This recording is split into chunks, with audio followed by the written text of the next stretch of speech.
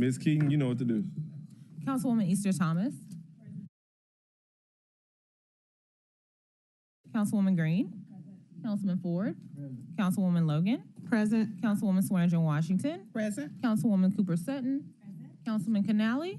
Councilman Spinoza. And Chair Smiley. All right, we have a quorum. We started on time today for the first time ever. I think this has been a different budget process for me and many of the returning members. It's been a first budget process for a lot of the for all the incoming members. I think we've done a pretty good job to get to a place where a lot of the members feel comfortable. What I'm anticipating to happen is multiple budget amendments to come today. And, I think what I've committed to, and I think most of the members here have committed to, is staying here as long as possible so we can get to a place where Tuesday run as smoothly as possible. If we have any other opening comments from any other council members, if not, we're going to go to the administration so they can walk us through the proposed FY25 budget adjustments. And then after we have a conversation with the administration, I will begin entertain motions to make any other amendments to the budget. That's okay? All right. Appears that all hearts and minds are clear. What you say? Councilman Ford, would you like to speak before we start? You want to go to the administration first? I'm gonna be after the administration. Sounds good to me, good brother. Yeah. Chief Adams, the floor is yours, good sir. All right. Good morning, council members. Sorry. My bad. Councilwoman Logan has made a special request because today is a very important day. She wants to start with prayer, and I'm okay with that. Councilwoman Logan, you have a particular person you want to pray? Are you going to say the prayer? No, we're just going to open up with a word of prayer. That's all. Okay. And those of you that don't want to, just have a moment of silence. Moment of silence. Yes. Okay. Father God, we just thank you and praise you for this time, Lord God. As we enter into this time of budget season, we yield to you and ask for your wisdom. We thank you that peace rules in this office today, Lord God, and help us to stay people-centered and to have them at the forefront of what we do. We thank you that there's nothing missing or broken during this budget season, that we're all on one accord, that we align our hearts and minds around serving the people of this community. And we just thank you that your will be done concerning this budget. And we thank you for our city of Memphis. Thank you that you're bringing healing and unity, and that all of our needs are met in this budget season. It'll be like none other. And we thank you that this is the beginning of something new and something that is going to be remarkable for years to come. And we commit it to you, and we call this budget season done. In Jesus' name, all of those that are in agreement and in unity as we move forward today, say it by amen. Amen. Thank you, Chair. Well, I didn't know that you were a minister, but we do thank you for that word of prayer. Prayer is always in order and necessary. Chief Adams, the floor is yours, sir. All right. Good morning, council members. All right, I am Chief Operating Officer Antonio Adams, and what I like to provide to you all is just a summary of some budget adjustments that we went back, and after all of our budget hearings, and we've adjusted the budget. We've listened to you all, and we like to propose and to you all. So I'll start first in our personnel services line. We had a proposed budget of $640,814,109. We're now proposed. We have a proposed adjustment to $627,650,104, which comes up to a $13 million savings. That's taken from our pension ADC and a reduction of part-time salary line. Then, of course, there is a reduction in advertising and publication. The proposed budget is $2,099,000. We're going to reduce that down to $1.5 million, and that's a $524,000 savings. Then, of course, in our miscellaneous professional services line, That's going to be reduced by 10%, and that's to reduce some of the city's reliance upon staffing services. And that's the proposed budget is $44,643,000. The proposed adjustment is $40,179,000. That's $4.4 million worth of savings. This is not to completely eliminate, but this is to reduce our complete reliance. So I just want to be candid and honest with you all. This is not to eliminate, but this is to reduce some of our complete reliance. And then finally, the relocation expenses, that's going to be reduced by 12%. And that is, the proposed budget is $1.1 million. We'll take that down to $1 million, and that's a reduction of $136,800. That's savings there. So I'm gonna turn it over to Chief Person to finish the rest. Good morning, Council. I'm Walter Person, Interim CFO, 125 North Main. Just to round out from Chief Adams' remarks, if you notice for Roman numeral 5, Community Initiative Grants, in consultation with you all know that that is the grant program that you run. I think you agreed to go from $4 million, which is currently in the allotment, to really 2.6 million. This should actually state 2.6 million for a savings of $1.4 million. There's a transfer out of the unassigned fund balance to assigned fund balance. During the budget process, we did learn that there is an account in assigned fund balance that could be used to fund the budget shortfall that we came before you to request. So we're going to move that to that fund, and that will be a savings of 1.975. Under use of money, which is basically the interest that we accrue on our cash balances, we're looking to move that number up some, primarily because we usually base that income on projections of where the Federal Reserve will be for the next fiscal year. And the Federal Reserve has indicated that they have no interest in lowering rates. So that will go from $6 million to $9 million for an increase in revenue of $3 million. And under intergovernmental revenue, we currently have miscellaneous auctions, which have been fairly lucrative for us in the past. We've moved to a place where we've got a vendor that's doing that now, so we have to do a little bit of profit sharing with that vendor. So that's going to reduce our share to roughly $2,025,000. But in return, that vendor will definitely keep greater inventory control and give us much quicker turnarounds on our vehicle inventory. And that rounds out most of the major adjustments that we're proposing today. Thank you.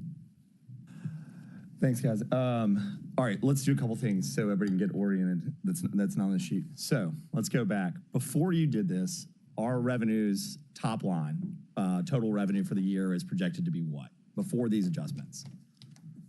I'd write this number down, everyone. So total revenue for FY25 before you made any adjustments was projected to be what? Yeah, it was probably right at about 780 at the most. No, your original proposal that you brought to council. Oh, I have to pull that back up. Give me a second. I got it. The FY25. Yes, sir. Yeah. 891. All right. And then you were at total expenses of roughly 891. Obviously, it's got to match out.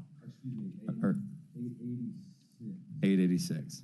Okay, now that's including the proposed tax increase. That's why I was a little confused, sir. Right. So you want me to include the proposed I just want to tax? get, all right, let me start over. This is what I want to do. Baseline of where you guys started at. Okay. And where we are after this. Okay. Right? Because you're moving to the point, you're moving some expenses around, but you're also moving transfers in. And so I just want the council to be able to follow you. They've got the individual lines, and I just want to make sure the council and the public are following Fully. At a very high level what is happening to the total revenues and expenditures for the city, because that's what we're really playing with, and everything else is down underneath that, right? And then we're wrapped up.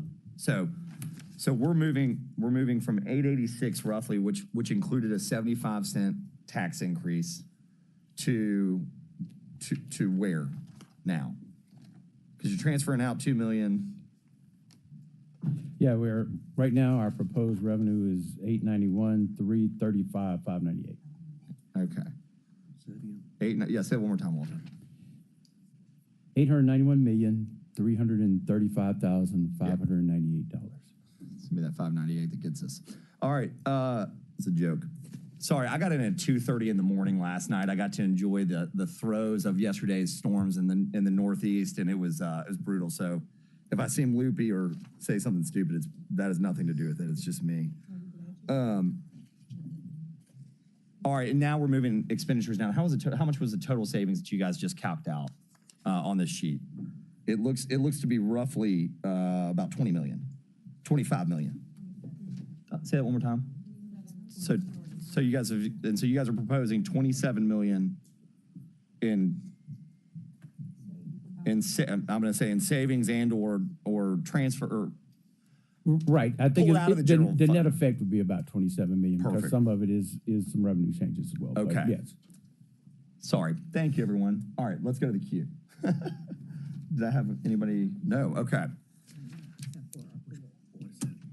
I want to be last after everybody else. Okay. Yeah. Yes, sir. If I go first, I may have to come second, third, fourth, fifth, and sixth, so I'll go last after everybody. That's a man with experience. Well, Yes, sir. the experience is just that, hey, well, let me talk. Yes, sir. Councilman Ford, the floor is yours. Good morning. This budget year has been kind of ridiculous to me, okay? We met, didn't do anything. Our time is run out. Everybody had their wish list. They had their resolutions, and they had their amendments. And then everybody went home and didn't show up. I have a business to run. I came every time. But you know what? I could have done half of my work and still come. Just like today, we started late. It's not a good thing for me. This is very serious today.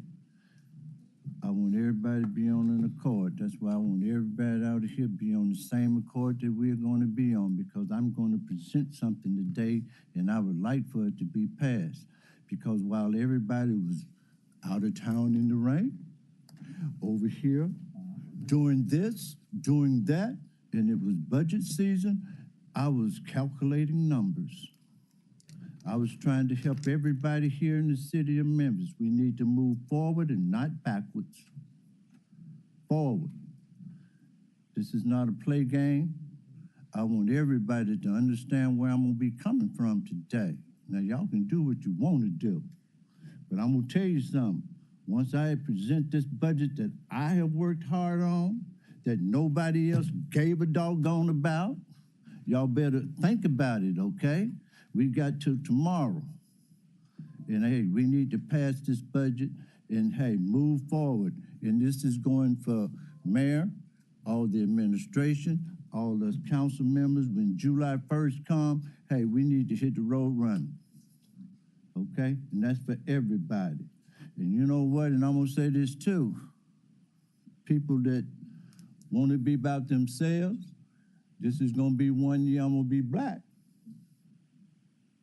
And I'm gonna just be honest with y'all. Cause you know what? East get all the amenities 3 times more than my area out here. So when y'all come and bring people, you're not gonna get a dime here. Not another dime. Your play game is over. When you bring people and swear it ain't you, I know who you are and who represent. It ain't day over. COVID took us. We forgot about the future. We were very lenient, not only with the administration, I'm talking about people, and I want everybody listening to hear this also. Everybody got lax and didn't want to do nothing. It's hard for even people to go back to work anymore because, hey, COVID took us. But they did not remember the future. And now we're in a situation that, hey, I don't want to be like Jackson, Mississippi. I want to move forward, and this city needs to grow. We have a new administration, and Mayor, we're going to grow This time, we're going to move forward. We're not going to move backwards. I'm not going to let 3 or 4 entities think that just because they're there, they're the ones that's going to rule. I'm going to rule them out this time, okay? Because if I have to call them out by name, I don't mind. Whatever you said, say what you want. There you go. Yeah, okay, well, yeah, you said it right, okay? Yeah, but I'm just being honest today, and I want everybody to understand that. I am not black, I am not white, but please don't make me black today, because I got a lot of them. It's all about self. Self is not the issue today. I want everybody to know that. It's about the city of Memphis. And if you don't care about the city of Memphis, you need to retire, get away, go on about your business. Because the city of Memphis means more than anything. People mean more to me than anything. My black people mean more to me than anything. Because we have lost a lot out of it, okay? But like I said, when you go east and all these others that come up here, it makes a difference. You know, I may have to go back when I was on the council before, Brent Taylor. Brent, I hope you're listening to me. It was a black-white issue then. He became part of what you call the Black Caucus. He stayed away from the bad people. We got some things done. This is what we're going to do today. So I want to listen to everybody today, and then I'm going to present this budget that I worked hard on, that everybody else is trying to not even work, because like I said, it has been a disgusting budget. We haven't done anything. You brought all these people out, and we really didn't do anything, okay? We met for 15, 20 minutes, and hey, we didn't do anything. This is the last minute. And that's a shame. It's really a shame. And when I end up mentioning y'all watch, I guess it didn't click in y'all's brain. It didn't make no difference. We here today, okay, we ready to go home. We here, we go home. What have we accomplished? We have accomplished nothing. Just like I said this morning, we started late. I could have embalmed 2 bodies. That I got, after I leave here, I got to go to work. Everybody else can enjoy. Some of y'all, not all of y'all, some of y'all. And then, hey, you're holding other people up because, hey, whenever I get there, it's fine. It's not fine with me. You know, I've never been on the council, and only one time, and I was in the hospital then, and I still was online. I don't miss anything. But everybody else, it doesn't really matter. And I'll be last. And I just want to say that because you made me say that. I didn't want to say that in the beginning, but I just want to be honest with everybody today, okay? And then, you know, and with this budget that I'm presenting, I put everybody in there, all y'all's wish list.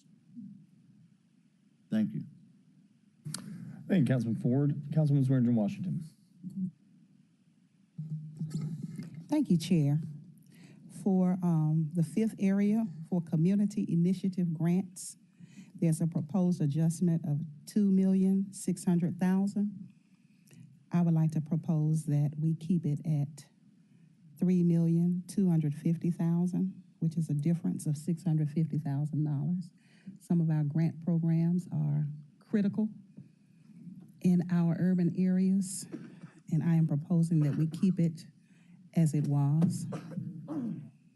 So instead of $2,600,000, it would be $3,250,000. And we would still be saving $750,000. Yes, ma'am. Let's go the other way, because right now, just from a technical standpoint, I got you. So really the motion on the floor, because the adjustment hasn't been adopted, is to take, so colleagues, the motion on the floor is to take item number 5 and reduce it from $4 million to $3.25 million in the current budget, because it hasn't been, the reduction hadn't been accepted. So I'm gonna say this one more time, sorry. So Councilwoman Swearingen Washington is moving to reduce community initiative grants from $4 million to $3.25 million, which is a downward adjustment of $750,000 instead of 1.4 million. Do I have a second for that motion? Or a second to take up the motion? Yes. Okay. Yeah. Oh, I just wanted to add, the amount would not have changed from what it was last year of having $250,000 apiece for allocation. Yeah. So the motion's on the floor. Can I have a second so we can I'll discuss it? second it, but hey, Then- leave it for later once we do this discussion. Because I need to talk, that's part of what I need to talk about, Okay. okay? So, all right. So hold on. So we have a motion and a second on the floor. I've got Councilwoman Logan in the queue, and then and I've got Councilwoman Walker in the queue. Councilwoman Logan. Thank you, Chair. I just wanted to ask about our approach today, how we are moving forward. I know, so that we won't get the cart before the horse. Are we listening to all of the proposals and then coming back at the end and approving them, or are we doing it one at a time? But for the sake of continuity and unity, I thought we were going to hear everything and then come back and start to whittle But that's, down. I mean, to Councilman Ford's point, I mean, that's the frustrating part is like we eventually have got no one, there are very few people that have kind of a holistic approach. I brought one a week and a half ago, a full 2 weeks ago. There may be more than you think. A full, right. But if there are, I mean, I guess this is my point. If you have a holistic relook at the budget, let's take that. If you have I want $50,000 from this cover line here, we can kind of do that in an omnibus wrap up. So to Councilman Ford's point, it sounds like Councilman Ford has a holistic, so he's got a tax rate and a proposal he wants. Yeah. If members have that, like, let's get into that. But right now, since we've got all these directors here and we've got Walter and Antonio here, and they've kind of presented some adjustments to the main budget, it may be nice just to kind of go through that and if anybody's got questions or they want to make amendments to that, that's fine. The reason that it's always hard is we can go one by one, we can talk about it. It doesn't matter until somebody brings a resolution that kind of wraps it all up. So I guess I'll just take it as members get in the queue. Like if we're on an item, obviously I'd like to stay germane to the item, but if we finish it and you want to present a full budget, it's your prerogative. We will get it all wrapped up and going. But to Councilman Ford's point, I presented one end of the budget. It sounds like he's kind of going to present the other end of the budget. And we've got to start making votes and start getting to a wrap up. So we have those two, but if he has the complete, when you presented one, then everybody else has some stuff in between.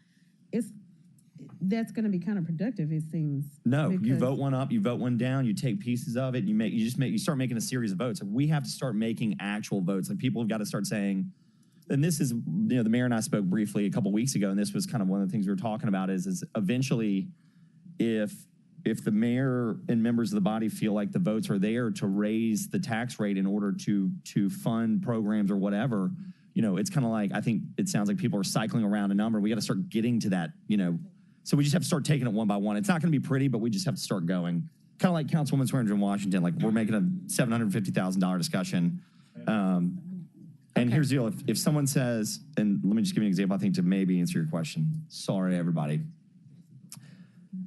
If Councilman Ford presents a budget and there are pieces of it that you don't like, people could vote for the budget and then you come back in and say, all right, I'd like to move to cut this out of Councilman Ford's proposal and do this, that, and it just starts to kind of layer itself in. So That's fine. yeah, I know it ain't perfect. So we're just going to move forward however. Yeah, Okay. today we're just going to Thank try you. and take it. And also just for everybody in the gallery and for members, we're going to take more frequent breaks, like meaning short but frequent. Last time we met, I kept it sitting here for about 5 hours straight. And I'm not sure that was the best approach either.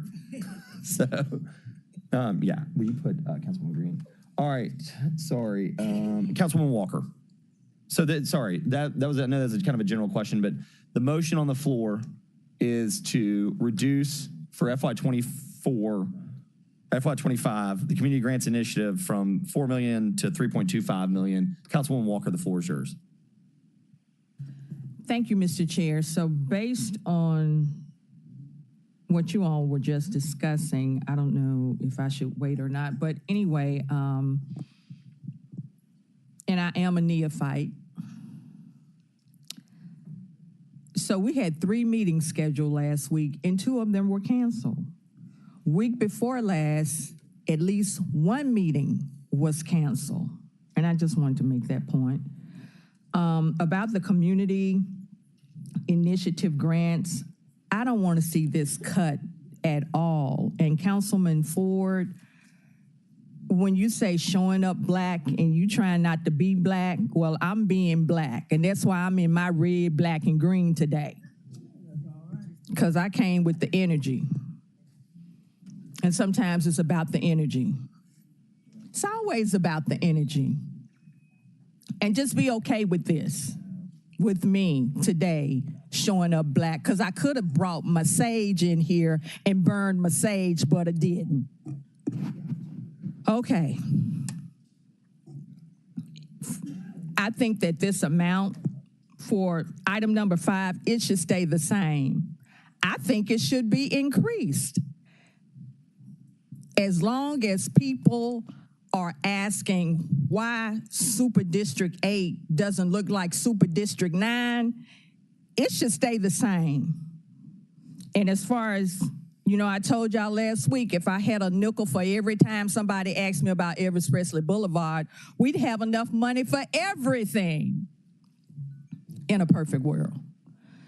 But that's not the case. But my point is, even more so than that question, I get asked, why doesn't Super District 8 look like Super District 9? I guess that's the pink elephant in the room. And I'll take liberty being a neophyte, and maybe certain things I should or should not say, but I'll take liberty with, oh, she don't know no better. Okay. But I think that's something we should discuss after budget. Why doesn't Super District 8 look like Super District 9? I said it, and we need to talk about it more, and maybe we can bring some things forth out of that conversation. But once again, I don't think it should be reduced. I think it should be increased. And I'm being black. 1 Memphis. Thank you, Mr. Chair. Thank you. All right. Look, I mean, if we want to do the huffing puffing, I don't know why this has to always come down to a white But black. you did it. I was echoing you, Mr. Chair. It wasn't a huff at your comments. Well, that's wasn't. I didn't say you were huffing at my comments. All right. And I wasn't huffing at you. Ma'am. Gavel me. You enjoy that. I'm not. Councilmembers, Look, here. I've got no. You can't. Here's the deal. I apologize if you took that the wrong way, but the reality is if we want to sit here and go back and forth, I'll give you all the documentation. The fact of the matter is we have this conversation. The fact of the matter is we've canceled at least 3 meetings. But you want to know why? Because not a single member here brought a proposal. I've sat in this chair for 5 years. So there's nothing we could have been done in the meantime. Stop. There's no progress we should have made. You have the floor. I've got the floor. Okay. The reality is I have sat in this chair for 5 years and listened to members say things like that. And I recognize that I'm not an idiot. I drive around the city and see it too. In the 5 years I've been on this body and the 4 years prior to that, we have all of the numbers about capital investment in each district. Like, the reality is everybody always wants to cycle this down to a white-black issue. It's a Memphis issue. You just said it's 1 Memphis. It is 1 Memphis. So, hold on. I've got the floor. It is. Everyone here on this body is fighting for every other community. Like, a great District 8 is good for District 9. Like, everybody wants to lift up. Now, we may have different ideas about it, but this idea that there's some deep-rooted desire to put one community down on the other on this body has got to stop. Every conversation cannot cycle viscerally around race, or we're just never going to move forward. Like, it just continues and I'm not making it about race. There's no such thing as race. Race is an artificial construct. Okay. I don't know how to respond to that when I just listened to the exact opposite, but that's okay. Can we go to the queue? Yes, we can. I mean, this is, and how do you want to respond to these meetings? The reason that these meetings have been canceled again is that every time that there's no point in bringing all of these salaries, all of these people up here to sit up here for 15 minutes to Councilman Ford's point and not have a single member ready to bring one resolution. Every time that a member, like, it says something about why aren't we doing this? Why aren't it's you. You have the authority and ability to bring a motion, to make a vote, to make a comment. The reason that Councilman Smiley, Chairman Smiley canceled his meetings, nobody brought forward a proposal. We've only had about 4 members bring forward something to consider. So why drag everybody up here to stare each other in the face? Councilman Ford's absolutely right. He runs a business. No point in having him make a trip all the way up here to do absolutely nothing. It's also been a bumpy season because we haven't had information from the administration in order to make decisions. Who runs a business with no information? It's the fastest way to run out of business. So I'm sorry that we haven't wrapped this up, but the reality is that it's a series of unfortunate events. So today, let's try and make votes so that we can get to a budget instead of the we need more for youth to do. If you have a program for more for youth to do, please bring that program. If you have a funding source, bring your funding source. It's not the responsibility necessarily of the administration at this point, or even the budget chairman or the vice chairman, to make all the amendments for the budget and have people consider them. That's another thing that I've sat on this body and watched for 5 years. Is usually it's about 3 or 4 people and other people just saying yes or no, or we need more to do. You are well within your authority to bring a resolution. Councilwoman Green. Thank you, Chair. To the administration, I had a couple of questions about the document you passed around. And so before we, make decisions on it, I wanted to really know what it includes other than just the numbers. I know that last week, Chairman Smiley and I co-sponsored a resolution around, and I believe Councilwoman Swearingen Washington as well, around reducing vacancies that have been open for 18 months or longer. I'm wondering if that is included in number 1 in the cuts to the reduction in personnel services. So with respect to number 1, prior to the proposed budget, we did reduce almost approximately $28 million worth of vacancies that were 18 months or older. At this point, we don't have any more positions that we could reduce in the divisions that would not impact services. So what we did was we looked at other personnel lines that we felt like we could reduce, and we did provide reductions in services. Reduction in spending. So it doesn't include the... No, not this, no. So the budget as amended now that you're presenting still includes 199 vacancies that have been open for 18 plus months. Not 199. I think we did provide responses to you all that reflect the number of positions that are open. The last total I had was 199. That's why I said that number. And so that's fine. But one of the things that we have to take in consideration, the largest number of vacancies that we have is in police services. Right. And so let's consider this and put this in context. You have a $39 million grant, all reimbursable from the state of Tennessee, in which we now have to staff up. That is in police services operations. In order to execute that grant, you have to then fill those positions. We have to give us an opportunity to fill those positions.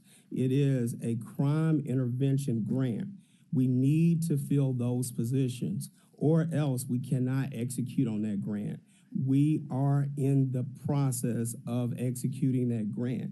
We cut any more, we cannot execute that grant. Okay, I understand. But so here's the information that the administration provided me, and specifically as it relates to the police. And I am not for defunding or underfunding our police. I understand crime is our #1 problem, but I want us to be realistic about what we're spending our funds on. And so right now, what Interim Chief Davis presented to us was 409 vacant positions. When I asked how many of those were able to be filled, in the last year they filled 252. They also had an attrition rate of 136. And when I asked how many that she could fill in a year and put through the academy, she said between 200 and 280, which is in line with what she did last year. And so my point is that there is still around 100 sitting out there. And that's just police. Again, there's 199 positions across all divisions, because I don't think it should just be borne by the police department. I think it is fair for us to look at all of them. And if you think our average salary is around $50,000, that's $10 million.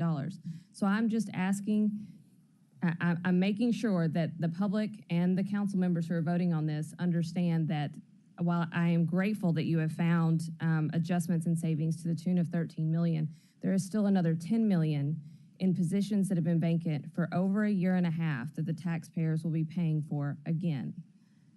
And so, to your point, and I didn't, and I wasn't allowed a complete response. So again, you have the VSIF grant. So that's that particular bucket of positions. Then the police still have an opportunity to recruit.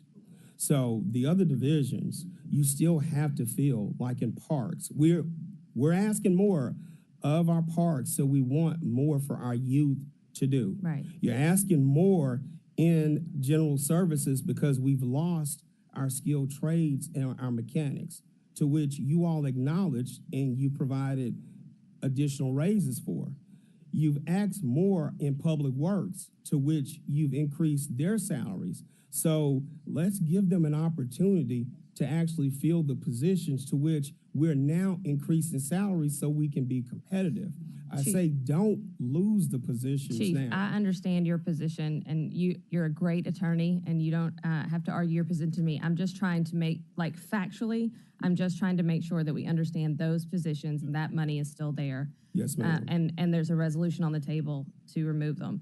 The other resolution that Chairman Smiley sponsored and I co-sponsored was to remove ARPA and CARES programming and funding for those positions that were meant to be temporary. Are those still included in these amendments? So we discussed, and I think we presented the ARPA-related programs that were created. Those are essential programs, and most of those are our reentry programs that we would eliminate. Specifically, one that is a high-performing program, and that's our Public Service Corps that deals with blight. And if we eliminate that program, then, ma'am? Yeah, so you would eliminate that. Then you would eliminate most of our reentry programs that we've had high success. And then, of course, you do have the GVIP program, in which is going to be a part of the VSIF grant. So again, those are programs right now that are meeting with success. Again, Chief, So I appreciate your information on it. But I just want a yes or no, and I'm not trying to cross-examine you, but I'm just making sure you kept every single position that Yes, was related ma'am. to ARPA and CARES funding. We refunded every single one. Those positions were adopted in the general fund in the FY24 budget. Yes, ma'am. Okay, They are there. that was my They are question. there. I was making sure that this line in number one did not reflect either. And the last and most important, I like to have a complete answer. I would like to be respected and I am trying to, give and I was in the middle of a complete sentence answer. too. And my question, I don't want to keep us here any longer than we have to. I'm just trying to get into what is in this number. And I just wanted to make sure it did not include the 18-month vacancies or the ARPA CARES positions. That was literally all I was trying to get to. Yes, he finally did. No, I answered it, but one more important thing, and that is the hospitality hub.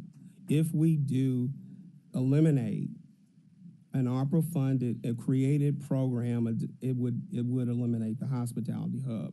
That is an operation that they provide a service for us, notwithstanding that we are unfortunately in the business of running that, and we use ARPA funds to do so. We will have to absorb in the general fund moving forward. But one other point of clarification, and I think Chief Fouché did provide this, and it's in the budget responses. We have 121 positions that are 18 months or older.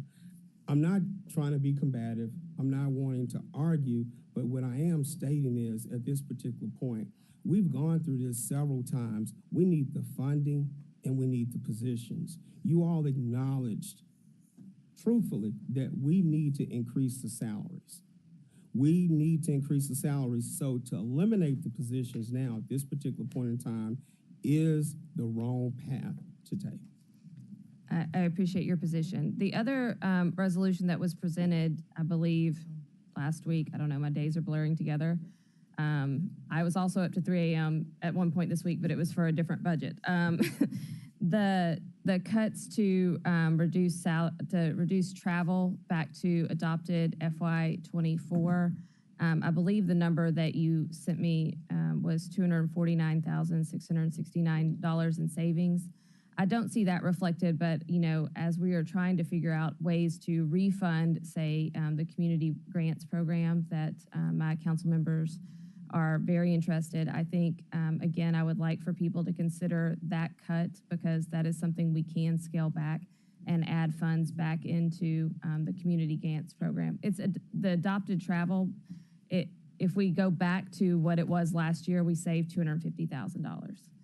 And I understand that travel's more expensive, so less people travel. I'm sorry, it's a tough year. But if we're making decisions about community grants and we want to keep them, then we need to make decisions, council travels less.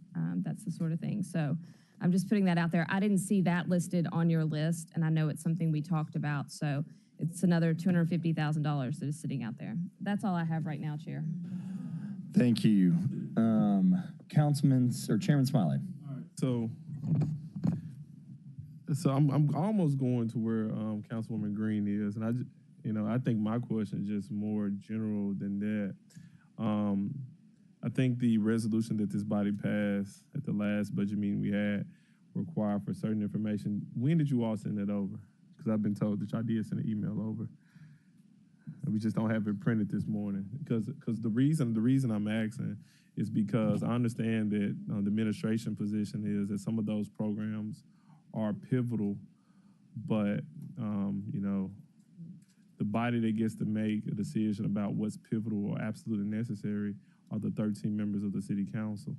And in order for us to make a decision and do our due diligence, that information is vital. I do believe y'all sent it over. We just don't have it in front of us, and I hope that, council members don't have it.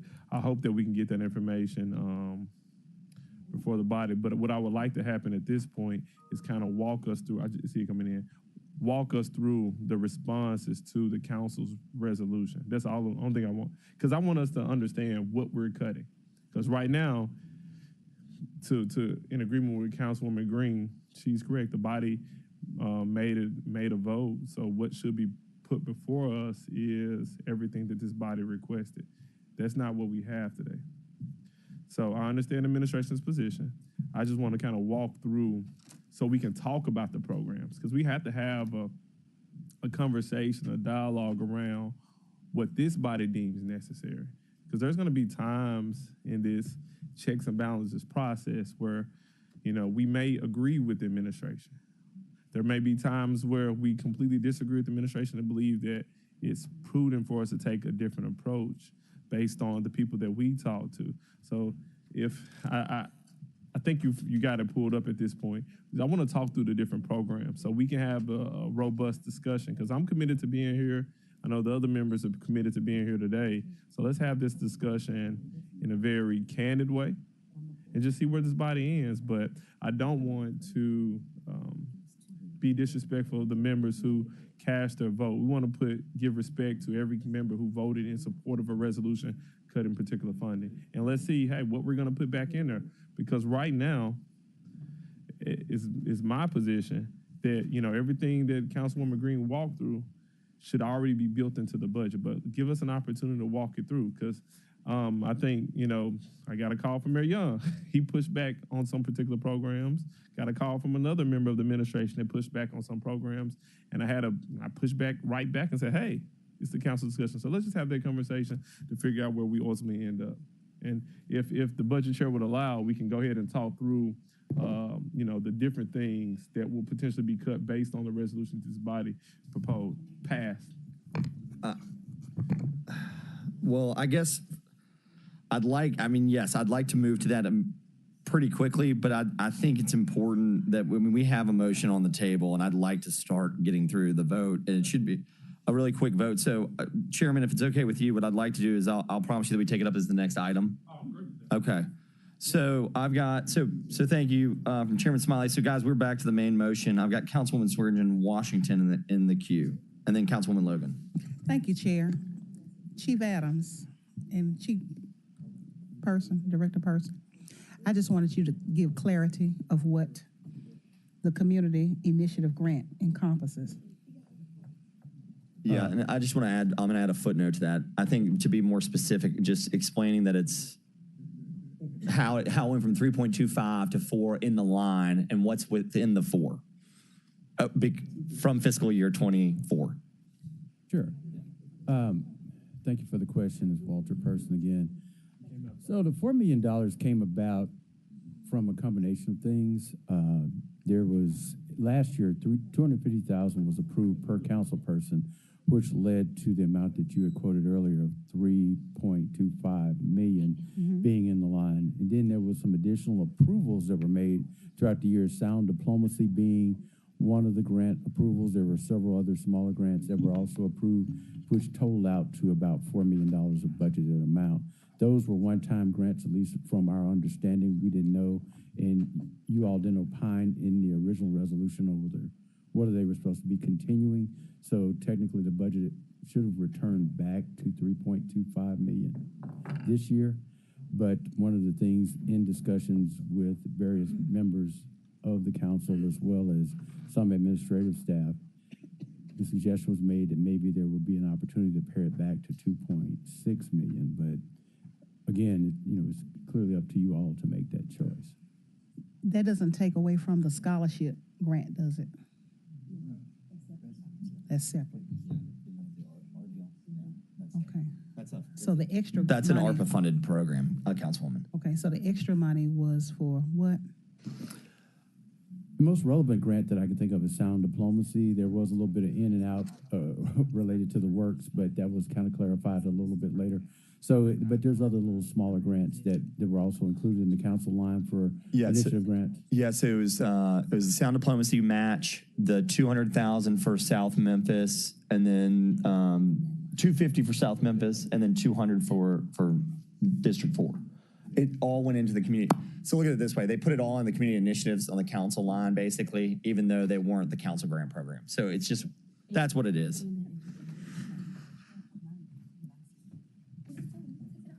Yeah. Okay, so colleagues, we said in the microphone, just you withdraw your motion. I'm going to withdraw my motion. Thank you, Councilwoman. So the motion's been withdrawn. If there, any objection? No objection. The motion's been withdrawn. Councilwoman Logan, would you like to speak? Well, actually, I just wanted to make a comment as we move forward because, we got a long road to travel. So there are some things, and you and I have talked about this before. Some of us have talked about this before. I think there may need to be, after we finish this, some discussions around community development, economic development in all communities so that there's a better understanding. I too had one thought in mind of how that works, that the government, provides certain economic development in communities, but then I learned that there are a lot of private, public initiatives that bring certain things to communities.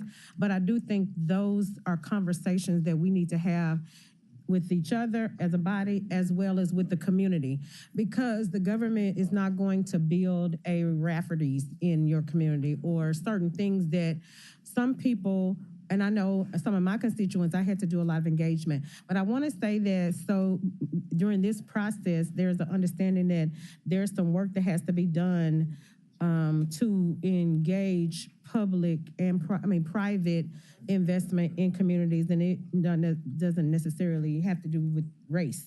It's just that it's an understanding and teaching the community how to understand that so that we can move forward in this budget process without misunderstanding. But I do think it's very important. I do think there, to Councilwoman Walker's point, there needs to be some education and engagement around understanding what that looks like. But it doesn't have anything to do with this budget process other than certain CIP projects, but that's not private development. Just wanted to put that here so we can continue to move forward with an understanding. Thank you, Councilwoman. I appreciate that. All right, colleagues. Yes, ma'am.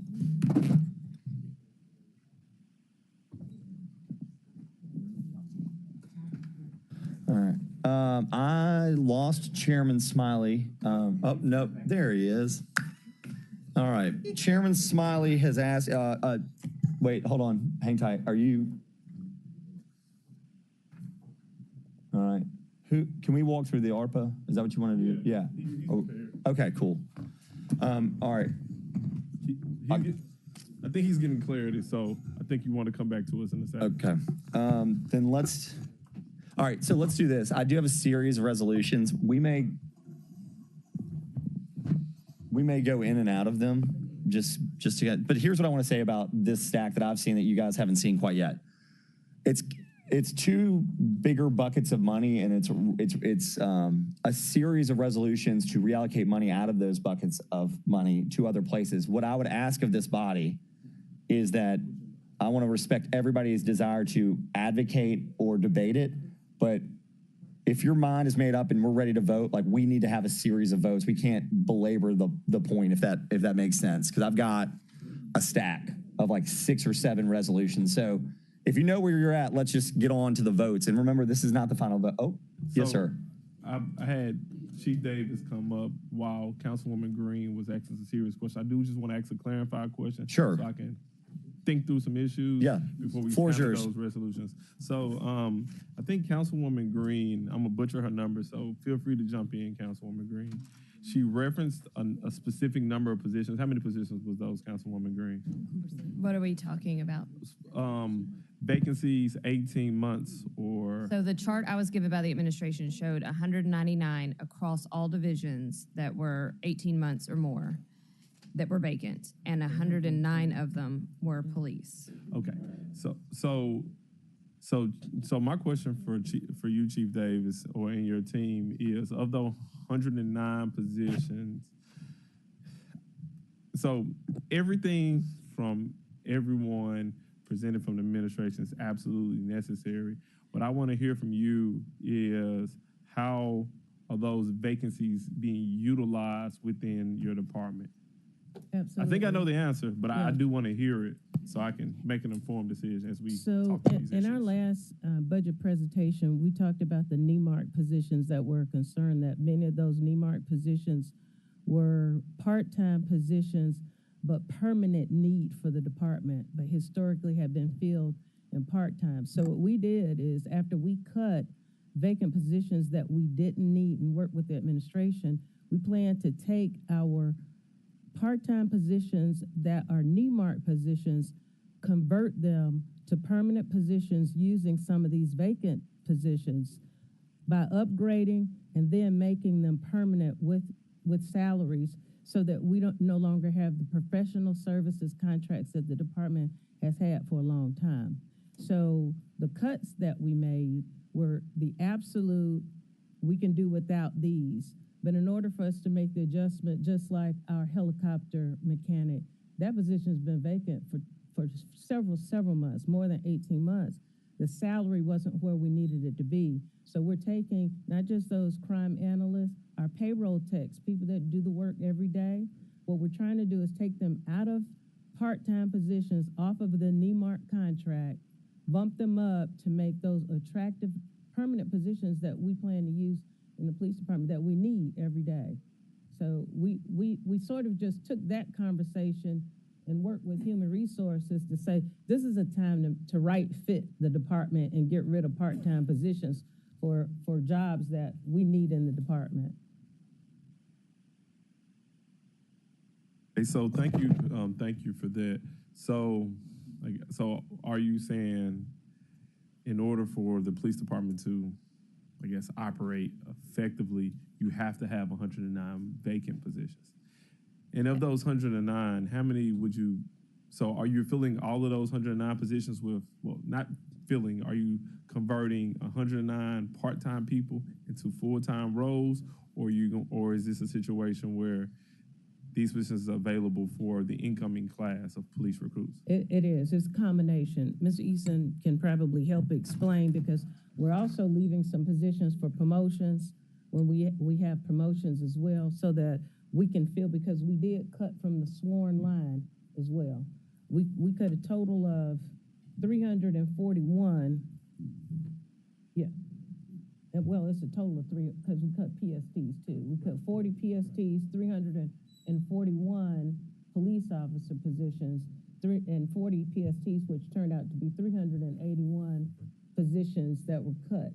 And we left enough positions so that we can continue to hire, as Councilmember Green mentioned, so that we can get to that goal for this year, and also promote and convert civilian positions into higher paid permanent positions from the NEMARC line. Okay, so I guess my question is, on, I guess, not an ideal situation, but if everything is like it's been in the past several years, do you anticipate filling all of these vacant positions? Yes. Or do you, well, this will be the first year ever we fill all vacant positions. Well, all of them won't be vacant, because what we're doing is. How many vacancies will we have at the end of the year, if you could anticipate?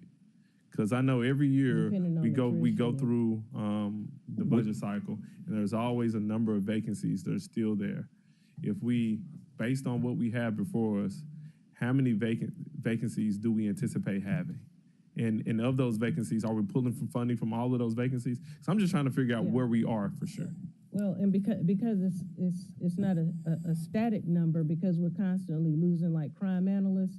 What we're hoping to do is not lose our crime analysts, not lose those vacant, not have as many vacancies, because now we have more attractive salary by using some of the other we have vacancies, say for instance, from the impound lot.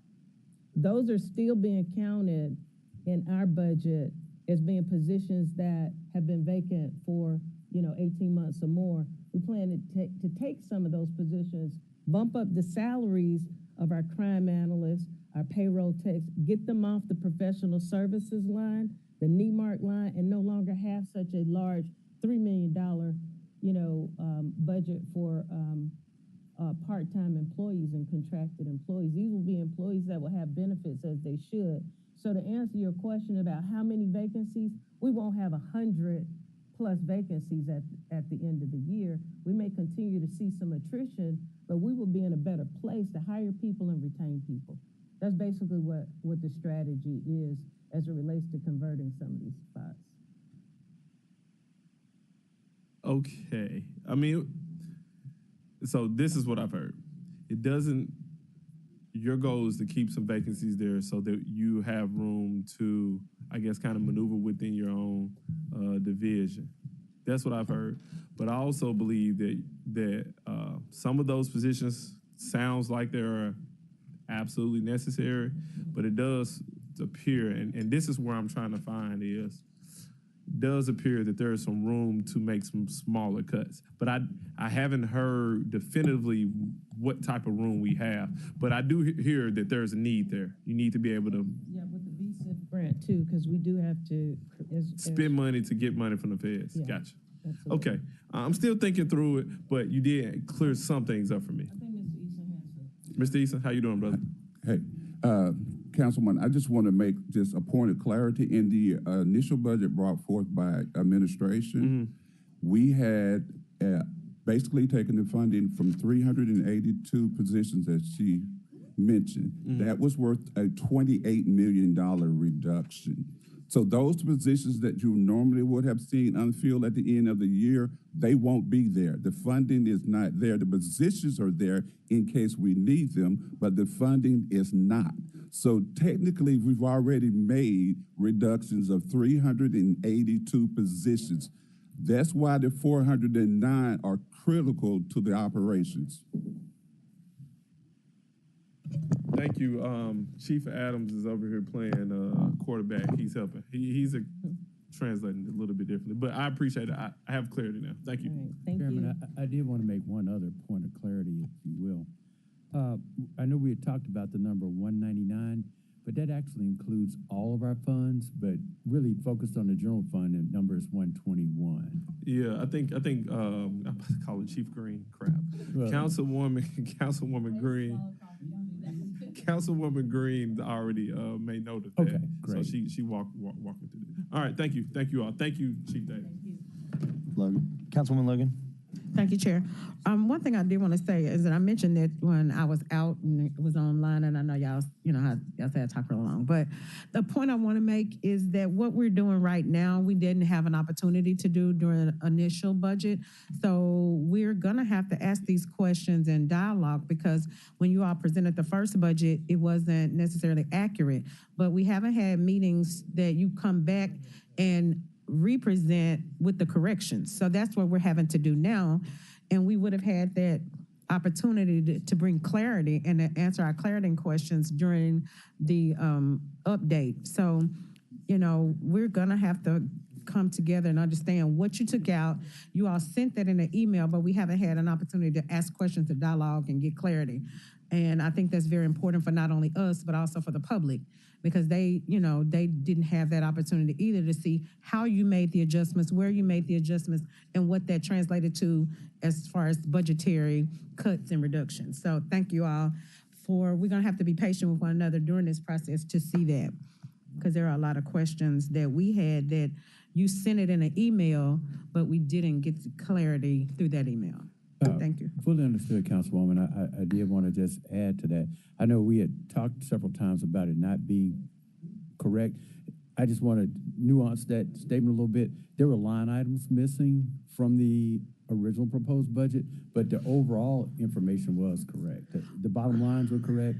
It's just that if you 10-keyed it, you would have come up with a different response. So I'm not trying to mitigate it, but it wasn't that the entire information source was incorrect. It was just that there were some line items missing, primarily new line items such as the normalized raises. I understand what you're saying, and don't take it personal. Oh, no, we're I'm not. all here together in transition, Yes, but ma'am. we couldn't use it as it was. Yes, so ma'am. that's not the point I was making. But now we're all aligning. But please allow us the opportunity to ask questions and don't be offended by the questions we're asking. No offense To taken. all of the directors and everybody in administration, we have to have an opportunity to ask questions based on an adjusted budget book that we, just recently got.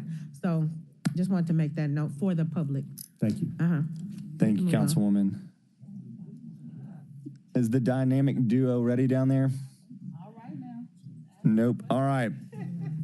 We are going to move on. Well, we're good. We're going to move on. I've got some resolutions. All right.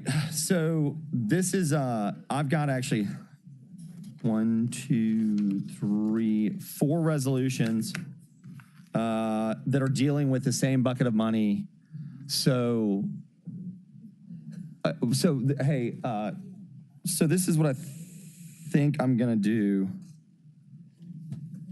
I'm gonna read the line items. I'm gonna read it into the captions, and then I'm gonna read the line items, and then we can go one by one. But Chair, can I ask one more clarifying question about the updated budget? yeah, before we absolutely. Get into I mean, this? sure. Councilwoman Green.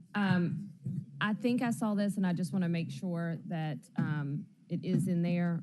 The vehicle registration fee as a source of revenue, you have incorporated at least the doubling of the $30 in this new budget book.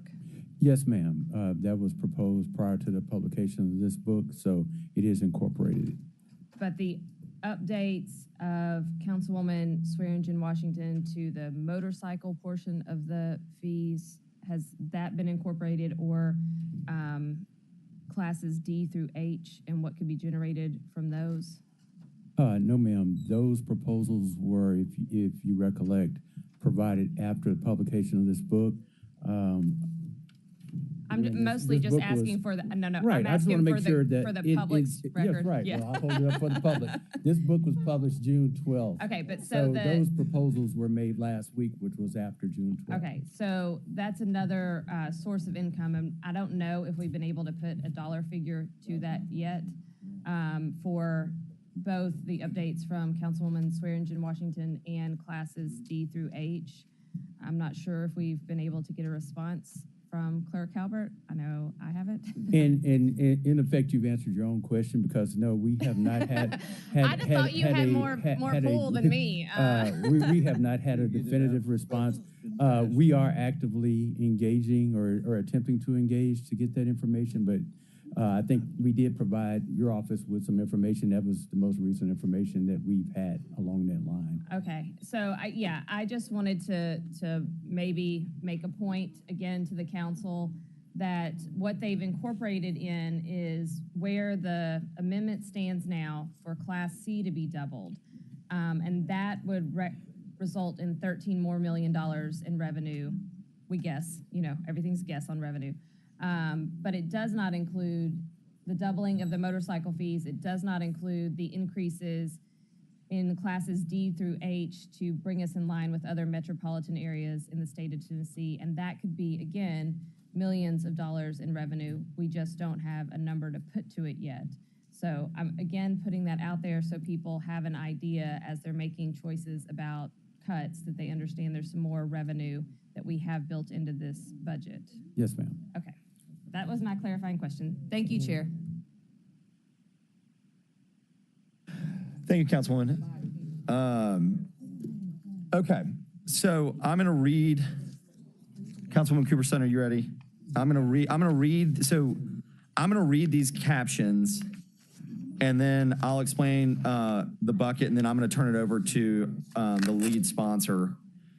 I've got a resolution to amend the fiscal year operating budget to allocate $300,000 to the City of Memphis employees for childcare, $400,000 to Lemoyne Owen College, $300,000 to the City of Memphis Tax Fund, and $1 million to the City of Memphis fund balance. The source for this revenue, so I'm going to read the first one, and then you can just insert the number, but now, therefore, be it resolved that the City of Memphis hereby amends the operating budget for the fiscal year 2025 by reallocating and appropriating the funds from the Memphis River Parks Partnership line item to a new line item for the City of Memphis. And then it's a series of those, and we'll get them, but I wanted everybody to know that there's going to be a series coming from that one bucket. And the sponsors are Councilwoman Cooper-Sutton, Councilwoman White, Councilwoman Walker, Councilman Ford Sr., and Councilwoman Swearingen Washington. Let's take the first one up, which is $300,000 from Memphis River Parks Partnership to the City of Memphis employees for child care within Service Center 230100 of the general fund. So, may I have a motion and second to move it to the floor for discussion? Move it. Second. Moved by Swearingen Washington, seconded by Walker. Would one of the sponsors, Councilwoman Cooper-Sutton, the floor is yours. Thank you, Chair. This is my first budget season, and these resolutions that I'm bringing forth is to stop some of the bleeding that we have incurred. And these management agreements that we've had over 20 years from the old school need to be reviewed.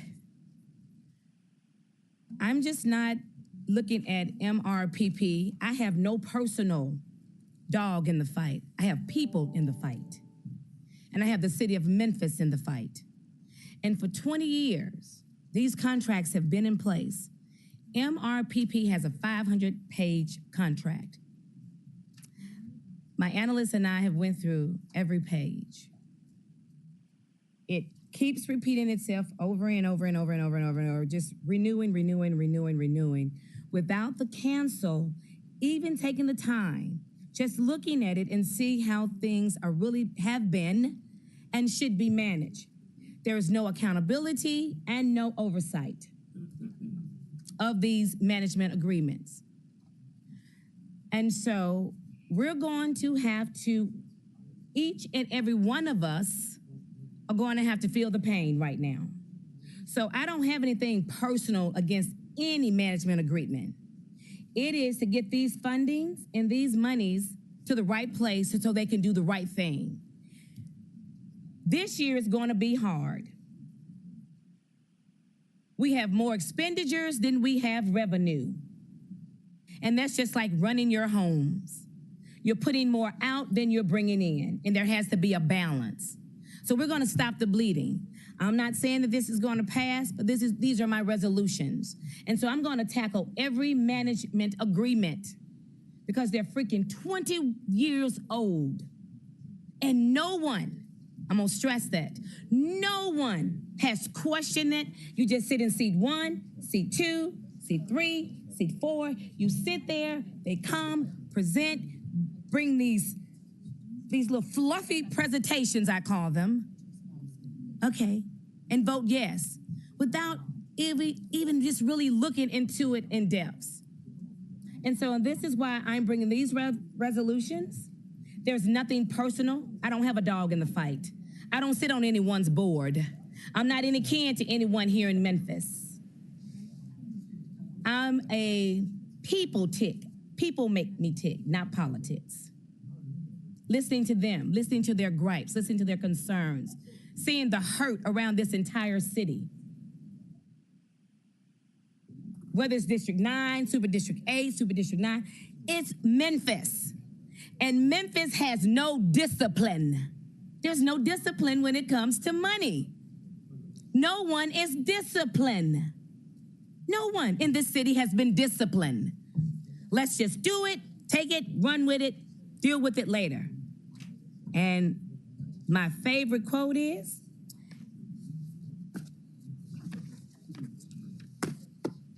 it ain't fun when the rabbit got the gun. It ain't fun when the rabbit has the gun. Our youth, our seniors, and disabled have suffered in this city. And so I'm the rabbit with the gun today. As Chairman Councilman Carlisle spoke, I want to take money from MMRP and give $400,000 to Lemoyne Owens College.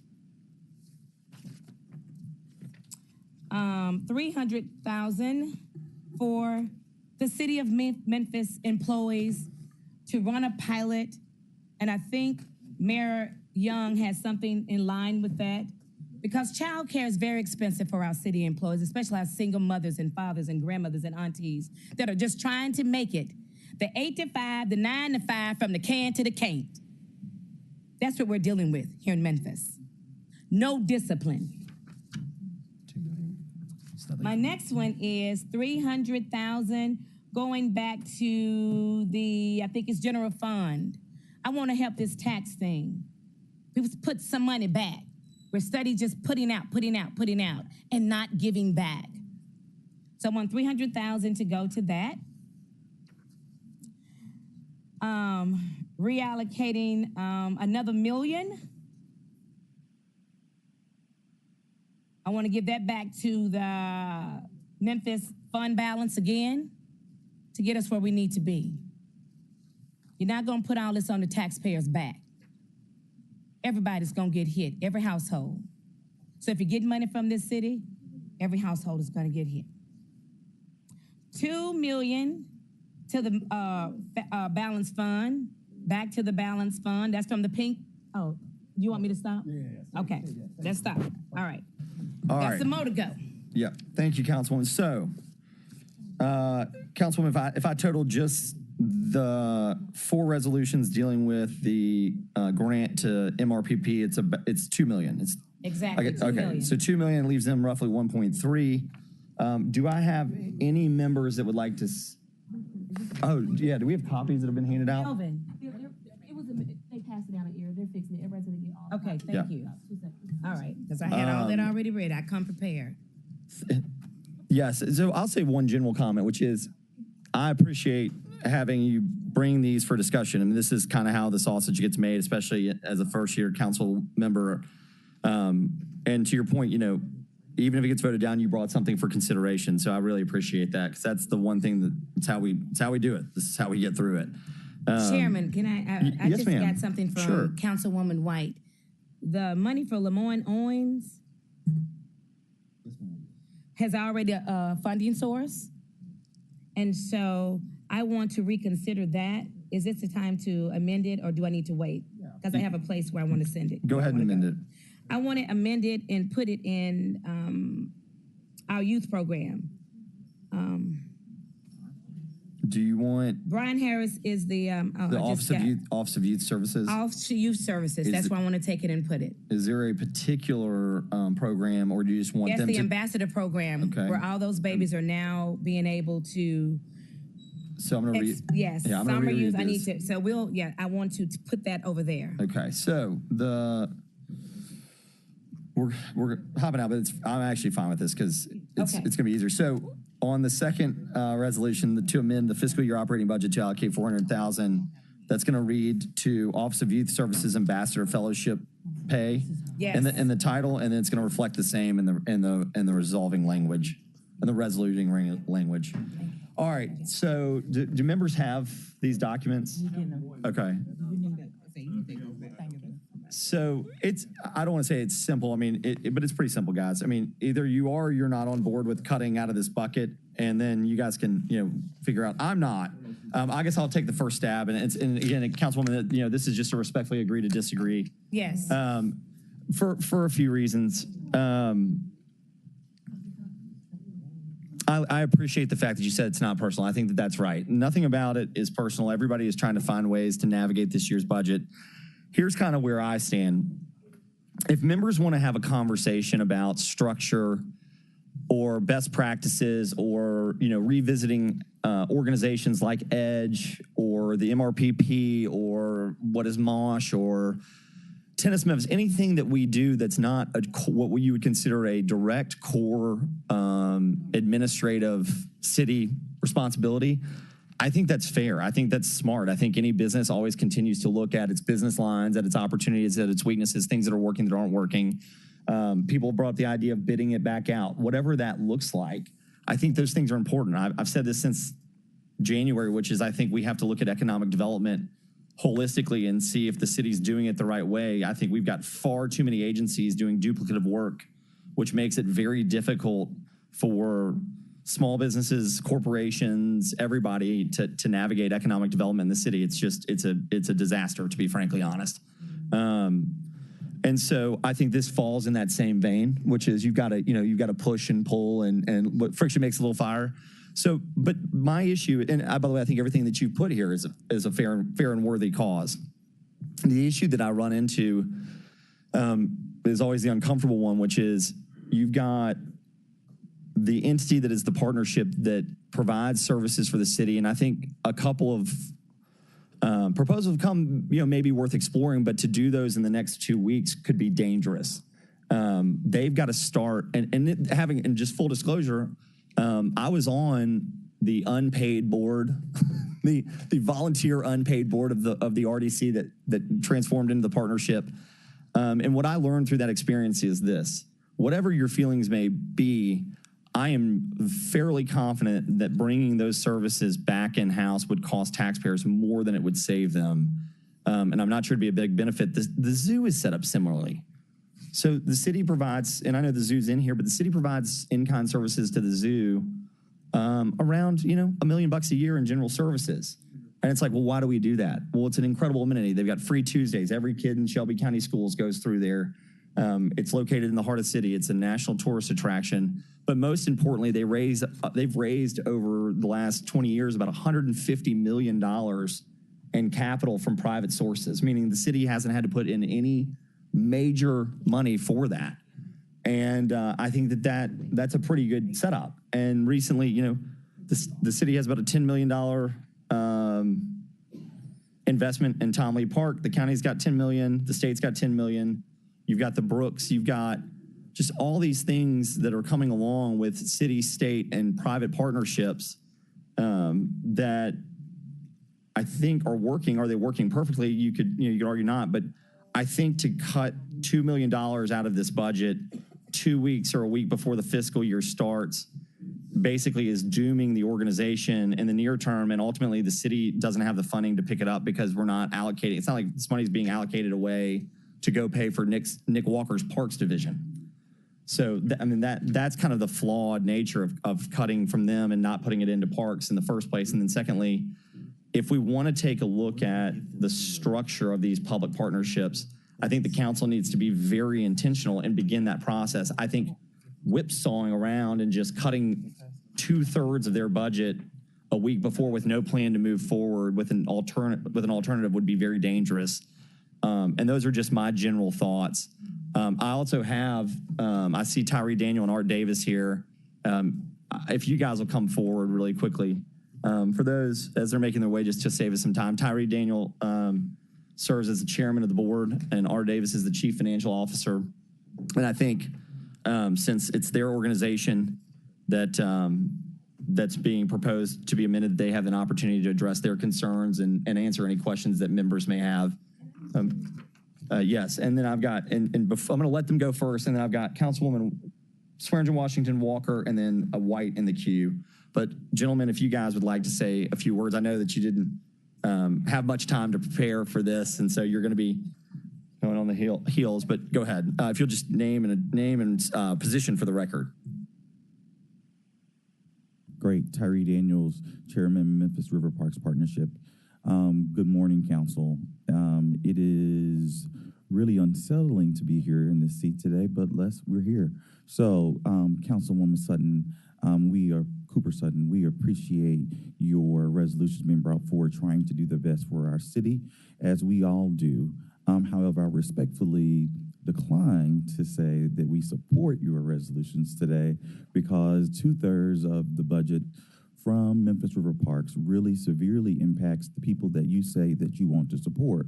If we look at our parks and our riverfront and the amount of service that we give to this community, day in and day out, you see thousands of Memphians who look a lot like you and I using our resources. And of the $3 million that we get from the city goes to this effort to support not only a beautiful and incredible riverfront, but also to support the legions of programmings and operations to make that thing possible. And when the organization was created, part of the notion was, let's create a beautiful riverfront that we can all be proud of. I sit here today and really say, not only do we make this possible each day, but yeah, there are things that we can maybe improve upon. Yeah, there are things that as we look at our strategic plan that we want to change and do differently.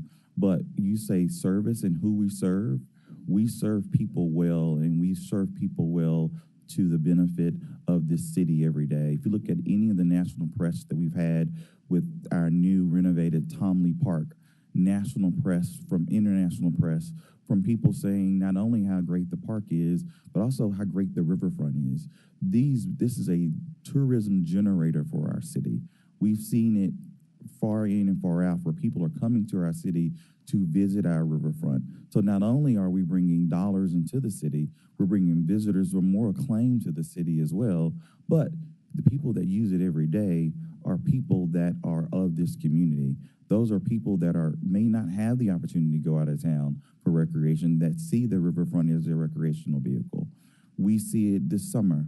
Our parks are overrun. If you were down there yesterday, as I was, you would see people coming with baby strollers, families, all types of people from all across our community coming to Tom Lee Park, coming to our riverfront, not only in the day, but throughout the evenings and the nights. Literally, when Tom Lee Park closes in the afternoon or the late evening, you see we're pushing people out because that many people want to be in the park.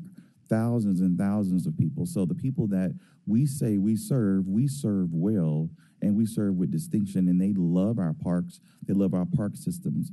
Last weekend, we had many festivals throughout our downtown. Those festivals were hosted in the parks that we manage on behalf of the city. Those assets that we manage on behalf of the city are critical assets that get tons of use. And that $3 million that you give to us, and we are so grateful for, if you cut 2.3 of that impacts not only our ability to serve those people, but also our employees and our staffs. They are impacted even more, because that 2.3 that you tell us today that you want to not give us in July impacts our staff that does that operation so much, and also the severely impacts our ability to serve the people that we say we're advocating for. Thank you, Mr. Daniel, and since you addressed the councilwoman, if you would like to respond, and if Councilwoman, if you wouldn't mind keeping it maybe a minute top. So Sure don't, Chairman, I can follow those instructions. thank you, ma'am. You're very welcome. As I stated, that this city is bleeding. I think you all sent me an email and you stated on record, and I'm gonna state on record, $80 million in revenue. Is that correct? Fundraising, yes, ma'am. 80 million Yes, ma'am. in revenue. And you said that this cut, that the 3 million that I'm planning on taking 2 million, that you all can't operate in that window. Is that what you're telling me? Yes, so the Why not? $80 million was $80 million in monies that have gone, that have been raised for park improvements that have already happened. That's not money that we have in our bank. Those paid for the renovation. I need to see bank statements. I need to see, because this is all I'm saying. It's nothing personal. And you said they look like me. No, I sit in that park. I think, and I told you that. I've gone to that park and I sat there. And it's a diversity of different people that comes to that park. But with 80 million in revenue that you have brought in, and you all cannot, we don't get one dime from it. Do we get a penny of that? Do we get something? So all the monies that were raised for our park improvements to Tom Lee, all of those things, those are city assets. So yes, you do get a benefit. All of those increase the value of the assets that we manage on your behalf. Thank you, Councilwoman. Thank you. Thank you. Yep. Okay. Councilman Canale, were you to a general item or are you? Okay. All right. We're going to hold Councilman Canale. I've got, we're going to go to Councilwoman Walker. Thank you, Mr. Chair, and thank you all for joining us this morning. So to her last question about the benefit, can you just repeat that response again? I want to be clear.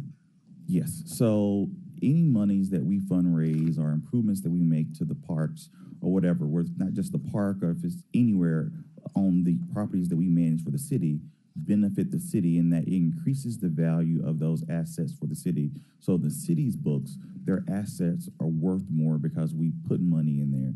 And those are usually private dollars that go in there to strengthen those assets.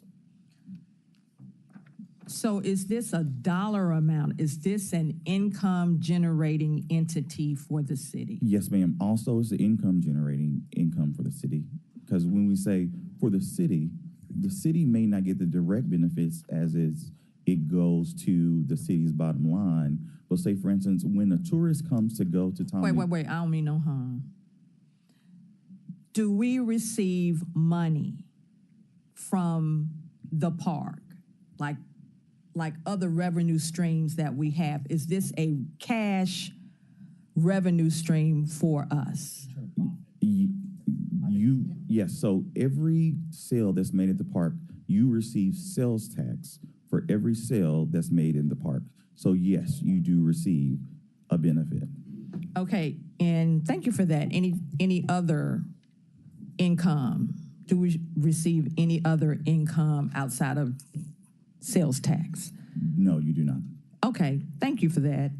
And the grounds, the maintenance of the grounds, how much is that annually and who's responsible? Do you all do that in-house? Is it contracted out?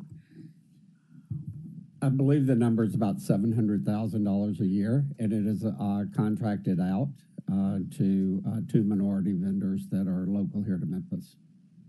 And we're on a 7-day cutting cycle within our parks. So you cut the grass every 7 days? 7 to 10 days, depending on weather, yes. And then the trees and hedges and all of that? So there is an additional landscaping budget that's around $150,000. Again, we work along with our vendors to do that. We do some in-house ourselves. There is a $20,000 tree allowance in our budget to do any trimming that needs to be done for safety reasons. Okay, so altogether, that total is what? $850 or so. Okay.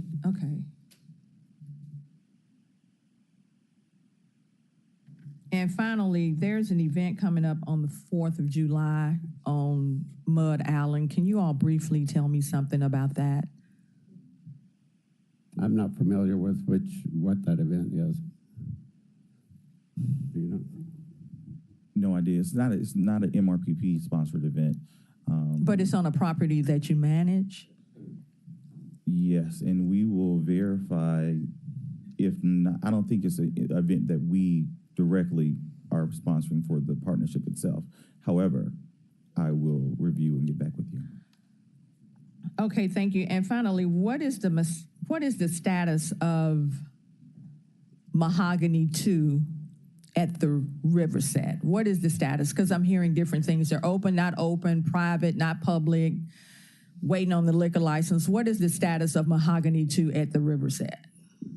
At River Terrace. And River Terrace, yes, thank you. Sure. At the latest update that I received, they had passed all of the inspections and that they were applying for the liquor license and hope to be open in July. And that was a report I got about 2 weeks ago. Okay, all right. Thank you. I yield the floor. Thank you, Councilwoman. We're going to go back to Councilwoman Swearingen Washington. Yes, sir. I would like to propose that we take, as opposed to $2 million, if we take $500,000. On which item, Councilwoman? For the resolution in general, instead of it being, we can always reallocate that $500,000 towards something else. But as opposed to taking $2 million, it would be $500,000. So to make it simple, would you? Okay, so you want to reduce about 1.5 million down to 500,000? Yes, sir. How would you want to reallocate, or you just want to leave that for later? Leave it for later. Okay, so all right, I'm gonna try and say this the right way, so make sure I get this right. I have a motion on the table to amend what is basically an omnibus resolution, funding resolution, to reduce down the reallocation from 2 million, sorry, 2 million down to $500,000, where it sounds like the sponsors may get together and figure out how they would reappropriate that money within there. Do I have a second for that amendment? I'll second it. I have an amendment made by Swearingen Washington, seconded by Cooper Sutton. So now we're on the amendment. So what I would, I guess what I'll do is really quickly, I guess. Chair. Yeah. If just point of clarification, just want to kind of remind the body, no different than what you did. Just the one thing that we need to understand is the resources that we allocate is for the maintenance and upkeep of the amenity that we have. Reduction in funding may impact their ability to continue to maintain that amenity. I understand there may be some issues with regard to the structure. The administration is willing to sit down and talk to and with council members and discuss the structure.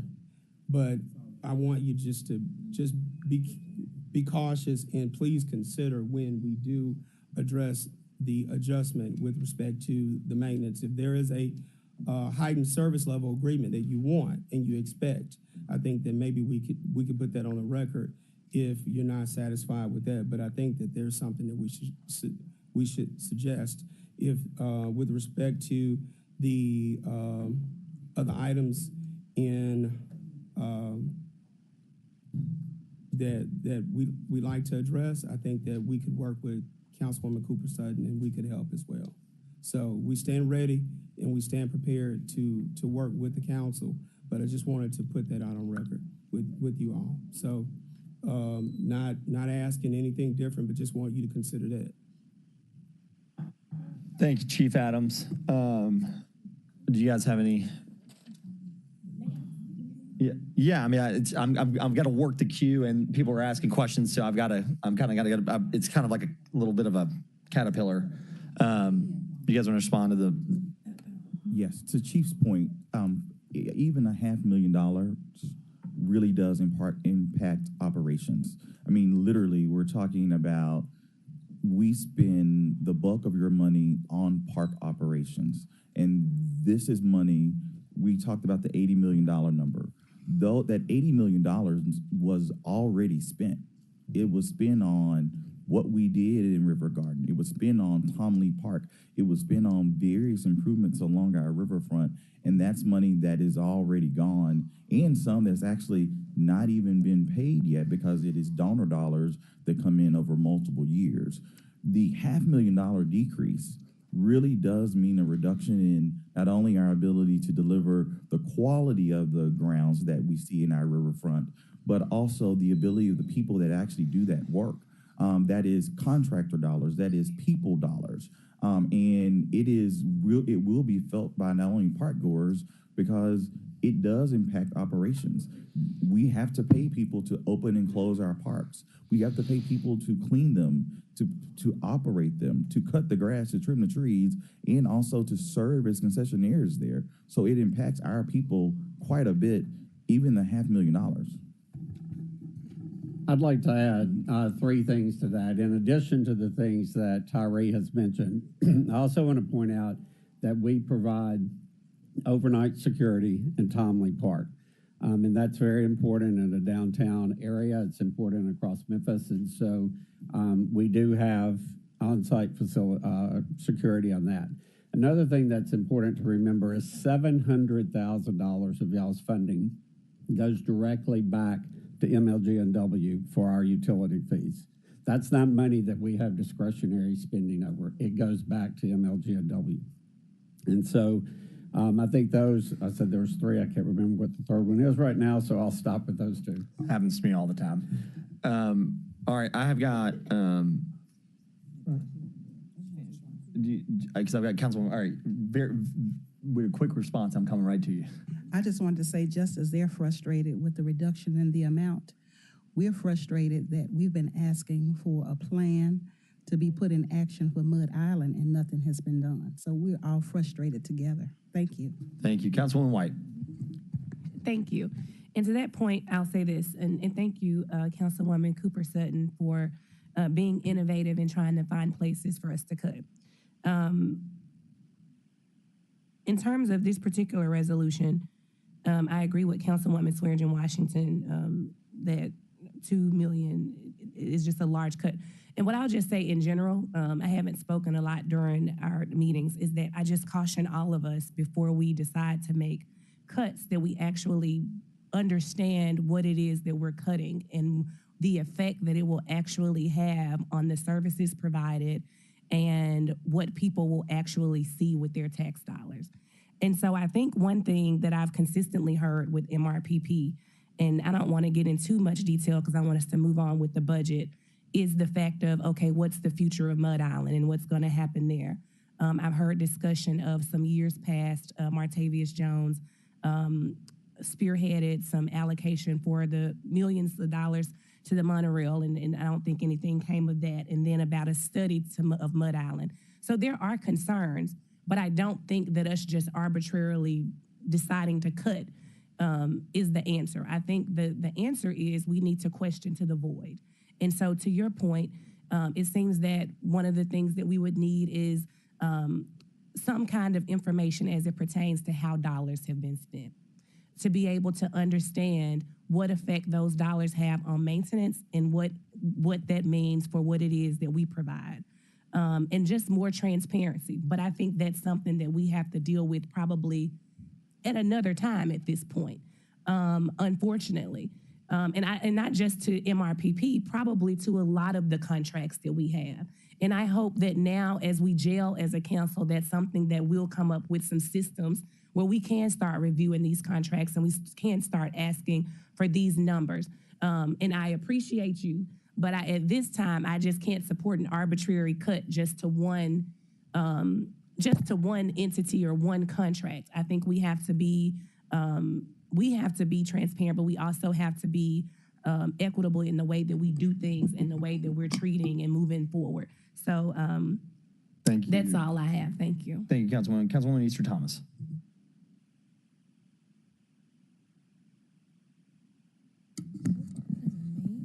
Thank you, Chair. Chief Adams, thank you, Councilwoman Cooper Sutton, for just asking about like all of our management agreements, because we have more than just one. You did note, you have 8 resolutions, and I know that you have 5 management agreements on there. So you're looking at the overall aspect. So like what Councilwoman White says, understanding what we pay for all entities and not just get fixated on just one. Chief Adams, question for you.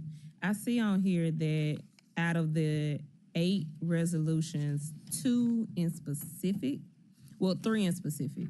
All the rest of them the caption say go to fund balance, but 3 of them, one says the city tax fund, and then the second one says Lemoyne, and then also employees for childcare. Having a terrible 2-year-old, I understand need for childcare. But do we have any sources, alternatively, that's not through management contracts, that we can get $300 for childcare is what's on this caption, and finding money to support our HBCU in the city? What other options do we have?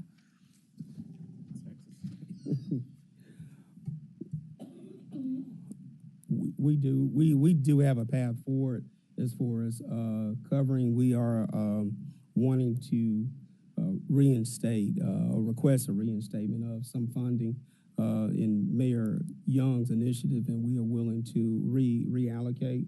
But that is not necessarily the tax increase, but we are willing to do so as well. But we do have a path forward to taking care of child care, and we talked to Chief Fouché as far as our employees are concerned, and we do have a path forward as far as taking care of Lemoyne College. Okay, because definitely wanting to also just with the makers of the motion, I think that when we do moving money from place to place, it also needs to be aligned. Right, so HBCUs and childcare, very worthy causes of whatever funding we have available to give, but it seems there may be other line items that may be more aligned or in tune with the need that's trying to get from these motions. So I wouldn't necessarily say that River Parks, Pink Palace, Tennis Memphis, the Zoo, and the Brooks would necessarily be good for that, for HBCU or childcare. So I think that maybe that leans towards us needing to explore other options, which I think we do. We just asked about the reduction in council grants. Childcare would be a great thing that the council could do as a whole, to say this is what we're taking from our grants, 300, because that's what you're asking for, 300, and giving to be able to do that for City of Memphis employees. Thinking about how we can, not let whatever reasons that we're coming for certain contracts or managements get in the way of your ultimate goal of trying to help the folks in Memphis, like you said earlier, and like the makers of the motion said earlier. So I will say I'm in objection to these two, to say the least. But I think that we can find better avenues for what we're trying to do, one that we can probably agree on more easily than that. So that's one. And then also, just in instance to the references on Mud Island, we as a council and a city have to be, I think we said this a couple years back, we really got to be for real in how we're looking and how we're thinking about it. I don't know how last time y'all went over there, but definitely it's something that's going to take more than $2 million. So I think that we need to be able to think about what we really want to see, let go of the nostalgia, okay? It's not the 80s. I wasn't even there. So whoever was there in the 80s couldn't even keep it alive for me, right? So we're in 2024 now, and so thinking about really, how to go forward and how we really want to do stuff as a city collaboratively in ways that doesn't divide or, whatever reasons folks got with what. So I would like to see the makers of the motion. Chief Adams says there are alternative sources for childcare and HBCU. I also would want to hear from Lemoyne, see what they would do with the money too. Just to hear from them. But I think that with our management contracts, with all of the ones that's on here, River Parks, Pink Palace, Tennis Memphis, Zoo, and Brooks. We really need to know what they do, emphasize the great things they bring for the city of Memphis and for the people of Memphis, the majority Black folks in Memphis,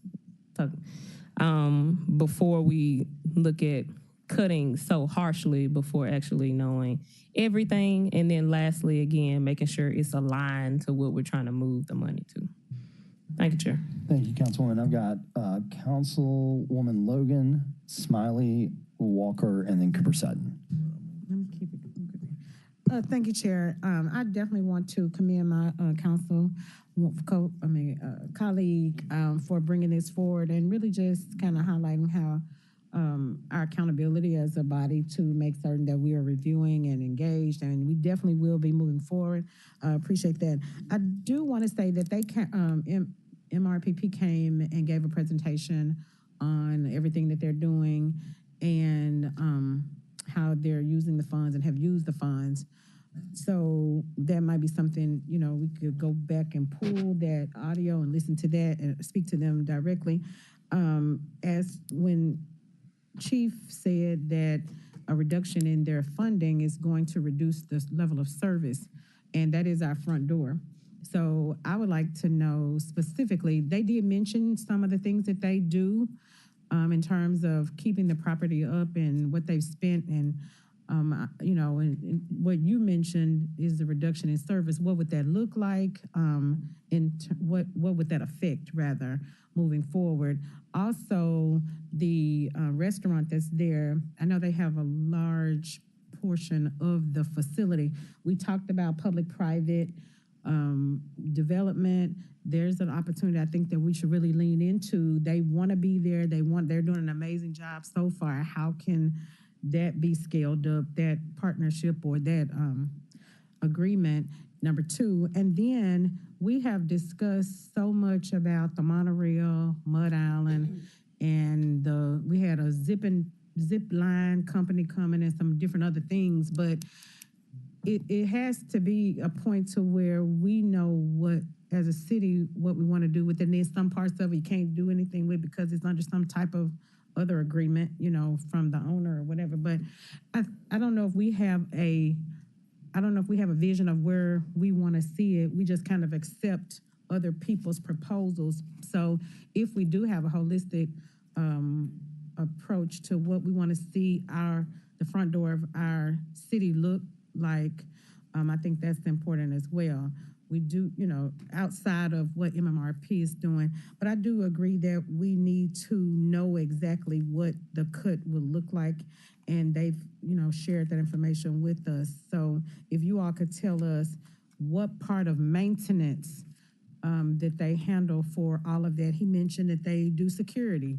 I didn't know that they did security for Tom Lee, so there may be some things that we just don't know. If you all could update us on that. I definitely want to know, because it would help in understanding how important that funding is to them. Yes, ma'am. We'll get that information back to you. So I want to make sure I got, you want a comprehensive vision of the park and just kind of what the vision is, and we can work with the partnership to make sure we bring that back to you and to the council. But then most importantly, and the reason I spoke with regard to the maintenance, general services a lot of times has to pitch in, and that is because of strained funding. So we share resources. So that is funding in which, you do have to take from your taxpayers that are used on other properties to share in the maintenance and deferred maintenance as well. So with respect to that, it's not because they don't want to. A lot of times it's just because they've gotten to the end of the road with respect to some of the funding. So one of the things that we want to do is to make sure that we are the best steward of the dollar. I would definitely not want to take when right now you're already using from another pot as well. We want to make sure that they exhaust all of their dollars with respect to maintaining and repairing and keeping the park and that amenity up. And so that's why I mentioned, if there is a service level agreement, if there is something that you want to see, you want to make sure that that park, your front door, looks like what you want it to look like, then we need to state that, and we need to make that now, and we need to then identify this is our checklist and it is not looking like what we expect. And we need to hold the partnership accountable. And so to that, if you could send it, because one thing is maintenance, another thing is upgrades. If you don't have the money for maintenance, don't start the upgrades until you reach a certain level of revenue. So we do have a vision, but it has to be phased out just like you do at home. You want to redo your whole backyard or house or whatnot. If you don't have, you got to phase that in. So I want to make sure that what does it take for the maintenance at the level of service that we deem as a city leaders that it should be for our front door. How much does that cost? And then the visionary and upgrading, it should be a whole nother list so that we know we can't do anything if we haven't met this yet. That's what I would like to see. It make sense. Thank you. Thank you, Councilwoman. Chairman Smiley, and then Walker, and then Cooper Sutton, and then I'm going to bring it to a vote. All right, so thank you, Chairman Carlisle. I'm going to channel the ghost of Council Past, Chairman Martavius Jones. So I think at some point in time, the council deemed it necessary to make improvements specifically to Mud Island. The council allocated, I think it was $3 million to see the monorail to Mud Island approved. To Chief Adams' point and to the sentiments echoed by Councilwoman Cooper Sutton, I think the question for this body is accountability and what the partnership has been doing in response to decisions made by this body.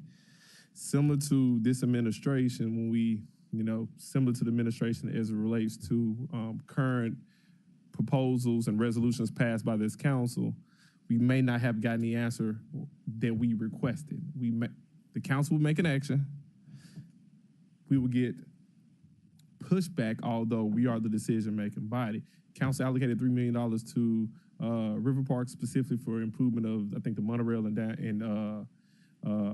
did $5 million as a cover line, and then we took $2 million, and then last year, what happened? You got it at the very end, the $3 million we got reallocated by us.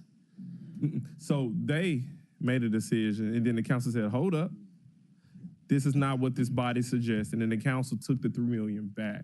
As it relates to accountability, they cannot continue to go forward.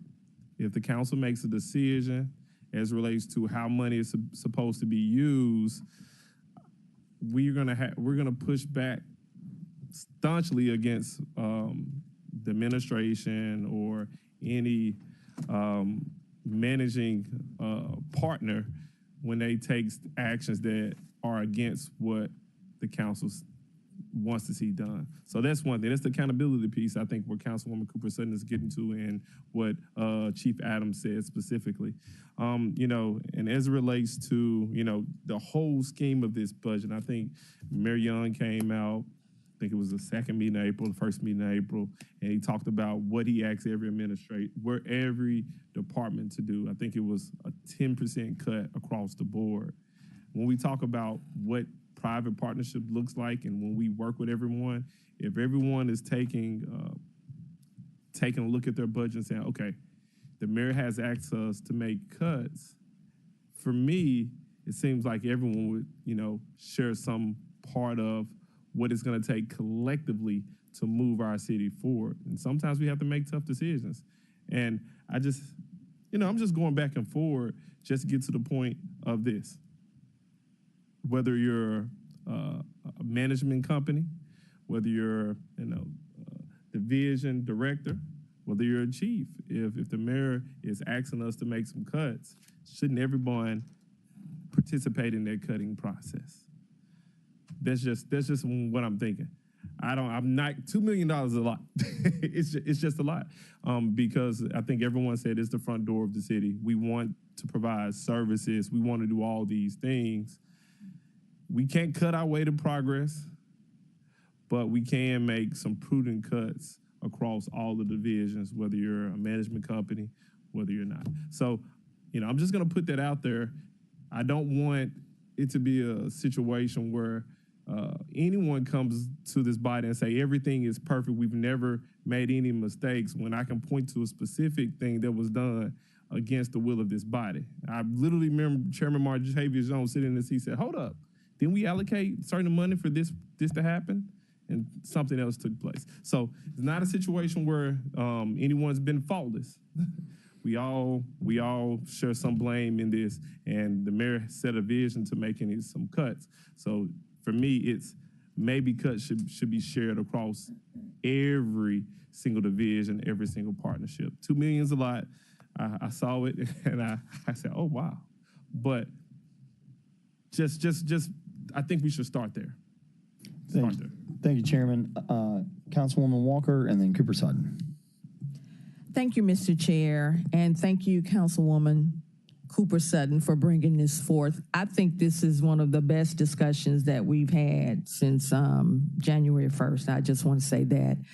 I asked you about the property maintenance, and I think we ended up, you said 850,000. How often did you say the grounds were cut? 7 to 10 days. 7 to 10 days. So can we adjust that for 10 days? You know, can you all think about some realistic cuts that can be made? Instead of the 7 days, let's go with 10 to 12 days. Go ahead. Yes, and Councilwoman, your point is well taken. You know, if we look at Memphis River Parks and our allocation we get from the city over the last decade, and you say cuts and where would cuts come from, our number has really stayed relatively the same over the last decade. So when you say cut, the cost of inflation has already cut our budget already. Last year, when we brought on the new Tomley Park, a $70 million asset that comes to you,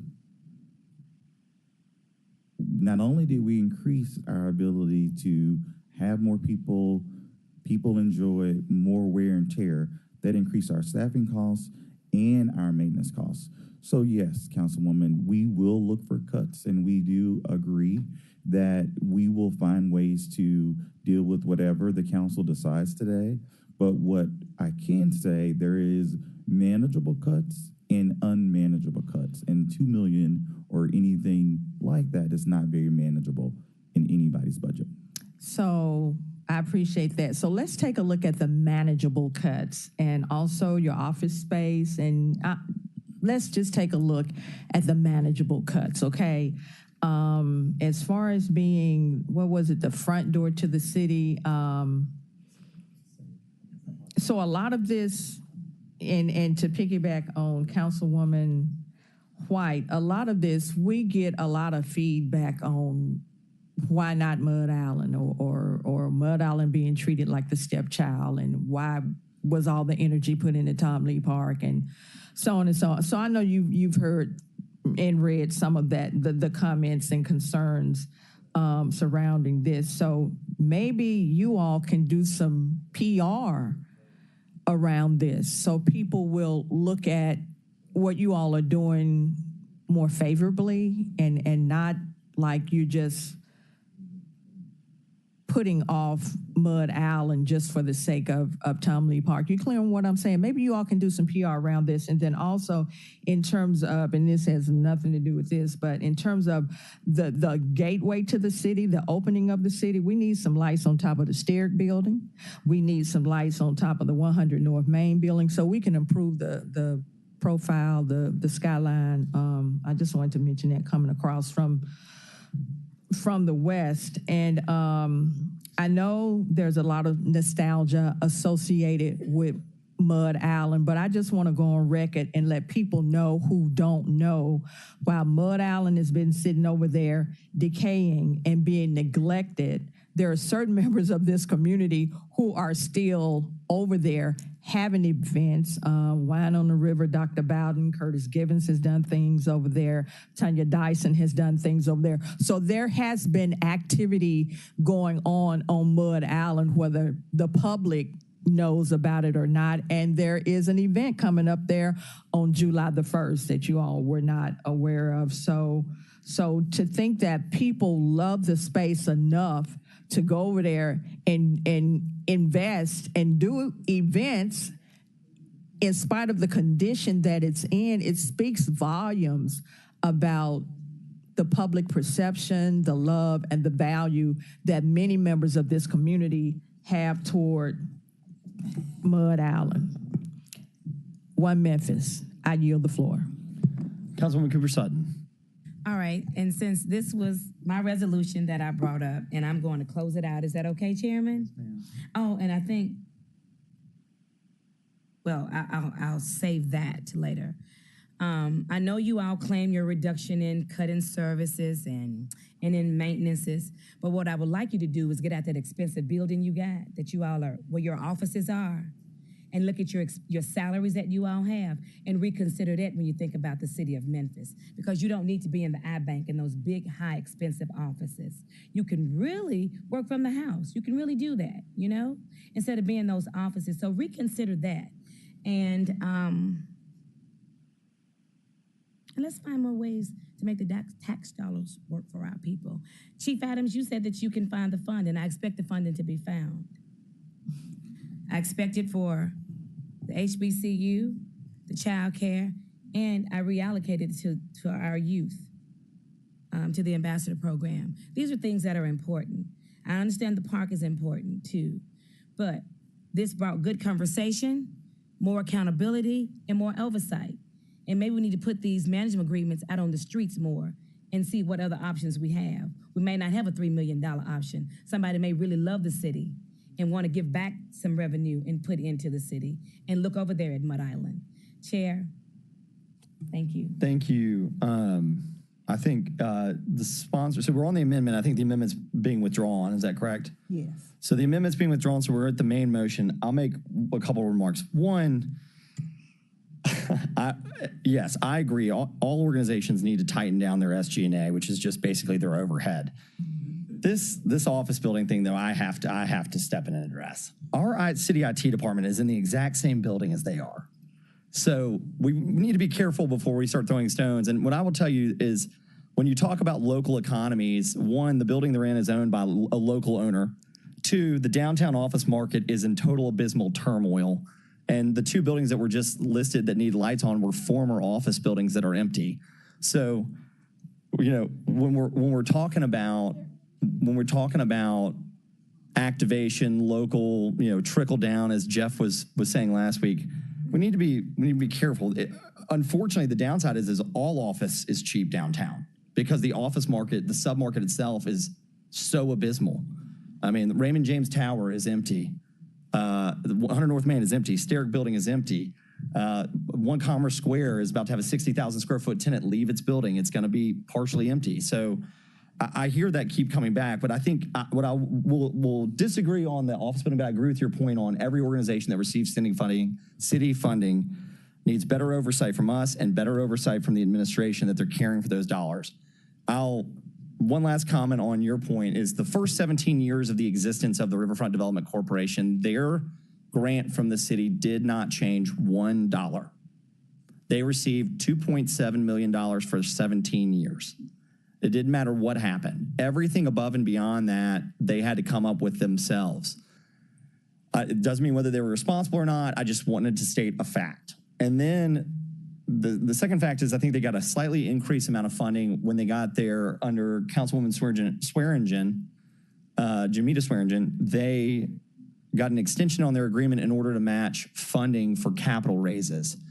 And the thing that's important on Mud Island that I've said before, I was the one that said it a couple months ago, Councilwoman Easter Thomas, was everyone wants to see a comprehensive plan. When people walk around with their phones and they take a snap photo and then they put it without context on social media and then they run to cameras to talk about the travesty of this organization. And I'm not trying to sit here and go to bat and defend them, but the facts are important.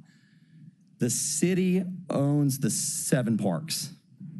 The city council and the administration gets to determine how much money goes into those parks. And they can determine whether they want to use the partnership, or they want to use the city of Memphis, or they want to hire a third-party contractor. But at the end of the day, when you have a park that opened in 1982, 1983, that didn't have as much success and had other budget priorities from other councils, the ultimate fact is that you don't have major capital expenditures. And so everything over there is 40 years old. Everything. The life of most buildings is 29 and a half years. And so it's not a management issue. It has been for years an issue of whether the council wanted to put money, and I'm not talking about 5 years ago, I'm talking about in 2003, 2008, 2009, whether they wanted to put money into Mud Island, and they chose not to. And so all the partnership does is manage the asset for the city.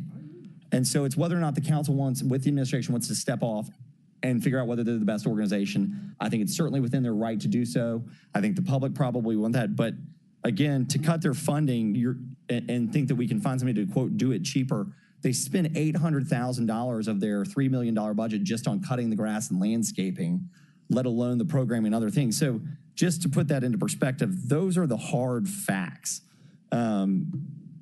I think if you go do an RFQ or you have to ask Nick Walker to whip up what it would cost to take care of the 7 parks, it's going to be more expensive than what the $3 million we grant them, and that's always been the thesis. So I'll leave it at that. The motion's been withdrawn. We're back to the main motion, which if it's okay with the sponsor, I'm going to combine this into one document so everyone can track it and we can take one vote. And if you don't like it, then just tell me. Yeah. Well, I'm going to read it. Yeah. So to amend, the motion is to amend the fiscal year operating budget to allocate $2 million from Memphis River Parks Partnership is the caption. And then we're going to drop down to now therefore be it resolved, the city of Memphis hereby amends the operating budget for fiscal year 2025 by reallocating and appropriating $2 million from the Memphis River Parks Partnership to the following items. And it'll reflect $300,000. Sorry, $300,000 for the city of Memphis employees for child care, $400,000 for, where did you tell me? That was for Office of Youth Services, Ambassador Fellowship pay, $1 million to go into the unassigned fund balance, and $300,000 for the city of Memphis tax fund. Got it? Yeah. Okay, perfect. All right, thank you. So now this is all in one resolution. Council, and then I've got Councilman, so that is the main motion. Councilman Ford is in the queue. Thank you, Chair. Everything here is fine. You know, I've been asking for everybody's amendment. We just got it. Some of this amendment is in my budget. That's why I need to hold any votes right now, okay? Because once I end up, I'll be talking about all of these different things also. All right. Which is very important. So there's been a motion to hold the sponsors. Hold it for now. The sponsors accepted it without objection. We're in recess till 12:45. And the reason why to hold too, let me just say this, because hey, we're gonna make things happen, okay? Yeah, but we just need to put everything together.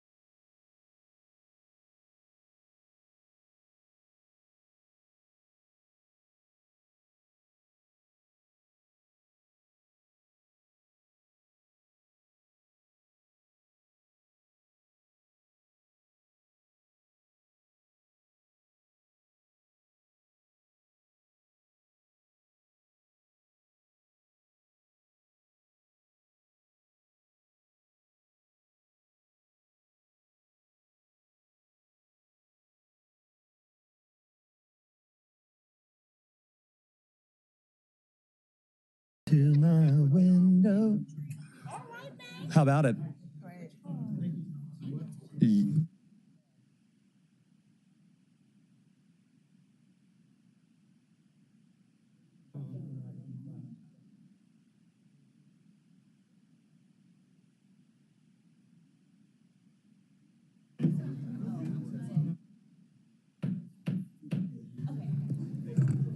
Good afternoon. Welcome back. We are coming back in from recess. It is 1:10. The Budget Committee is back in session. We held a few resolutions. We have a budget proposal coming. I know that Chairman Smiley asked to be recognized. He had some questions related to some scenarios as far as salaries. So I'm going to recognize the chairman, who's going to do a much better job of articulating than I can. And then I think he's going to recognize the chief operating officer to walk through some of those scenarios. I guess I'll just quick recap. Obviously, the mayor presented a budget. When he says it's in the budget, that also includes the mayor's proposed increases that he made as part of his best and final, last best and final. It's redundant, best and final. To any represented association, any represented association or non-represented. And then the council obviously accepted the, I think every unit that went to impasse, so that took those raises up. And so that added to the budget. And so the chairman, and I think a few others, but primarily Chairman Smiley, asked for some scenarios to be worked out. And we're going to walk through that. I'm just getting it in on my in-ear monitor, though, that we may be waiting on the chief financial officer.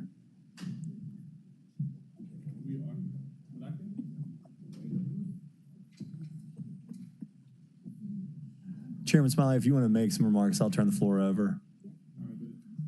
That's fine. Thank you, Chairman Carlisle. I think, at the beginning of this process, we had several impasse hearings. And I think the council was pretty clear where our priorities were, specifically as it relates to supporting the folks who do good work for the people of Memphis. I think the council accepted every proposal by a bargaining unit, specifically because we wanted to be sure that we're investing in people more than anything else, because truly, in order for the city to run efficiently, we got to show the folks who are doing the hard work that we're willing to put our money where our mouth is. We tell the folks who work for the city of Memphis that we truly value them, but yet when we look at pay, the pay doesn't reflect that. And I think the council's been pretty consistent as it relates to, where our hearts at. But, when the realities of the budget sometimes dictate other things. So what I wanted to do when looking at the budget is trying to figure out how we could keep our commitment to the employees of the city of Memphis, but also put forth a budget that makes sense. So one of the things that I wanted to do is figure out how we could do that. I asked the administration to give me several different proposals when it came to what does it look like to keep our commitment to the citizens of Memphis, but also particularly in the employees, but also save money in a time when the budget is tight. And I think I've been clear when it came to the 75-cent tax proposal. I was going to be looking for ways to save money and cut costs. I asked the administration to show me a proposal of starting the proposed increases starting in January, how much money that will save. I asked the administration to give me a budget what it would look like to have a staggered proposal, whether it's 1 cent in July 1, 1% in July 1, 2 cents a couple months after that, another 2 cents a couple months after that, because we're trying to find ways to save money, but also keep our commitment to the bargaining units to support them in a way that's tangible for them. And I think I asked for another proposal. Well, I think they have 3 proposals that they're ready to talk through. And with that, I'm going to allow Chief Adams to speak about their process to coming up with this information, and then he's probably going to allow Chief Person to come and talk through a few things, and maybe Chief Fouché as well. So with that, thank you. This is like trying to track down a witness, and judges sitting here waiting. We're definitely looking for him. Chief Adams. Yeah. So what we did was in costing out. I'm sorry. Yeah. Okay. There we go.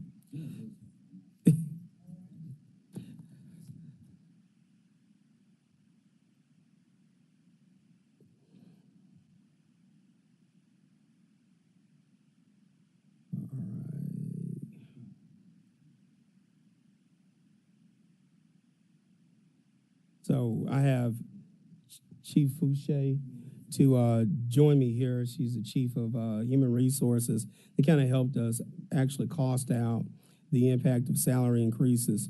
So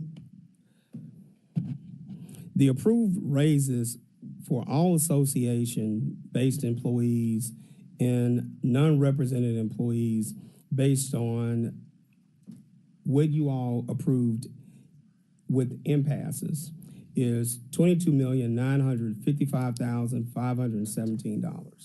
All right, so I want to be, I'm going to hop in just to make sure that the council walks through this crystal clear. So colleagues, I apologize. So to be abundantly clear, this is 22 million and change to raise salaries year over year with the council's approved acceptance of the labor bargaining unit's recommendation. Yes, sir. That is the acceptance of total impasse with the 3% increase for non-represented employees. And that number is only in the salaries and wages line, correct? Yes, sir. And does anybody have the calculation for the pension off that number? Not at this moment. That would be budgeted into next year's budget. But this is, and I'll just make this quick note because I do want us to keep moving through this. Just for all members going forward, if I get hit by a bus today, which at this point's feeling pretty good. Touche. Every time you raise it by $1, right? There is a calculation on the back end that will come the following year.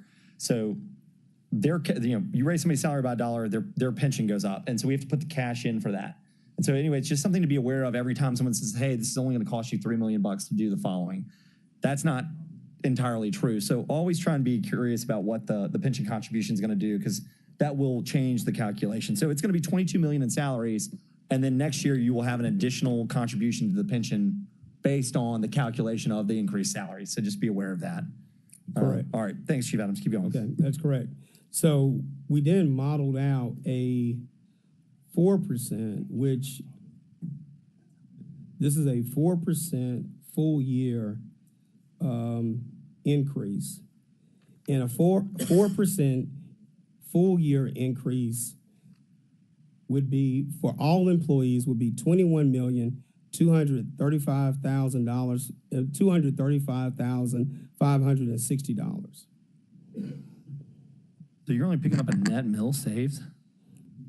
For all employees, yes, sir. No, Vice Chairman Canali just made a point. Solid waste employees are not included in this number because they are not funded out of the general fund. They are funded out of the solid waste fund. That is correct. So how is that?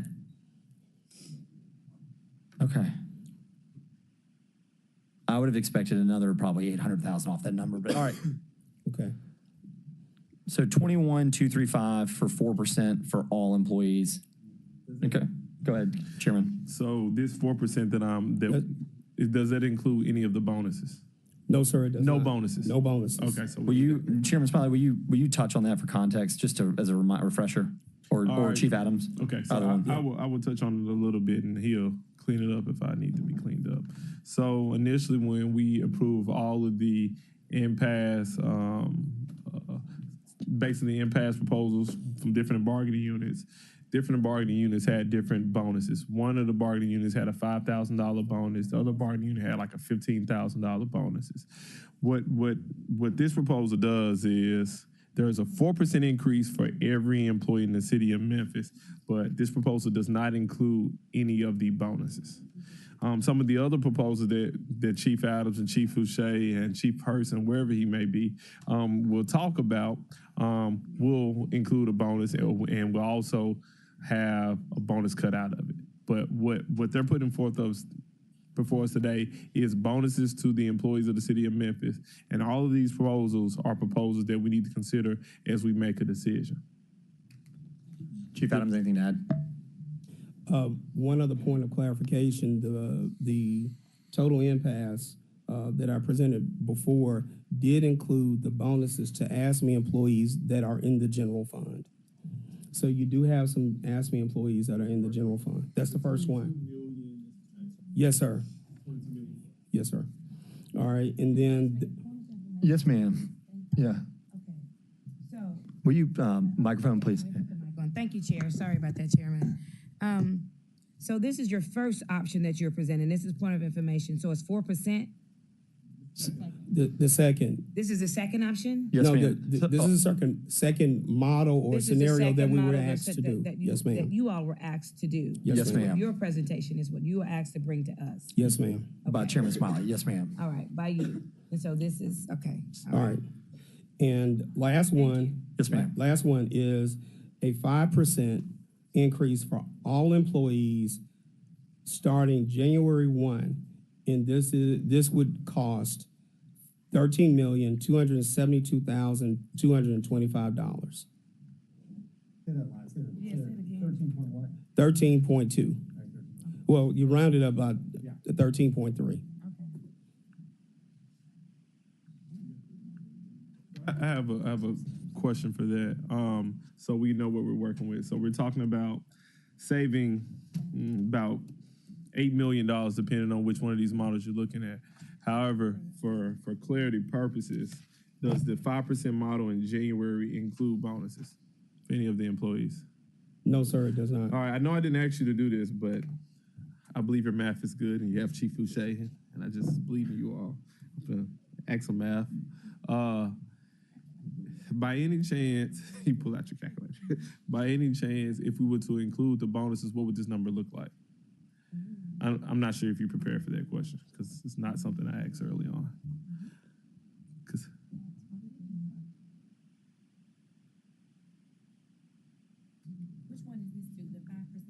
So this one here, so we're talking about 5% starting in January for all employees without the bonus. So what I just asked the administration to do in their calculation is what would this number look like if we did include the bonus? And it's the third. And this is the third one. And if he gives us the numbers now, I would say this would be 3A, so we can know where we are, just to give us some options to as we consider what's happening.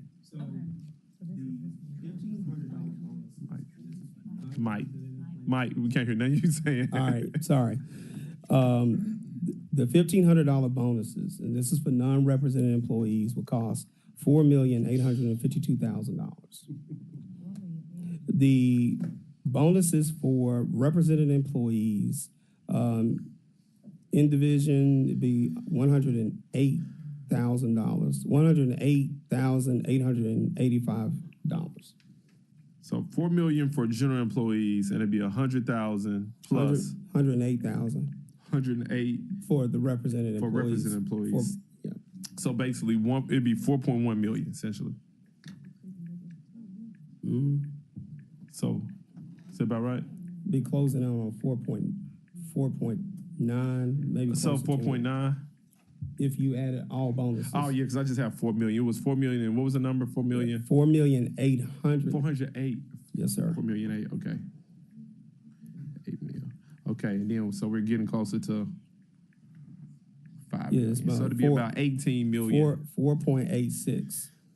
All right. So to kind of sum this proposal up, proposal 3 3, then I'm gonna talk about proposal 3A. So proposal 3, to sum it up, it will cost the city of Memphis $13 million if we start a 5% increase for all employees starting January. That's without any of the raises. Or if we include the bonus without any of the bonuses. If we include the bonuses, which is 3A, so to speak, it will cost us an additional $4.8 million for the $1,500 bonuses, essentially $4.9 million for the additional bonuses for general employees, and then for the represented employees, it'll be another $108,000. So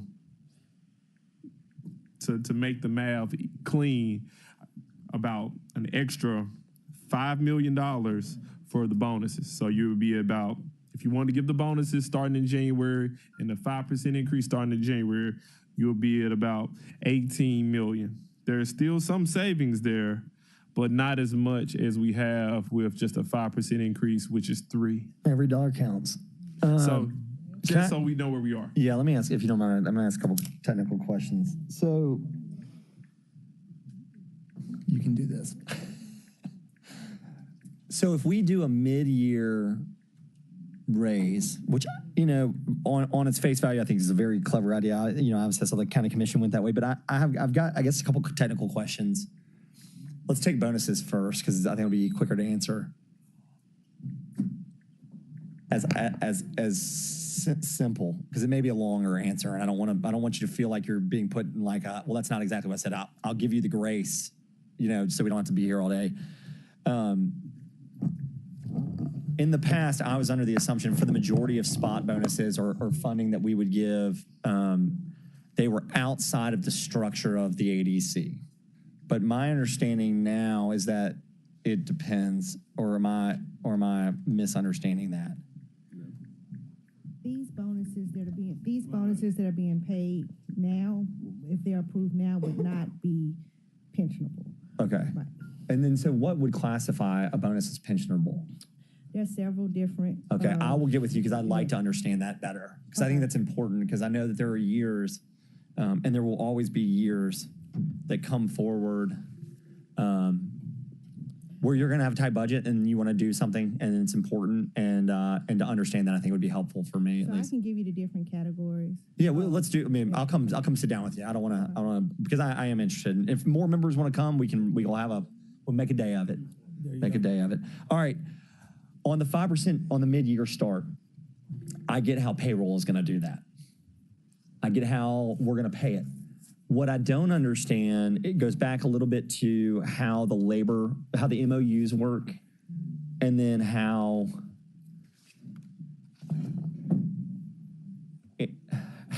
that works, because we've never done it before, but does it compound on the back end?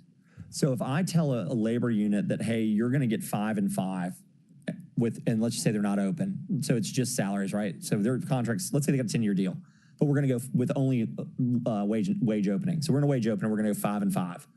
But the council chooses to then go mid-year start. How does that actually impact my agreement to get them the other 2.5%? How would they pick that up, or is it negated? Do you understand where I'm getting at? Yeah. So let's just say let's deal in reality. So I love that. All right. All right. So this year we have a wage opener. We're in a wage reopener period. Next spring we will be negotiating with every association, with the exception of IAFF. Yep. So let's say we start mid-year. So they get the mid-year, we negotiate, and then they pick up whatever we agreed to July 1 as well. You have a pension ADC cost July 1 as well, and then the following year you have that compounded pension ADC cost as well on the 5%. So right now, we think that we're only getting a 2.5% from July 1 to June. No, the pension ADC is actually on a 5.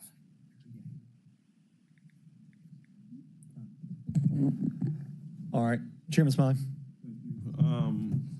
I know when we had this discussion, I don't know when it was. It's like a blur at this point. You said there may be difficulty getting the staggered one. Was there? Did it prove to be? Well, it did, because quite honestly, what we would have to do is to manually segregate the 1, 2, and 1 throughout the fiscal year. It's easier if you did want to bifurcate it by half year. Possible, may be incredibly difficult. No, yeah, Time consuming, but not impossible. Okay. Not impossible.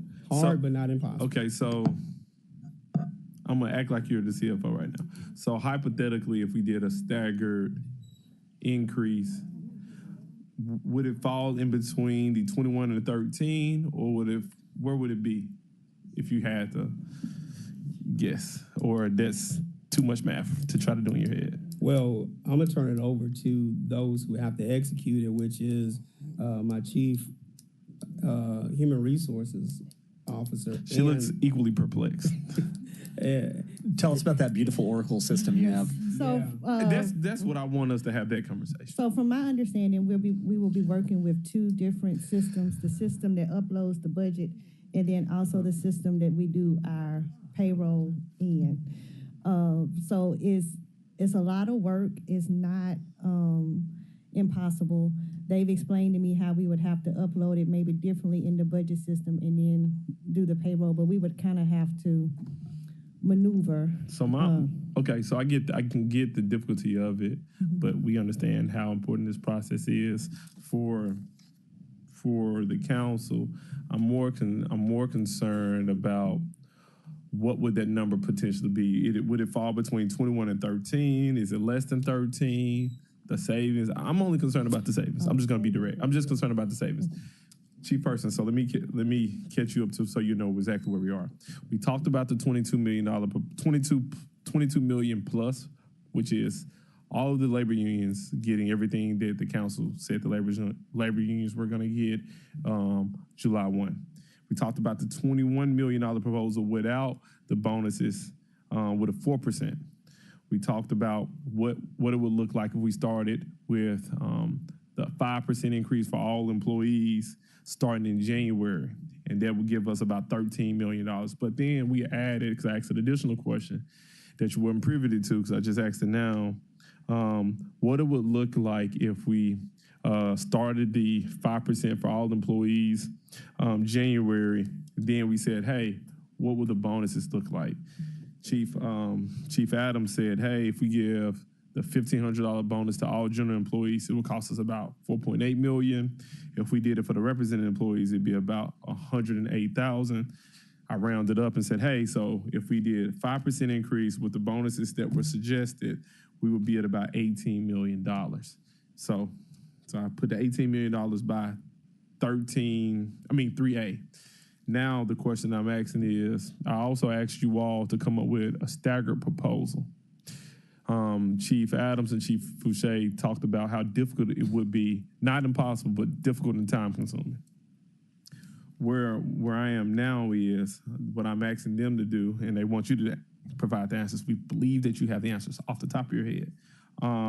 Is where does this proposal fall? Was the staggered proposal fall in between the 13 and $21 million range?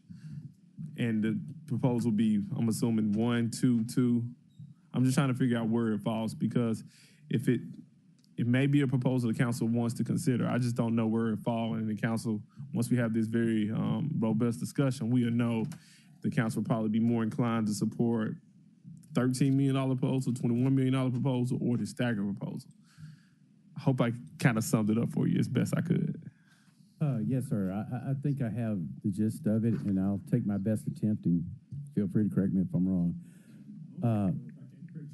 But no. So you got roughly 13 some odd million for a mid-year 5%. It's going to be 4.8, close to 4.9, plus the 108 for the particular represented group that was not covered under impasse. So that's close to almost 5 million, I guess. So 18, I think, is a good assumption.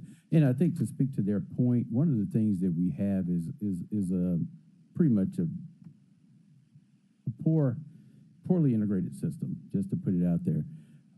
The human resource system, which controls our codes and structures, is a cloud-based system in Oracle. What we have in finance is still a client-server-based system. So we run on EBS to get all the way down in the weeds on our system. They run on a cloud-based HR system. So what happens, and this is why they spoke to the difficulty of it, there's a manual process that interfaces between the cloud-based system and the client-server-based system, because for some reason, Oracle has not developed the proper interface, or we either don't own the proper interface to interface between those two systems. So to make salary changes, you would have to do it within the HR system and then transfer it manually over to the client server system. But to get back to your original question about this, I think that's the reason for the staggered issue. But to your point, the actual dollar amount would be less than the 4% full year, and it would be less than the current impasse related with the 3% salary increase. So let me kind of got you, but you said the 3%. I don't know what you're talking about. Okay, so the So the 22.9 that I think that Chief Adams. That's the first one. That's right. the initial. Right. I think the one that he referred to, I was on another call, so I apologize. I had to take that, so I didn't hear your original discussion. But that 22.9 incorporates both the impasse resolutions that were passed by council, along with the last best offer, which was a 3% from the administration, but it does not include the 15. So would it be, bonus. So I guess my question is, would the hypothetical staggered increase of 5%, would it be somewhere between 21 and 13, or would it be less than 13 million? I'm just trying to figure out, where does it fall? The 5% salary increase or the 5% bonus? 5% salary increase staggered. The Jan 1 staggered date. Okay.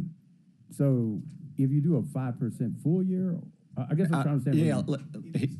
If he wants to know, all right, so forget about 5%, forget about 3%, 5%, and 4% full year. Let's stay focused on the staggered start structure, Okay. Model 3.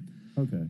If you go with a 5% staggered structure, so all employees would get their raise on Jan 1, 2025, where would you fall along with the bonus? What he's trying to understand is if he goes through all the headache and heartache and gets 7 votes to do that, all the headache and heartache to do this staggered start, what's he really going to save? Because he's still adding on. So you got 13.27 in salaries for the 5% bonus paying out for 6 months of the year, and roughly $5 million. So you're at $18.25 million for the year, fiscal year 25.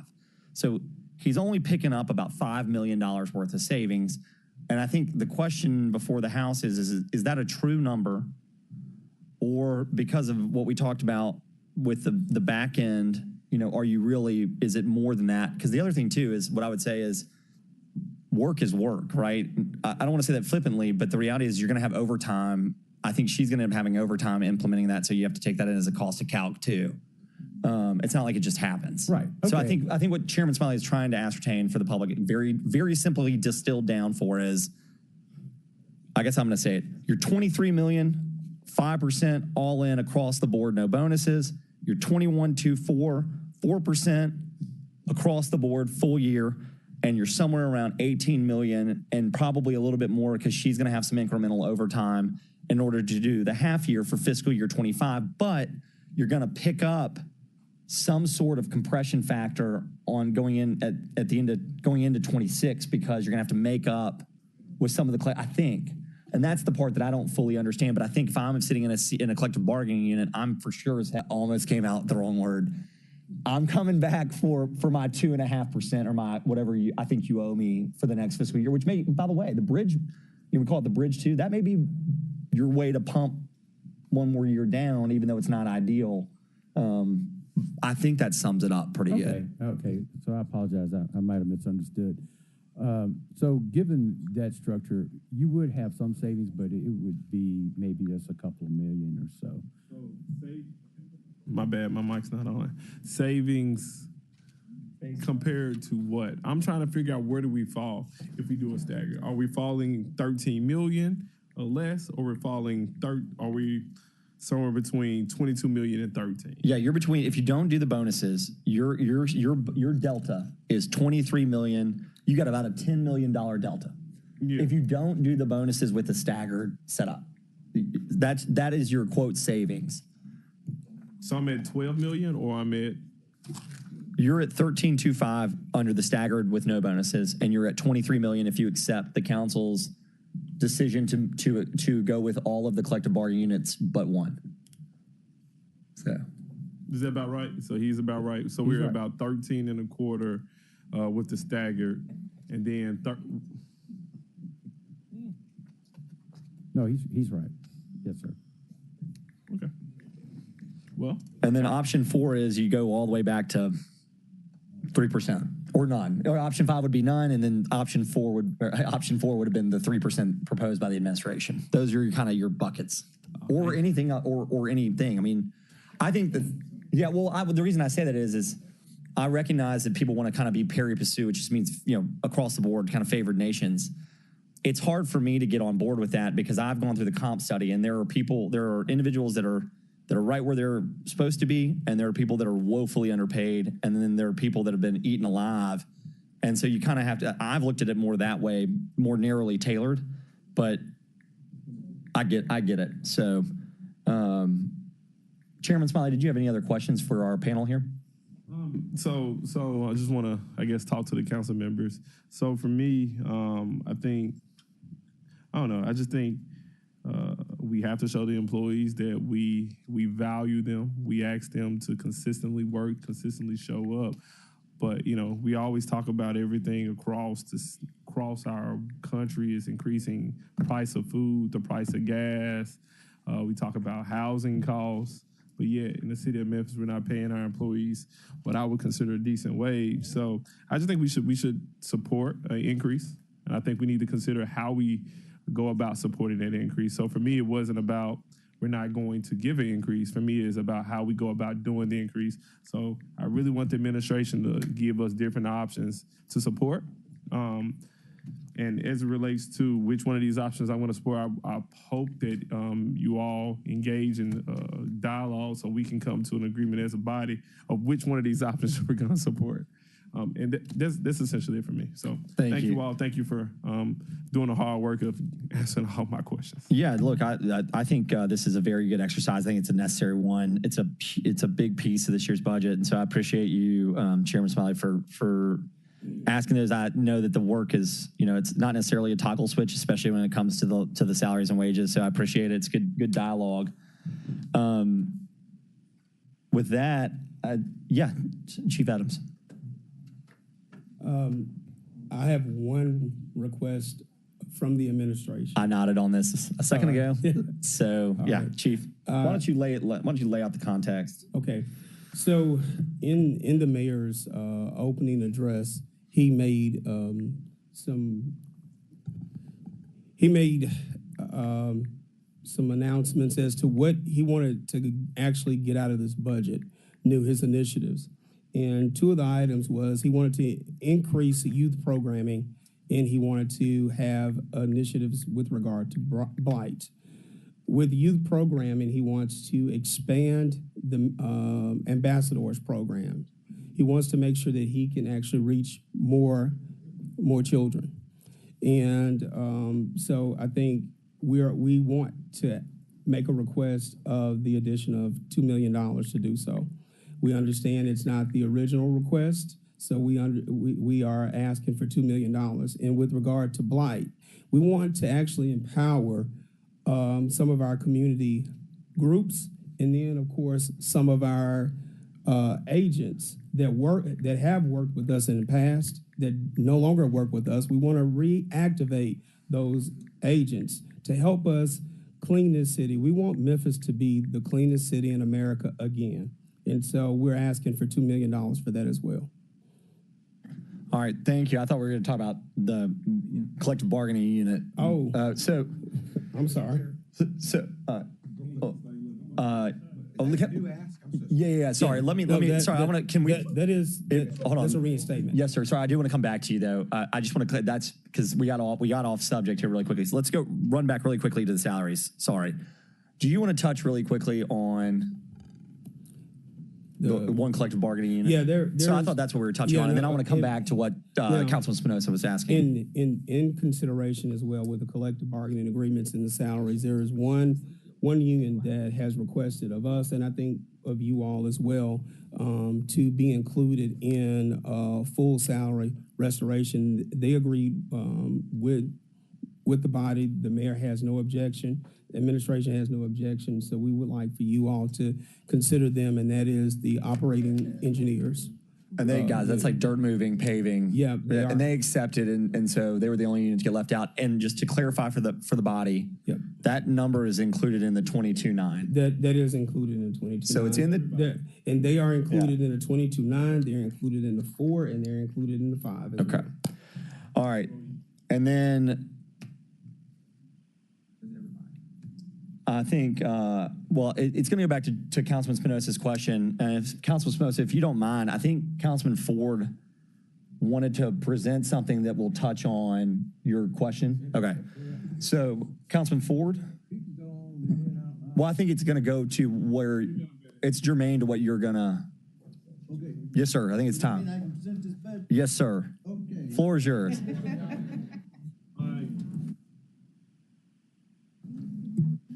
First of all, I appreciate everything that everybody's trying to do. But let's be realistic in everything, okay? And I need y'all to pay some attention.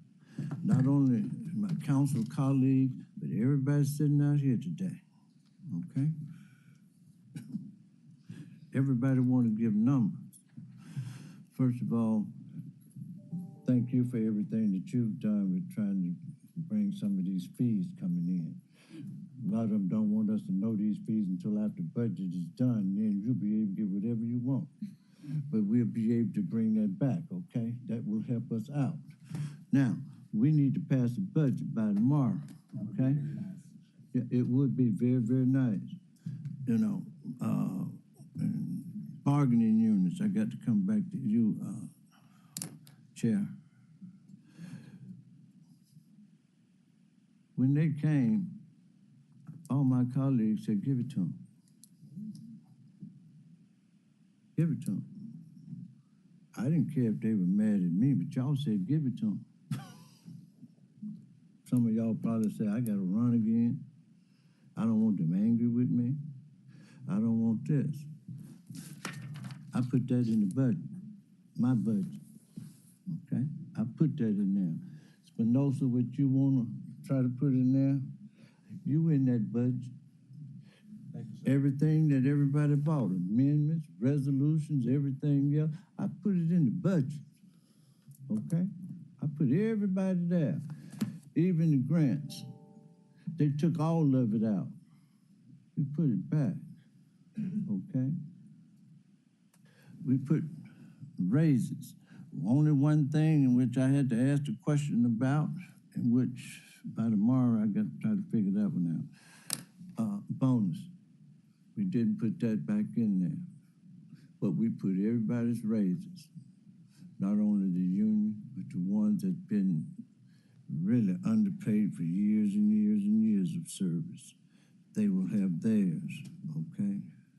But all these different initiatives, I looked at them. I took them home and we talked about it and talked about it. You know, I didn't leave nobody out.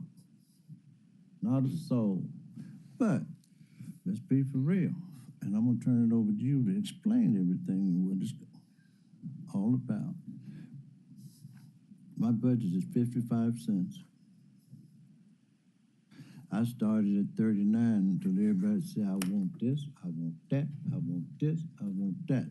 So, hey, we end up 55. Everybody should be happy. Only thing that I ask administration, all the directors, everything else, if we pass this, July 1st, I want you to hit the pavement and run with it. Do your job. People don't want to see a raise. I don't want to see that either with their taxes. But people are all for it if I can see a difference. I need my trash picked up. I need this happening, I need that happening, okay? As long as they see, they don't mind. But if I don't see anything, I got an issue with it, okay? And just to go back, and I don't want to knock the last administration, but like I said, COVID took us a long way. COVID is over the money, that ARPA money. We didn't think about the future. We should have done this 3 years ago. We wouldn't be in this predicament that we're in now. We cannot afford to lose our ratings or anything else. But that's why I said, I looked at all of it. That's why I said the money that you're trying to put, that's gonna help us out down the road after we pass the budget. Like I said, you won't have a problem in getting any information you want. They don't want to give you nothing right now because they want to see what our budget is. But after that, you can call them tomorrow afterwards, and they'll be glad to give you everything. A lot of these places gonna do the same thing, but they want to see what our budget. That's what, just like across the street. And you know, I talk about across the street all the time. Okay, and this is something that we have to do one time. They don't need to come back for the next 3.5 years about nothing, okay? Because all of it is set in there. And Chief Adams, I want you to let everybody know what we put in there. And it would give us something in our fund balance. Thank you, Councilman Ford. We'll do a lot of different things later, and we can always amend anything. We could, hey, and if money comes in as what you can bring in for us or anyone else can bring in, we can always visit the tax rate again. Okay? I'm gonna turn it over to you. Yes, sir. Thank you, Councilman Ford. Chief Adams and Chief Person, the floor is yours. Yes, sir. So with a tax rate of 55 cents, and this is also with a strong assumption that we are going to increase the vehicle registration fee that will net another $13 million. So just to be clear, that's taking the vehicle registration fee passenger vehicles from $30 to $60 for an additional, so it's a $30 increase on that for an additional $13 million. Sorry, keep going. I should make sure we get it clear on the record. So only passenger? Right. Well, the schedule is more, but I don't know what the other potential vehicles could bring in. So I'm unwilling to put a number to that until we do. So what I'm betting on is the thing that I know. Okay. Yeah. Gotcha. Now to Councilman Ford and Councilwoman Green's point, a lot of RVs out there. So we don't know, and so you can't count on it. So question: does passenger include commercial as well? So yeah, so right now on the schedule, it's not the commercial is zeroed out. So, but here's the deal: we don't.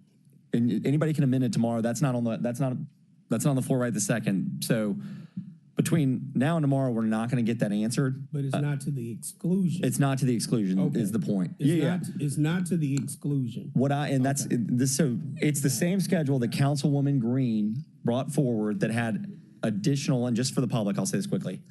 In 1982, we had this wheel fee. It hasn't been updated. And back then we didn't charge for campers, trailers, double axles, all these things. It was $30 across the board. Didn't matter what you drove. Obviously that's changed.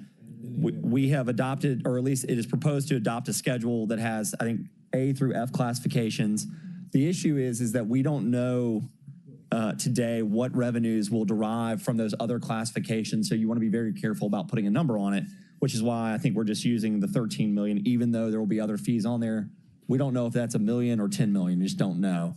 And to the point, we can change the vehicle registration fee at any point throughout the year at anything if the body wants to. And then again, if it for some reason produces more income that is necessary, that either that fee can come down or the property tax can come down in the next fiscal year. So as we get into it, you're going to have some flexibility, which is kind of the nice thing about that feature. But that was a great question. Good question. All right. So that's the wheel vehicle registration renewal fee. Got it.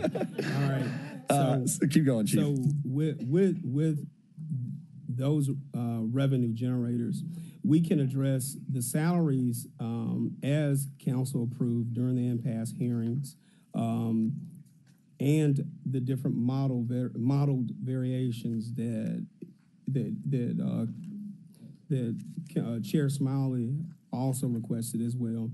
It also supports the two initiatives that the mayor wants to include. That's youth services and blight. And then finally, and most importantly, it does help us stabilize our budget and finally contributes positively to the fund balance, where we can then start seeing positive growth. This also includes some, most, if not all, of the cuts.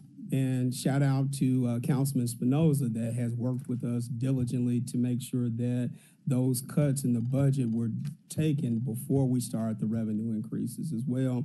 Thank you all for kind of working through with us. We look forward to continuing to work through, and that's it. Oh, one of the things that we do ask as well is we want to go through the CIP budget. We want to make sure that, to your point, that we execute with a sense of urgency. We want to appropriate as much as we possibly can, because that's one of the things in the past that we've not done, is we've not appropriated a lot of those items, and we had to wait like a month or two. So one of the things that I'm going to ask the directors to do is to be prepared to come to you all with scheduled projects so that we can appropriate as much as we can tomorrow. So they are on notice right now to go back so that we can appropriate the CIP budget as well, so we can get started, so that we don't have to go future years. There is a, of course, you all know that we do have a supply chain issue. So it's time for us to kind of move forward and get in line to make sure that we make our orders now so that we can get our material, cars, trucks, etc. here sooner. Thanks, Chief. All right, I'm going to go. Yes, sir. Microphone, Councilman. Yes, sir. We'll have to do this in an attorney-client meeting. I can't really discuss some things I need to say that will also be part of this, but it has to be in an attorney-client meeting, which is very, very important, okay? It concerns quite a few different things. Thank you. All right, so I'm gonna try and step back and just walk us with Chief Person, just very, because that came quickly, you know. If we did nothing this year, and I'm gonna use kind of flat, simple numbers. If we did nothing this year, if we didn't change the tax rate, you didn't touch the wheel registration. Somebody come up with a cool government acronym that makes no sense. All right, solid waste fee, if you did nothing, we will produce a revenue of around $781 million. We have expenses today that are, before you accept these reductions, we have expenses that are exceeding somewhere around $886 million. So that's your delta. So let's go back to the revenues. So what I'm hearing is that start at $780 million, 55 cents on the property tax increase at about $1.4 million a cent will bring in an additional revenue of $77 million. If the wheel tax goes up on passenger vehicles, it can go up on others, but let's just stay with me to keep it simple. We know based on historics that we'll produce another $13 million. What I didn't hear is where we landed. Does this take into any consideration that the solid waste fee would go up to 11 and change or $12? It does not. It will be exclusive. So the solid waste fee. But it is, and it's related, because if we were to take it to 12 tomorrow, we can take $2 million of expense out of the budget, and we can also add $2 million. It's a $4 million swing. Okay. And to your point, that is fair. If the solid waste fee is passed tomorrow, that will alleviate $2 million of expense, because that is their request to get through. Yeah, look, I haven't really talked about it much. I plan to be supporting a $12 increase. It's proposed at 6 and change. there is no reason to wait 12 months when there's a $4 million swing in this year's budget. And to be frankly honest, it allows those employees to get a 5% raise. They are the lowest paid when you look at the comp study. And secondly, if you sit down and talk to a lot of those individuals, this is a good demonstration from this new council, this new administration, that we respect the work that they do, and it puts the onus on them to take pride in that work. And I know that Mr. Rogers and his group look forward to that challenge. And so it's both cultural and technical for me, or pragmatic rather. You just can't, the $4 million swing. So the reason I asked is I'm going to add that into the revenue. So the reason I say if we take on the $12, it allows them to continue to pay back their $750,000 loan and accelerate payments of about another $1 million, roughly, to the general fund. So that brings your revenues for the year all the way up to $871 million.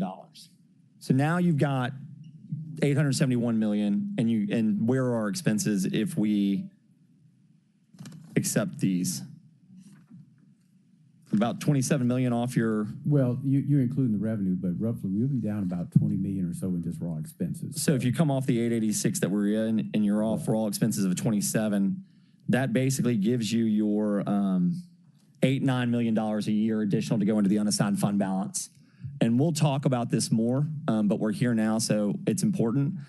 We began 12 months ago. Sam, sharpen your pencil for this. We began 12 months ago with a fund balance of $114 million. It is likely that we are going to finish the year with a fund balance of somewhere just north of $40 million. Let that sink in.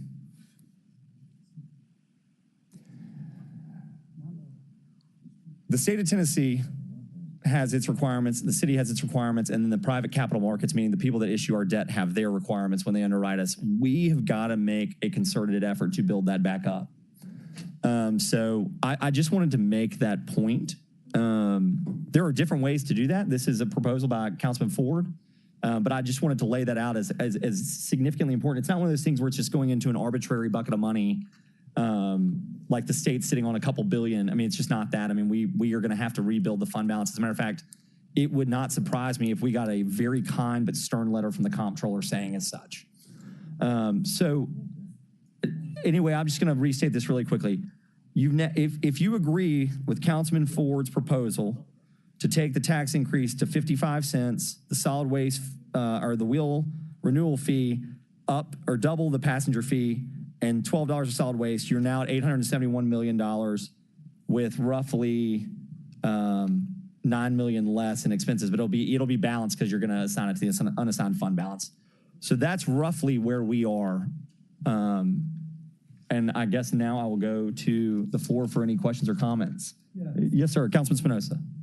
Thank you, Mr. Chair. Thank you, Councilman Ford. I see your son out there. We had a lot of fun with spreadsheets in the past. What is it? The apple doesn't fall too far from the tree when it comes to your family. So I appreciate you putting this together for us. Let's say that I loved that presentation and love what he put together. So, Mr. Chair, will I see that in a good, clean look? Yes, sir. Yeah. Yes, sir. In order for a vote to take place, especially on something as robust as that, I want that in writing, and I want people to be Making sure. Yes, sir. All right. Because we're talking a lot, and I just want to make sure that I see these things. Okay. Yes, sir. You left the room. Yes, thank you, Councilman Spinoza. Chairman Smiley. Thank you. Meredith, I'm not sure about Chairman Carlisle.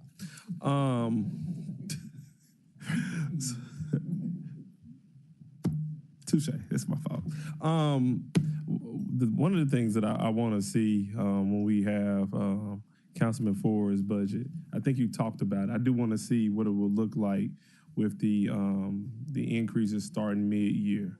So, because I think Councilman Ford started at 55, and now if we start in January at the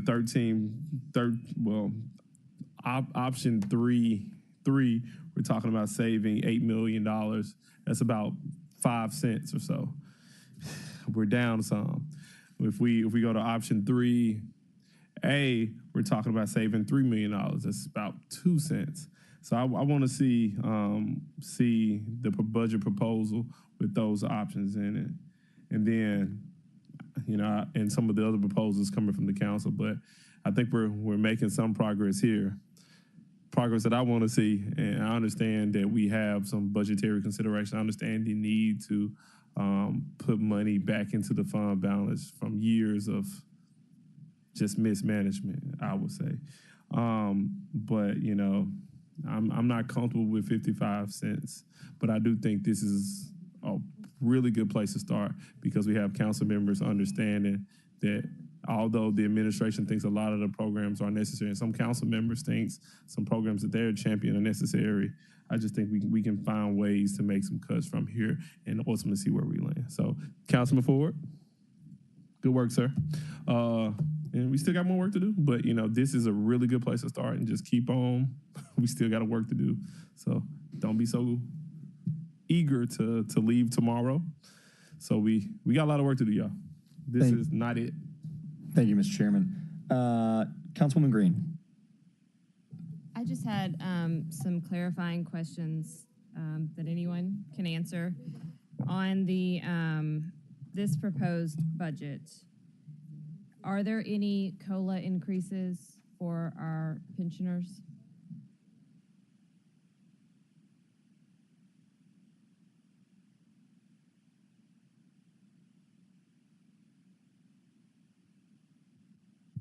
There is a proposed bonus, and that would come out of the pension fund. It wouldn't come out of this fund. Right, and do you know what that, is it a percentage or is it a one-time? It's a one-time. And the amount? It's $3,000. Okay. And what's the order of magnitude on that? Yeah, Come on up. Yeah, I feel like the telephone game from 6 feet probably. It's a one-time $3,000 bonus, which equates to at least a 4%. It equates to at least 4% for every person, every retiree. We also agreed to meet with them every year to talk about increases, and it comes to about $16 million. Is there a reason for the one-time bonus as opposed to just putting in the 4%? Yeah, the ADC and the AAL, those increases, yes. Yes, ma'am. So one of the things that we faced is when we look at a COLA versus the one-time change, to Chief Foucher's point, with the one-time, we have a one-time hit, which results in really a liability of about $16, $17 million. If we were to do a COLA, it would result in a liability, I would say, at that level of about $72 million, which we would either fund over a period of time with an increase in ADC, which I'm not an actuary at, but I would speculate would probably increase the ADC by double digits over where it is now, or we would fund that immediately out of a funding source. I just want to be on record as saying that I appreciate you making sure that this made it into your budget proposal.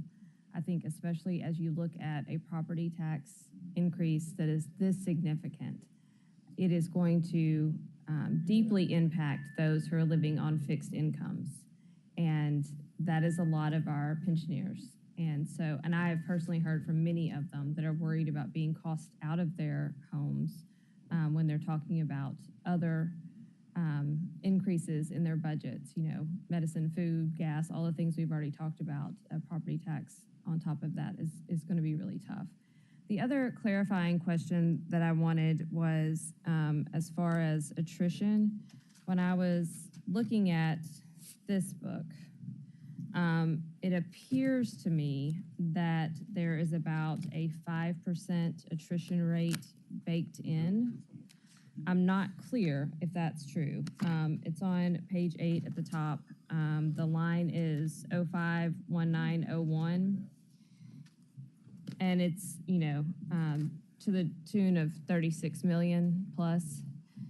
I'm wondering if that is based on a industry standard of attrition, or if you have taken a look over, say, the last 5 years of what our actual attrition has been to come up with that number because I realize attrition has been a touchy subject as far as budgeting in recent history and as we've been looking through this budget and learning and uncovering things. So I want to make sure that I've done my due diligence to make sure that's a real number, right? And if it is either based on some industry standard or if it is based on some actuals, which I would personally prefer, that, you know, there is industry standards and then there is like what we're seeing in Memphis as far as our attrition rate. What is our real attrition rate year over year? Take the last 5 years, take the last 10 years. I don't really care, but bake in a real number here that is based on something. So I didn't know where this came from, if anybody can answer. Yes, ma'am. So with the attrition rate, this particular number is based on actuals. And what we did is we took data over a period of time. Actually, HR took data over a small window of time, and they gave us basically an average of that number. Then we went back and checked it against some of our past formulas. And so in the past, we would look at attrition either on a 90 or 180-day basis based on vacancies over that period. And this attrition number roughly equates to about a 4.5-month run rate for attrition. If you look back to the same line, to the FY24 number, you see a number of 53, 242, 592, which in practice was a little bit high based on our kind of post-COVID run rate. And so that's why we made the adjustment. We were comfortable with making the adjustment, and we thought it better reflected at the division level what our attrition would look like. Thank you. I appreciate you clarifying that for me. That's Yes, all ma'am. I have right now. Different chair. Question, Mr. Chair. I do too. All right, we have some inquisitive minds to my right. Councilman Spinoza. Then Thank you, Cooper Mr. said. Who was first? Cooper said and Councilman Spinoza. I think I was first. All right, Councilman Spinoza. So if you were to do a percentage, and Councilwoman, thanks for asking that question. So is it in the budget books that we have now, or is it in Councilman Ford's proposal? Was there an attrition number in there, or are we assuming like 100% retention? I'm not sure when you say 100% retention, what do you mean, sir? Like, are you expecting any attrition as far as the way we have the budget laid out before us today? Yes, sir. That's what the 36.6 or 36.7 is supposed to represent, is kind of what we think is more reflective of our actual attrition rate. Okay, and that was in there. I thought that you had said that it was missing, or I thought that she had said that it was, okay, cool. So 36 million out of, what is it, like 600 maybe personnel million? No, we're closer. Our run rate's about 6,700 personnel. So what's the percentage, I guess? I'd have to, I don't know. Do you know, Fonda, what the percentage is? We'd have to get that back to you. But again, what we've done, and you can go back and look at the last series of budget books, attrition was not in there, and it was taken out at the request of one of your former colleagues. Now it's there, and it's actually been trued up to show the more accurate reflected number so that we're not trying to balance the budget based on vacancy savings. Yeah. Okay. So percentage-wise, could you just tell us the percentage if you don't mind? Just curious. Yeah, Like give me a tomorrow, second to before we vote on calculate the- it. And I'll get it back. We can get it back to you. We wouldn't want to. I'm not trying to be difficult. No, I don't have it right now, Yeah, but I can cool. calculate it and give it back to you before the end of this session. Thank you. Yes, sir. All right, Councilwoman Cooper said. Thank you, Chairman. I just want to have a quick question. I know that Ford, in his budget, in Councilman Ford budget, it says 55-cent tax increase. And then Councilwoman Green wants to increase the registration. What is the difference if we remove the registration? Because we're trying to get revenue, am I right? That's the key word here, revenue, am I right? What would be the difference instead of having a fee increase? What would be the tax increase amount that we need to get that will cover the fee increase? What would that look like if you can get that to me? 6 cents. So value, so the value Move of up a to 61 cents. penny is 1.4 million. So I think what Councilwoman Green's proposal would do is we're at 13 million now, probably produce another 13 million. So ultimately, you end up somewhere around there. But that's not included because we got to deal with commercial. I do not want to forget. We're gonna have to put the commercial in there. It's So all hold in on, one at a time. So Thank you. you want to do commercial. Councilwoman Green is your proposal. Yeah, the proposal and what has been put into the ordinance is the schedule, and it has classes A through H. And so that's what's in there. If you want to make an amendment to add something else, Yes. you know, Takesha's gonna pass this back around today. Okay. To make sure everybody has what we have, where it's currently and what's been proposed, and that includes the updates from Councilwoman Swearingen Washington on the motorcycle fees. But again, just as we've had trouble getting from the clerk what the numbers are of, say, Class G, how many of those do they charge for every year? Which right now, we're only charging $10, and I'm proposing go up to $14.50. I don't have the number of those that we actually run through, so I can't tell you how much that will generate. I also won't have the numbers on commercial vehicles, and what that would What class is that? I don't know, honestly. I'll get you the schedule. So that I all this have, is but none this of is these- hypothetical right now. We just don't have anything solid of what this is really going to look like until we get all those numbers. Well, we do know what they do collect through with A through C, and because they've been collecting that. Okay. Well, we need to make sure. Go ahead on. I yield the floor. Go ahead on.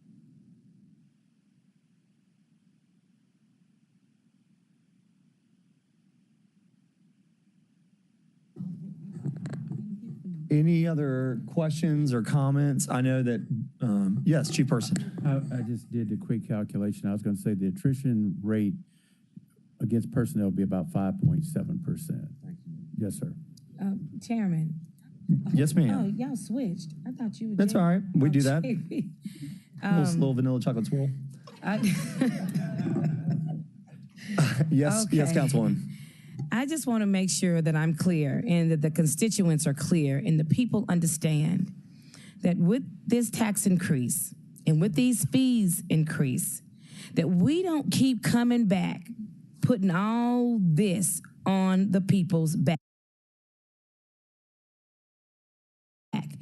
Is this the amount of money we need to get us out the red, to put us where we need to be? Because you all are having y'all, I mean, you know, y'all having your meetings all behind the door, and then we come and we find out that all this is going on. All this is good. I mean, you know, I'm just saying. But be honest and be truthful. Is this going to move the needle and get us where we need to be? Because what is happening and what I've seen over the years, this is my first council, this is my first budget. Don't play with the money. Don't hide and lie to the people. If 55 cents is going to get us what we need, and this wheel tax stuff that you all are trying to do, if this is what's going to get the city of Memphis where we need to be, we don't need to be coming back asking people for money for the next year or the next year. We need to know the truth. We need to know what you all are doing. All you lawyers and y'all this council talk and all that is good for you all. But the people need to understand.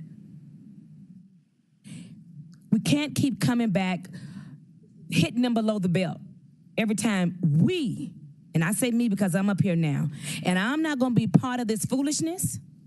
I'm not going to amen none of it if it ain't right and if it ain't truthful. I don't care who y'all owe something to, who run this city, who want to run this city. That don't matter a hill of beans to me. Because I don't owe anyone. There's no one in my pocket. No one is in my pocket. I don't have anyone in my pocket. So I don't owe anyone anything. It was the people that elected me. And at that news conference, 24, town talk, those people, you all promised them an investment with all these raises. And see, when I invest my money, I look for a hell of a return. And I want to see it working. The people need to see the money working. I know at the last budget meeting we had, Chief Adams said they were going to do better, do a dashboard and all that stuff. All that sounds good when we up in here. And then everybody dropped the ball and forget about what we said that we were going to do and what we promised the people that we were going to do. So my ask is a very simple ask. Be honest. All this backdoor bull crap y'all got going on and all this fooling with these numbers and da-da-da-da-da-da-da-da-da. Be honest with the people here in Memphis. And if this is going to get us out the hole, I will wholeheartedly agree with it. But if you come in with some BS, I'm going to tell it to the people and to the community. Because no one's in my pocket. No one. And honesty is the best policy. I yield the floor. Thank you. Chief Adams, would you like to talk about the Young administration's commitment to the council and to the people of Memphis? Yes. To echo Mayor Young, day one, we do have a commitment to not only you all, but to the citizens to deliver, one, the truth, two, transparency. When the mayor delivered his budget, he delivered his budget based on the information he knew at the time. He delivered a tax rate to fill the gaps that he saw at the time. As we talked to each and every one of you all expressed desires, needs with respect to cutting, amending, and this budget. What we've brought to you all is and accepted is a mix. We heard you all the last time, and we cut. We cut from personnel services. We cut from M&S. And with respect to that, that brought our expenditure level down. And we presuppose or assumed that you all, based on what you all entertained the last time with respect to the vehicle registration fee, it was going to move in a positive direction. It was confirmed today. It was not to the exclusion of any large vehicles, which means even the city of Memphis would have to pay additional. But we have to pay. If we have to pay, then we have to pay. So with that being said, we could afford to reduce the tax rate and still put in fund balance. And so with that, I think we should be a good steward in that we should then, to Councilman Ford and what you all said to us, things have got to change with respect to service delivery, and it will. Councilman Carlisle made a great point with respect to the solid waste fee and to the employees in the solid waste fund. Things have got to change with respect to delivery, service delivery. Those gentlemen met with the director and deputy director, and they pledged to do and produce differently as well. And we expect the same. You will see different initiatives there. So I appreciate the collaboration. I appreciate the friction. I appreciate the hard questions. I appreciate, at times, the animated conversations. All right? This is what government is about. I anticipate that we're going to have many more, and we'll be fine. But again, all these things work together to provide government. The one thing that we've not done, and excuse me for talking a little bit longer, but in my 18 years, we've done a poor job at telling the public how much it costs to deliver the services. And we've tried to cut our way through, and we reduced the services, and we've actually funded it on the back of the employees. I appreciate you all being deliberate about that, and I appreciate Mayor Young for coming in, wanting to, and having the fortitude, one, to ask for a revenue increase, but then two, wanting to invest in the employees. We have to do so deliberately and intelligently. But at the same time, that investment has to have a return. And with that being said, we are ready to produce that return.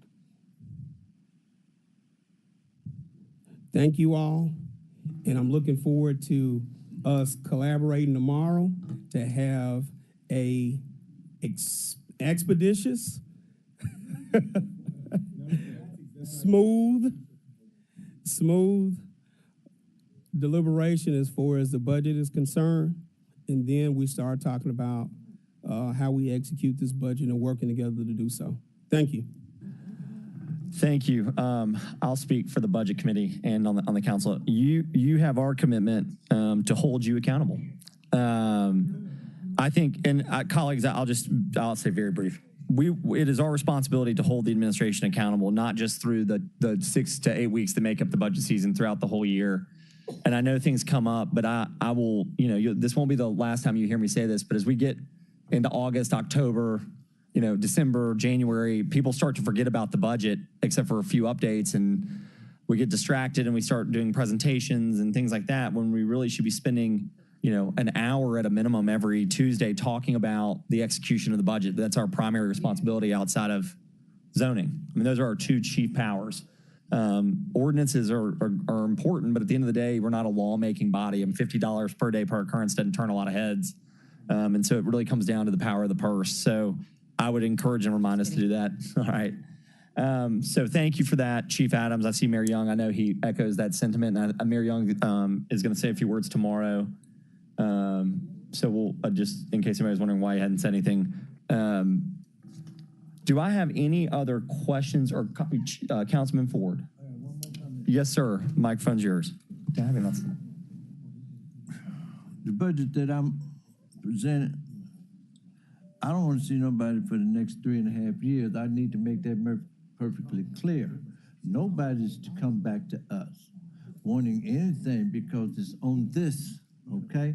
Only time now we may meet again, and when we meet again, it's for one purpose.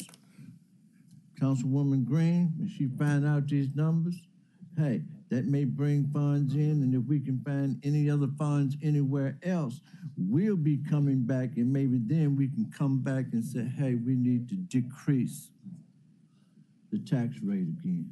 That's the only time that we need to come back, when we can kind of decrease, not trying to increase, and we don't want anybody else coming in. And I think everybody should be happy. Thank you. Thank you. Councilwoman Logan. Thank you, Chair. I just had a quick question.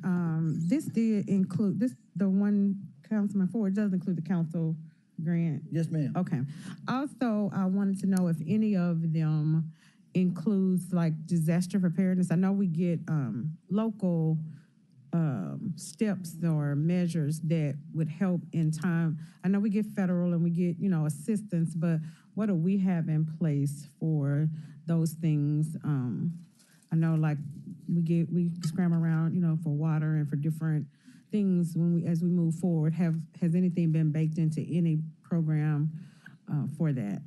So we have an Office of Emergency Management that is actually housed within the fire division, and that is a fully funded operation that's there. Now, disaster preparedness kind of depends on the level of disaster and the level of responsiveness, but I would invite you to kind of go over and let's kind of take a tour of that area. It's really impressive.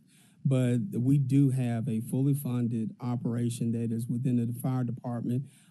We have to, meaning the administration has to update our continuing operating plans and our continuing operating of government plans every year with that operation. They team with TEMA and FEMA on a regular basis to make sure that we are coordinated. So we do have that, and they do have some resources on hand and we are prepared as well. And I think I know within general services, we do have contracts to kind of help us with respect to cleanup and of course they have that in solid waste and public works. Okay, and I know some of them are reimbursement, and if we're tight and we don't have funding to get the stuff cleaned up and, clean it up quickly, it kind of can sit for a little while, and when we waiting on money to come from somebody else. So I was just wondering if we had anything in place to ensure that we can, expeditiously get things cleaned up and then get reimbursed and stuff like that. That was just in general. All right, thank you. Thank you, Councilwoman. I've got Councilwoman Swearingen Washington, and then Councilman Warren is here. And just for the public, Dr. Warren requested fervently, sternly that we start later. He had to see patients this morning. It was totally unavoidable, and appreciate his willingness to just let us move forward. So thank you for that, Dr. Warren. Councilwoman Swearingen Washington. Thank you, Chair. I just wanted to ask a question of Chief Adams. When we allocate and appropriate fundings for specific items from our CIP budget for the year, are those projects supposed to be completed within the year before we go into the next CIP budget? I won't say the department. Right. It depends. It depends on the lead time, and it depends on the complexity and the scope of the specific project. If you have questions about a specific project, I think we can kind of talk about that. But yes, ma'am, we would hope so, but it just really kind of depends. Like for vehicles, it's not likely that we're going to be able to get an order of vehicles. But if it's for an appliance or something like that, 9 times out of 10, we'll probably be able to get that in. If it's a large order for appliances or equipment and things of that nature, maybe not. So it just kind of depends on the project itself. Or repair? Yes, ma'am, and or repair.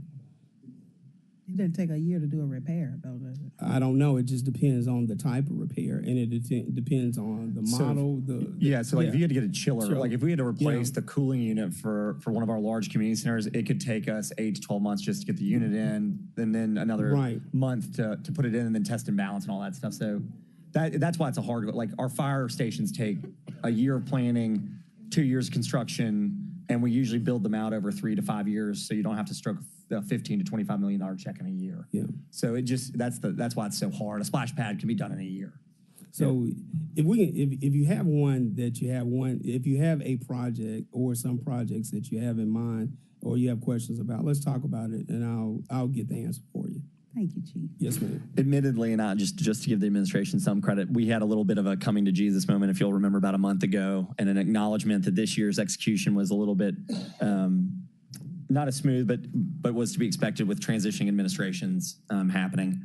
But that was a very good question. And I would encourage all members to go and meet again. I say this probably every time we talk about it, to go and continue to meet with division heads, but I'd certainly have Chief Adams or Chief Person in there with the director so that you guys can talk about projects that are in your districts that are important to you, that you want status updates on them. And I would certainly encourage you to set up a monthly meeting with either the mayor or Chief Adams to have that conversation. I've found it hugely helpful to have that kind of relationship, so that, and honestly, it lets them know that you're constantly checking on them. It's amazing how much impact that can have.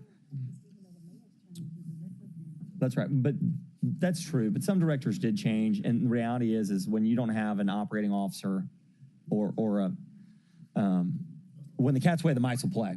And so it's the CAO and the COO position in order to ensure the execution of the mayor's strategy. I mean, that's just the deal. When you've got all that disruption, it's just hard. We had people leaving for jobs, and not just when you think about directors, they're overseeing huge departments. They're not signing. They're not going out and doing that requisition. They've got somebody that's working for them. If that person leaves, they got to hire them.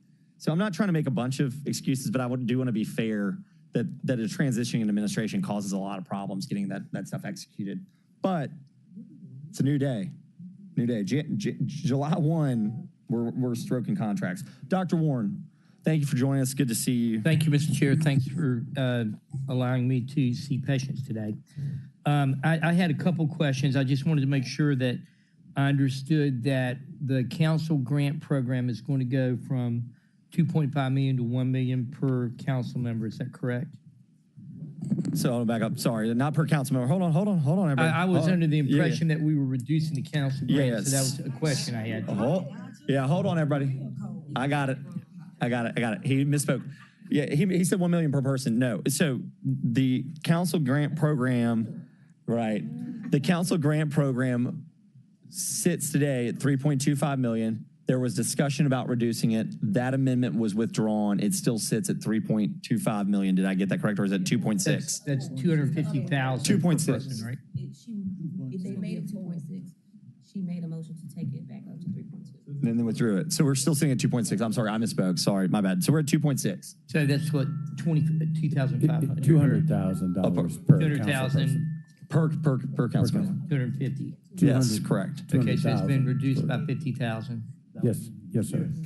Okay, all right, and thank you about that. Sorry about having those numbers confused.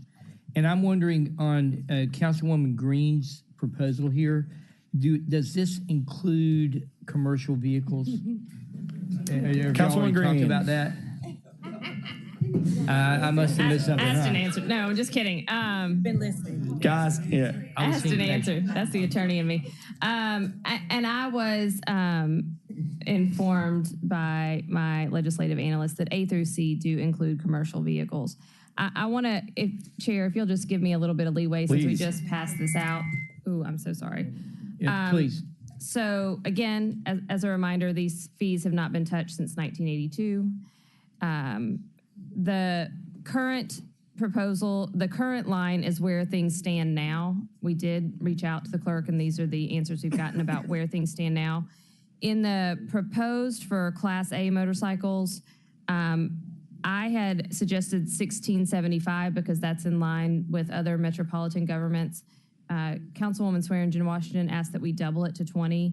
On B, actually, in parentheses, that should say 42 because, again, she asked for motorcycles to be doubled.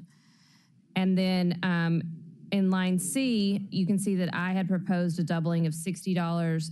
What's in parentheses there is $100 in red, and that it was Chairman Carlisle's proposal. And so then all the way down, the rest are, again, in line with other metropolitan areas in Tennessee. They are up for debate. If you want to make them all, $20 or $50, like that, all of that is up for debate. What I based it on was what other municipalities have. What I can tell you that I know as far as revenue generation is A through C, generally every year we get in about $13 million. And so if we double that, we're going to get in another $13 million. And that's what's baked into the budget and Councilman Ford's budget proposal right now. These other ones, classes D through H, wherever we land on them, either keeping them the same or increasing them, doubling them, whatever this body decides we want to do, I can't give you a number for what that will generate right now because I do not know from Clerk Halbert, for example, how many Class D mobile homes or trailers that are up to 8 feet wide we have right now that are getting the permits for. So that could generate $1 million.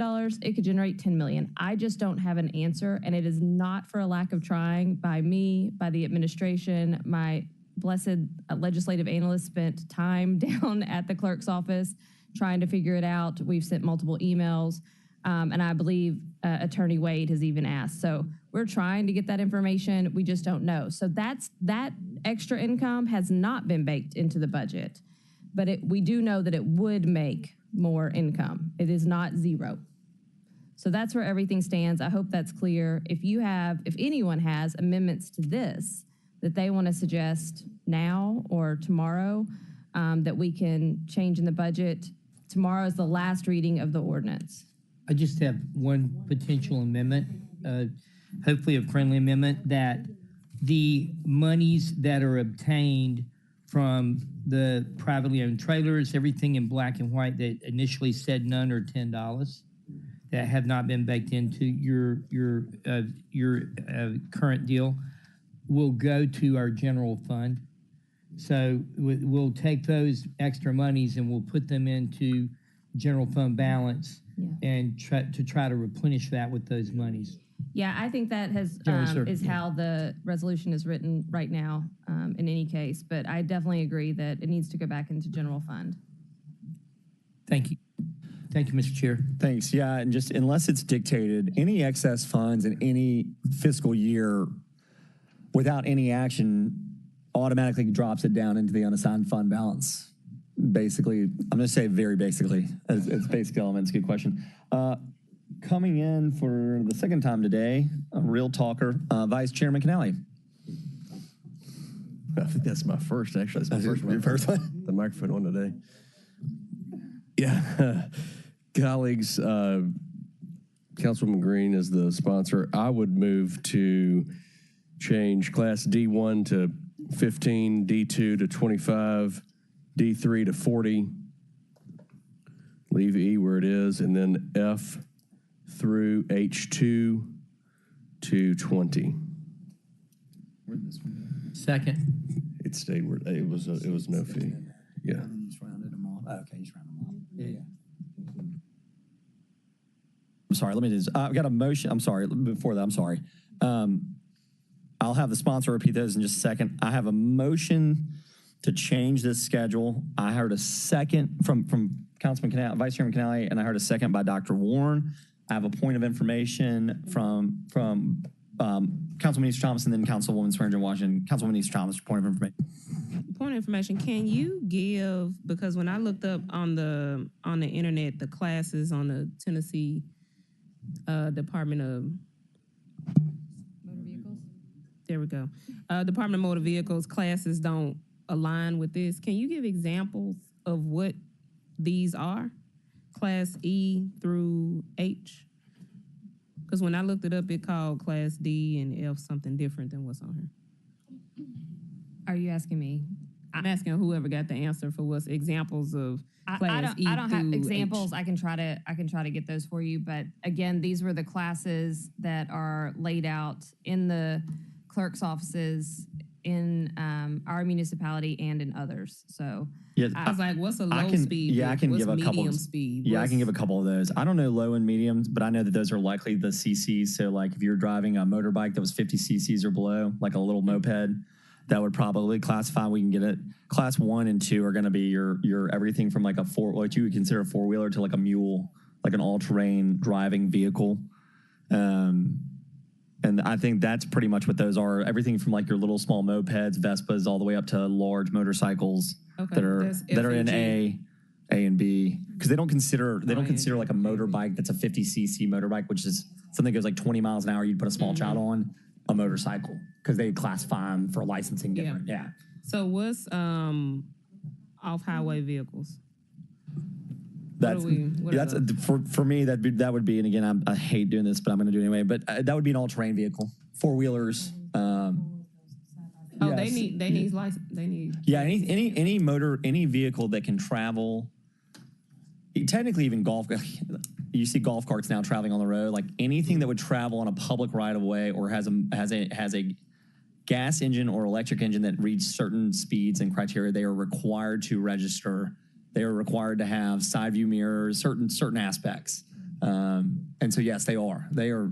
And that's the thing where the police department gets so frustrated. You see some guy cruising down some guys cruising down 8 little four-wheel drive vehicles on the road. Half the time they're not. There's no plate on them. There's nothing. And then I didn't know they needed a plate. Yeah. Okay. Anything that travels on the road that is legally allowed to is supposed to be registered with the DOT or motor vehicle. Okay. And then last question: are 18-wheelers included on this? What are those called on here? I mean, those could be classified as commercial vehicles, but they're also considered trailers. Those have many classification. That's way. I mean, you guys may know better than I do, but I don't. Yeah, I charge for that, or that's not in our jurisdiction. Well, today I know that we don't charge for any commercial vehicles that I'm aware of. Is that right, Councilwoman Green? Do we? Oh, we back to the same question. I literally only looked at these classes because this is what other people were charging for to try to generate revenue for things that we either were already charging for or other jurisdictions in other municipalities had city vehicle fees for. Yeah. So I haven't done the full research. I will tell you that Attorney Johnson, my legislative analyst, just found on the Tennessee website the description of these. And How'd we'll we get do? that. We're close. She just found it. I haven't read it. So we'll get that as an addendum to this so you can have that as well, but we'll also email you the link so you can read up on it. But I don't have an exhaustive, legislative knowledge of all different types of vehicles and speeds Same. and things like that. I can only tell you about this is the current fee for these things here and a, proposed fee that is in line with other places that are within the state of Tennessee. And I think also I'd add the law of unintended consequences on the commercial vehicle. I know everybody's in their heads thinking FedEx and like major corporations, but if we're not careful and we hit that fee right now, right this second, we may run afoul of somebody that runs Uber as a part-time gig. Because the government, they're an independent contractor that's utilizing a personal vehicle for commercial purposes. So we need to be very judicious in some of these unknowns, which is why I think it's smart not to count on the revenue, and I think it's smart to make sure that we slowly wade in and that it's something, thank goodness, that can be kind of maneuvered as we get more information. Dr. Warren, the floor is still yours. Thank you, Mr. Chair.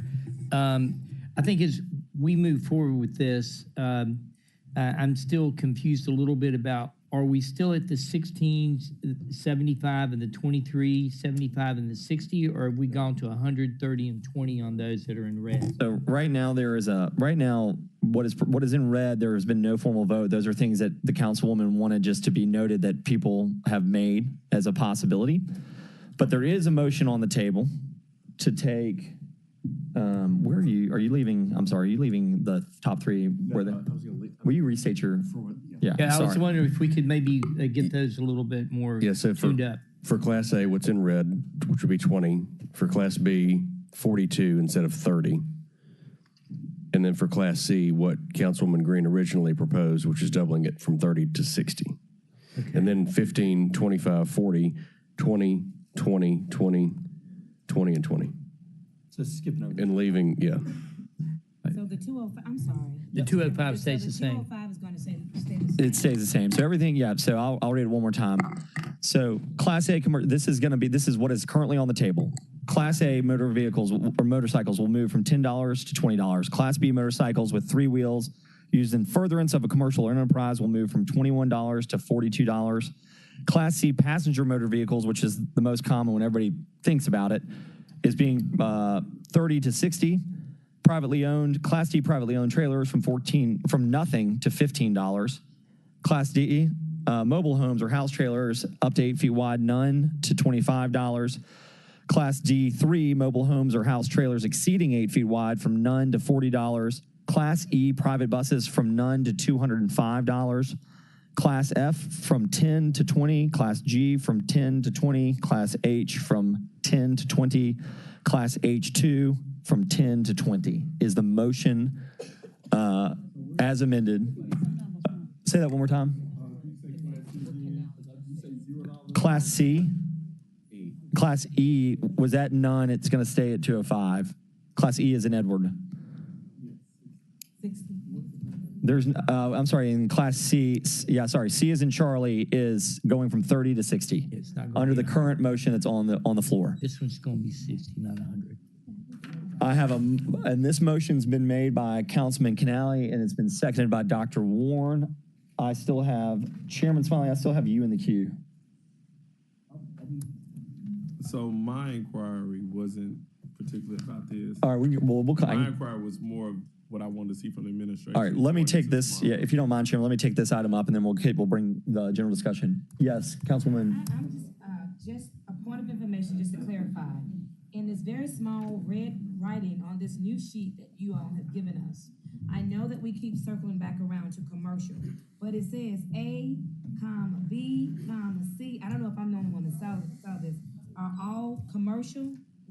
Okay. That's what Ms. Johnson said. So that's all commercial. If it is a commercial motorcycle. Yeah, so if I use, That's what I'm saying. yeah. Okay, so I just wanted to make sure. As interpreted by, I'm sure, commerce law. Okay. I did. Okay, so that's what I wanted to know. So I look like we're gonna balance out. Give the people a raise and then raise their fees. Look like it's gonna work, huh? Yeah. Thank you, Councilwoman. All right, I think that's it. So, seeing no other members in the queue for this item, all those in favor of the amendment to the license plate vehicle renewal fee, I don't know what it's called, registration fee, signify by saying aye. Aye. Any opposed? Seeing none, this item passes on tomorrow's vote at 3:30, barring any amendments to this document. This will be placed on for a final vote for third and final reading just prior to the budget. All right.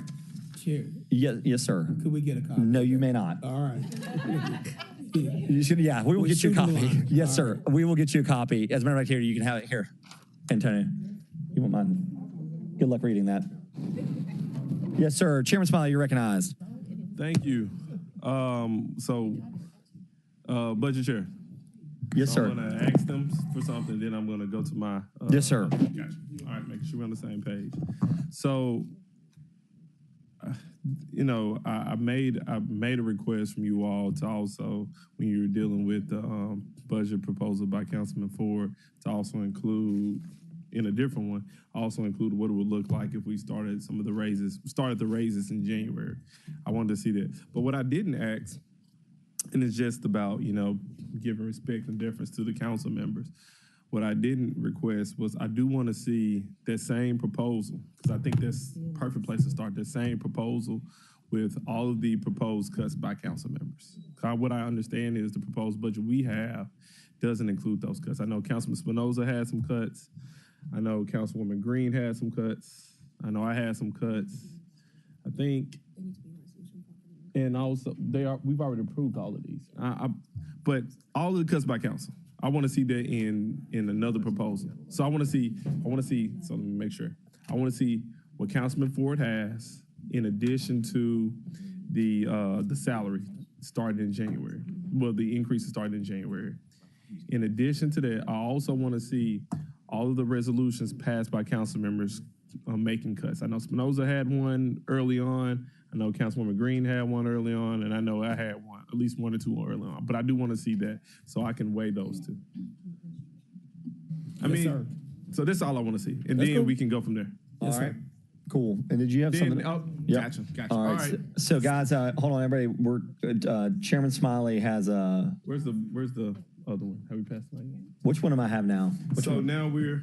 Go ahead. You got it. Have we passed these out yet? All right. I hope we passed these out. I'm not sure if we have or not. Ms. Hyman. No, it's this.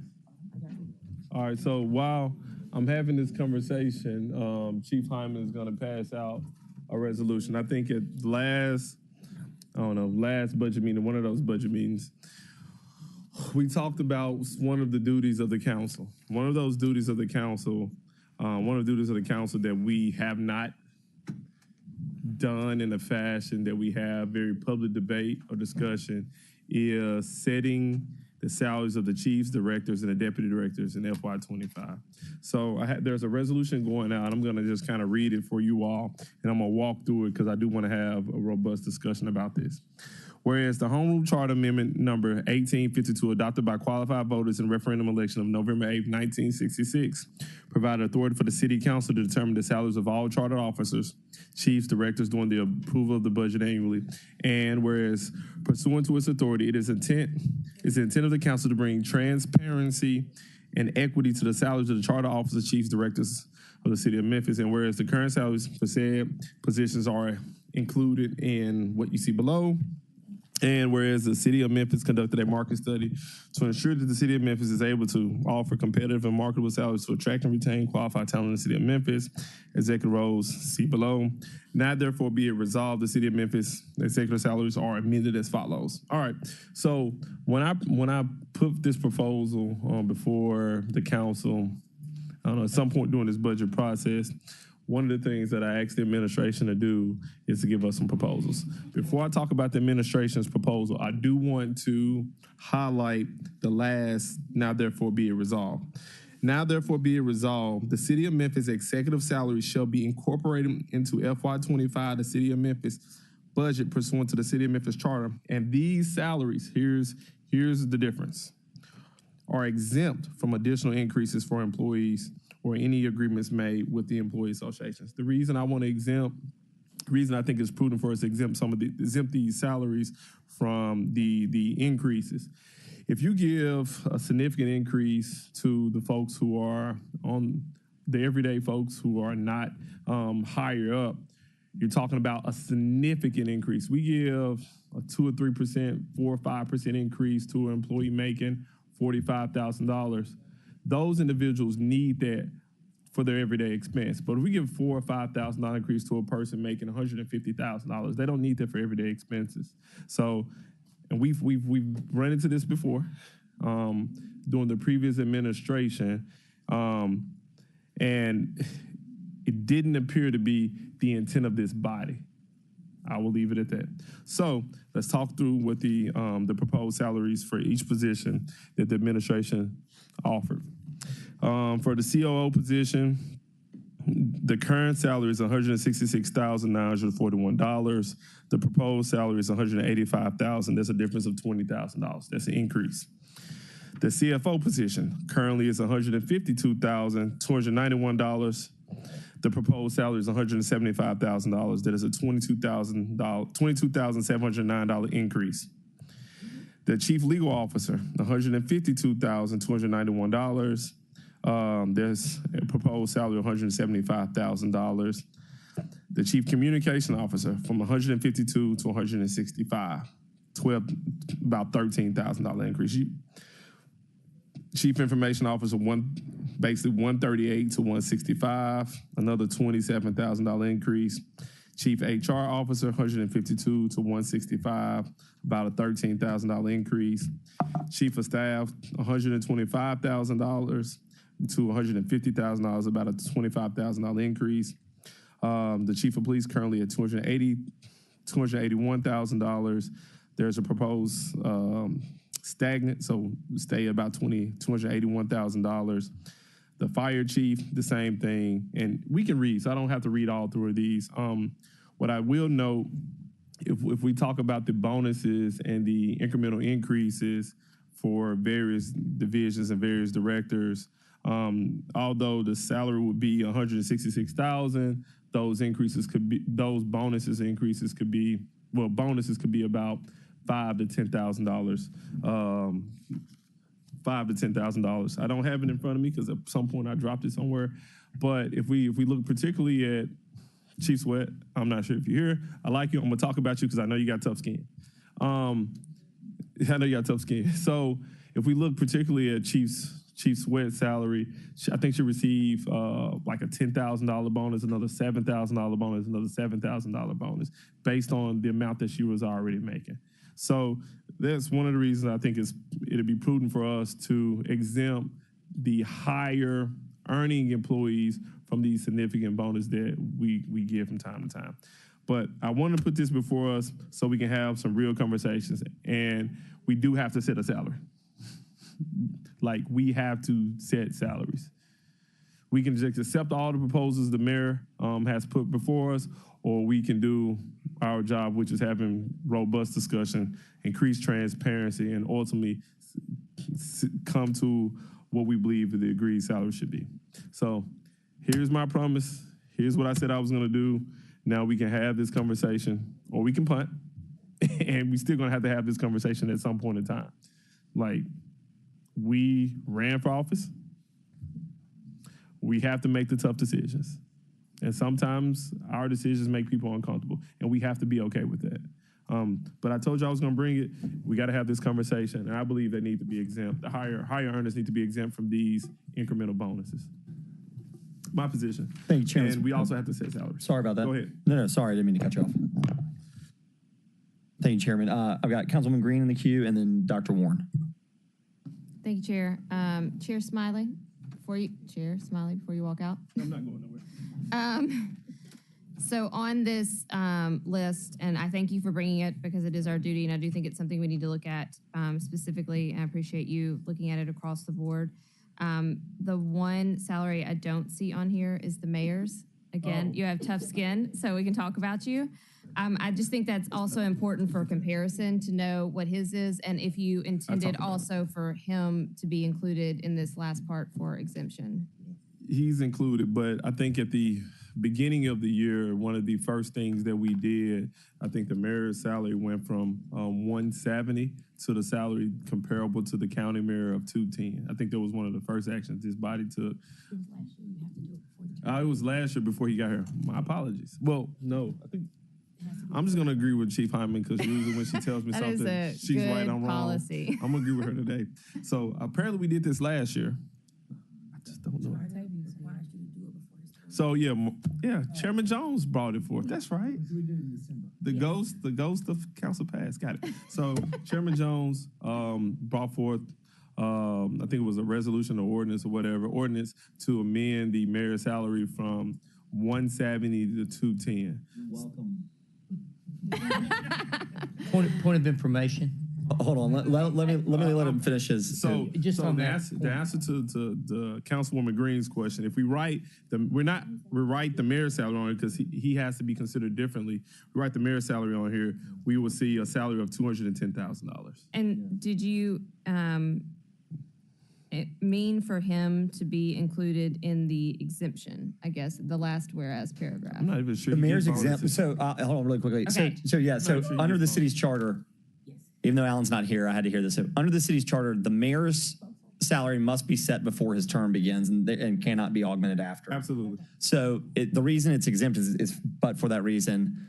And again, according to the council's attorney in the charter, we can only set salaries during the budget season. And I'm going to assume that it was an intent so it didn't get political, meaning you're setting it for the position, not the person. And so that must be done. So meaning, I'll use Chief Adams as a good example. So Chief Adams is in the interim position, so he's making the interim salary, and it even could be out of rank. But when Chief Adams is confirmed, whatever the council sets his salary at today, when the mayor sends that official letter, it will state, like all your other appointments, I recommend Antonio Adams for the following position at the following salary.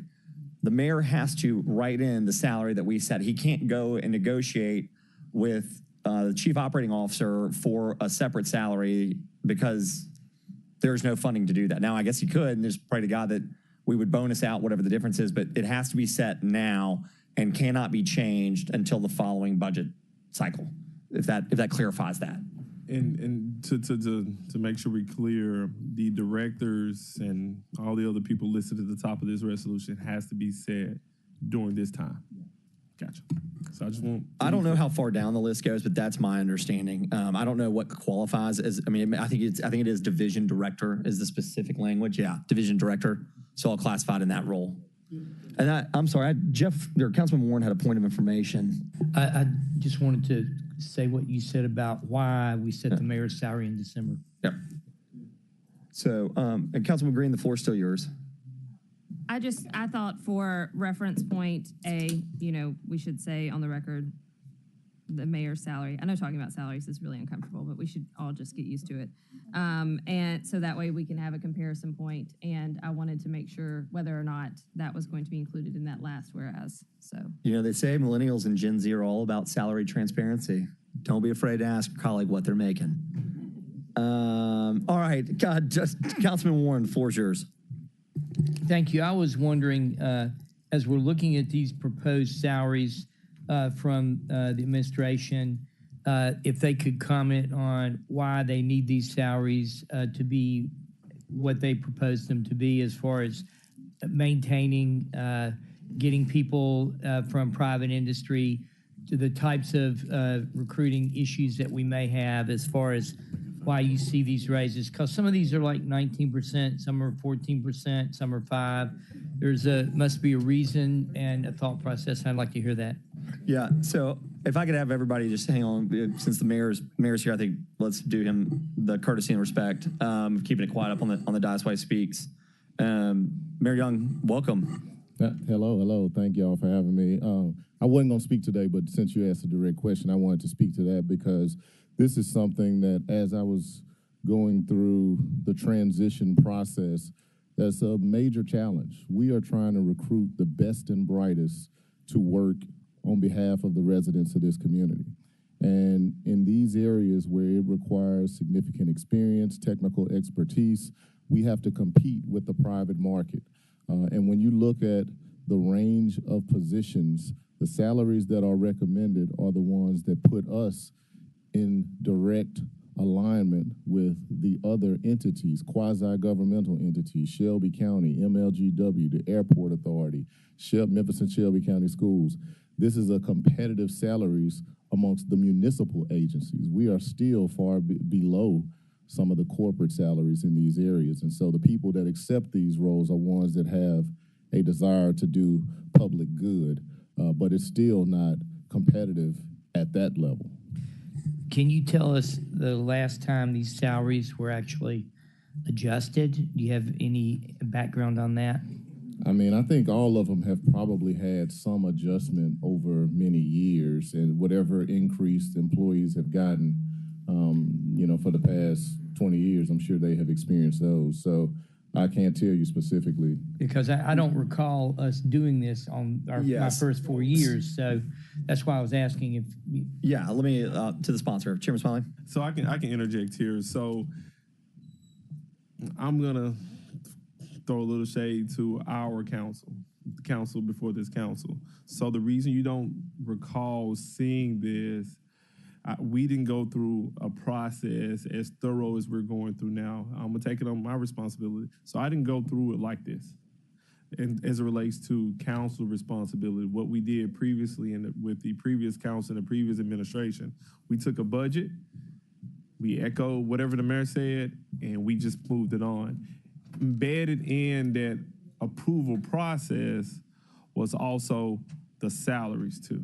So every time we approved the budget, we're also increasing the salary. And at one point, I think it was Councilman Carlisle put forth a 14% increase, and we also increased another salary as well. So we've given increases to these positions before. What the mayor is suggesting to us or stating to us is he needs some more. But I think it's incumbent upon us to make decisions. Yeah, I really like this. I think this is It's tougher this way. No, well, I don't think it's that much tougher. I think what it does is it puts out for the community what it's going to take for us to get ourselves where we need to be.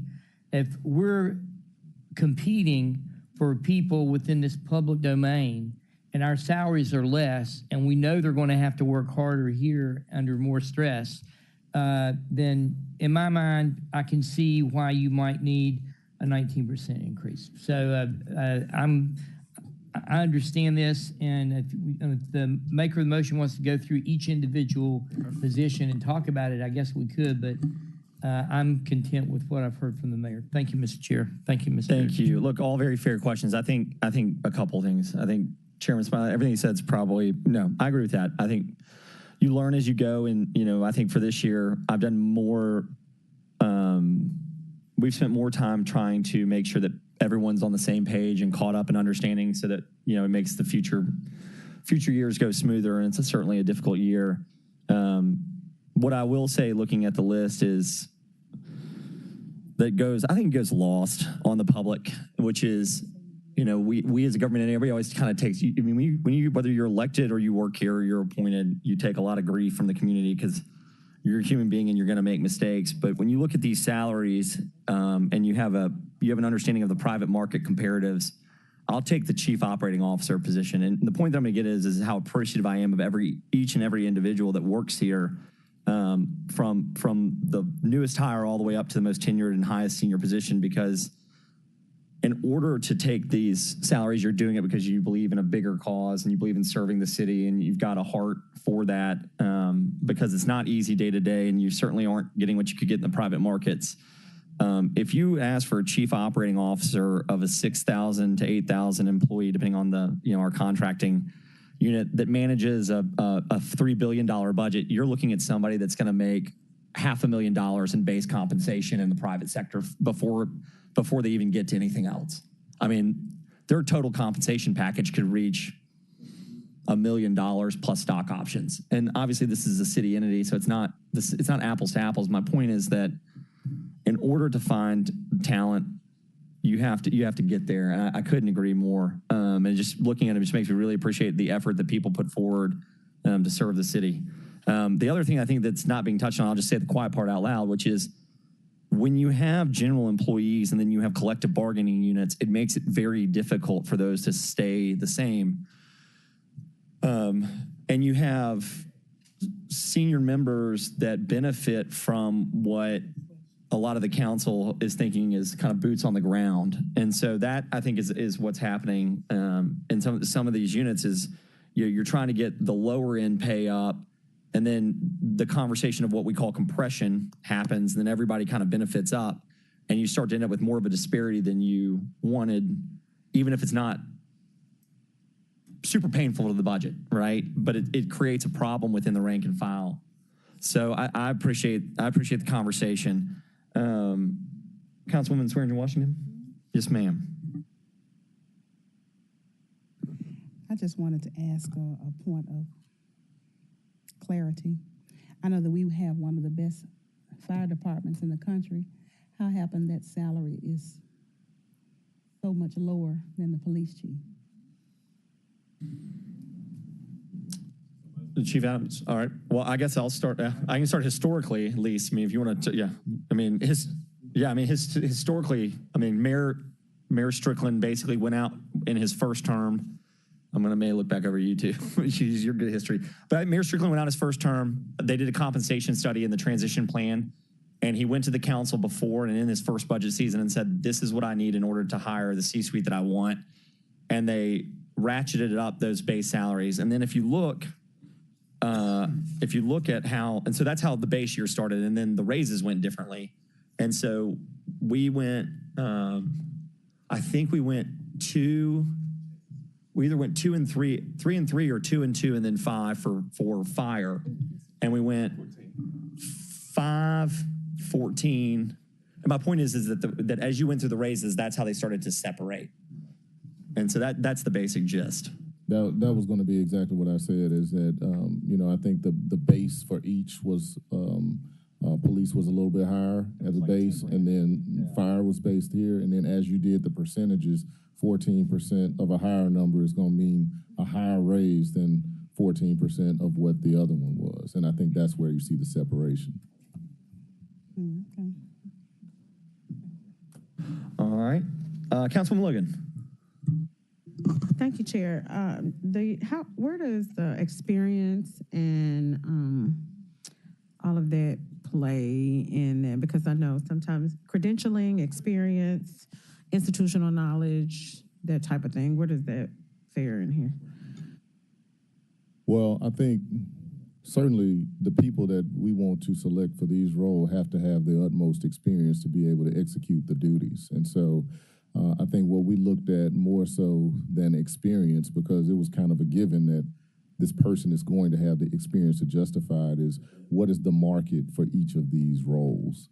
And, how does that align with the salary of the mayor or the salary of the COO, and trying to keep things as aligned as we can, because many of those positions will require salaries much higher than what you see on that page.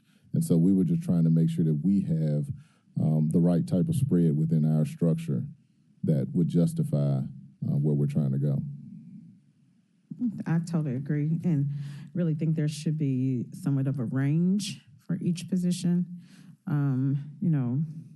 based on the fact that I've seen some very credentialed and acclaimed people come here and get positions making a whole lot of money. And it really didn't serve us well necessarily, just because of the, notoriety and credentialing. So just wanted to make sure that all things being equal, that we consider all things and making certain that the person even though they may have experience, it could be in an entirely different market. Memphis is, unique, and they come here and don't really know how to integrate and, are not acclimated into our culture and the way we do things or the way we need things to be done. And so that, and I'm not necessarily speaking about anybody that's in position right now, but I've just seen it in other areas. So just wanted to put that out there as well. Thank you, Chair Eubank. Thank you. Good questions. As a matter of fact, we are checking with, if he's available, I mean, we may not get an answer today, but we're checking with Attorney Wade to see if set salaries can wiggle to do that. So, which I'm sure the mayor would appreciate, having some latitude to negotiate. So, good question. I see no other members in the queue, and the sponsor is there. Chairman Smiley, are you asking for a vote? I mean, obviously there's nothing filled in, or would you like to take this up in the morning once members have had a, yep. Well, I've got one more question. Sorry, Councilman Swearingen Washington. This chief of staff position, is this the interim salary or the regular salary? Because we have to take care of our chief of staff. So the chief of staff is actually the chief of staff him. for. What is his position? No, he's the COO. I don't know that the chief of staff even needs to be on this list because it's not one of those director positions. But I mean, you can keep it on there. Chief of staff is Mari Albertson. That's the mayor's chief of staff. Yeah. Okay. Are they here? Are they in the room? I don't see her. She is not. She is upstairs. Oh, okay. So he's the chief operating officer. So Right. I guess my question is specifically to the mayor's point. Do we have the authority? Do we set the chief of staff's salary? I think that's a question for Alan and. Yeah, I mean, I couldn't Brianna. answer that. I would tend to agree with the mayor, but I would go to council just to make sure. So But the language is division directors. So chiefs, and then I guess she's not necessarily. She's not a division director, so I would tell you that she probably isn't in there. I mean, honestly, it's a weird position because It's not really chief of anything. well, to the point like this, like IT, the division director of IT is in its own division. It sits under the CFO. Yeah. So it's kind of in a gray area too. So let's do this. Council members, take tonight to look at these, have conversations with directors, talk to the mayor, talk to Chief Adams, talk to anybody you want to, call your buddy, tweet at them. But here's the deal. Let's come back tomorrow and take this up because I want to get that. I want to get those answered because I think I want to get that right. So council members, what I do want, and I hope every member of this body does, is we take some time to ask some questions. I'm a wholeheartedly push for this group of this class of employees be exempt from those increases. I think we have run afoul when we increase the general employees that the higher earners get that significant increase, and I think that pushes us out of whack to a certain extent for different departments. So hope we take the time and be diligent in our work. And I'm gonna say now, I think. Just in all transparency, I think some of these salaries need to be adjusted upward.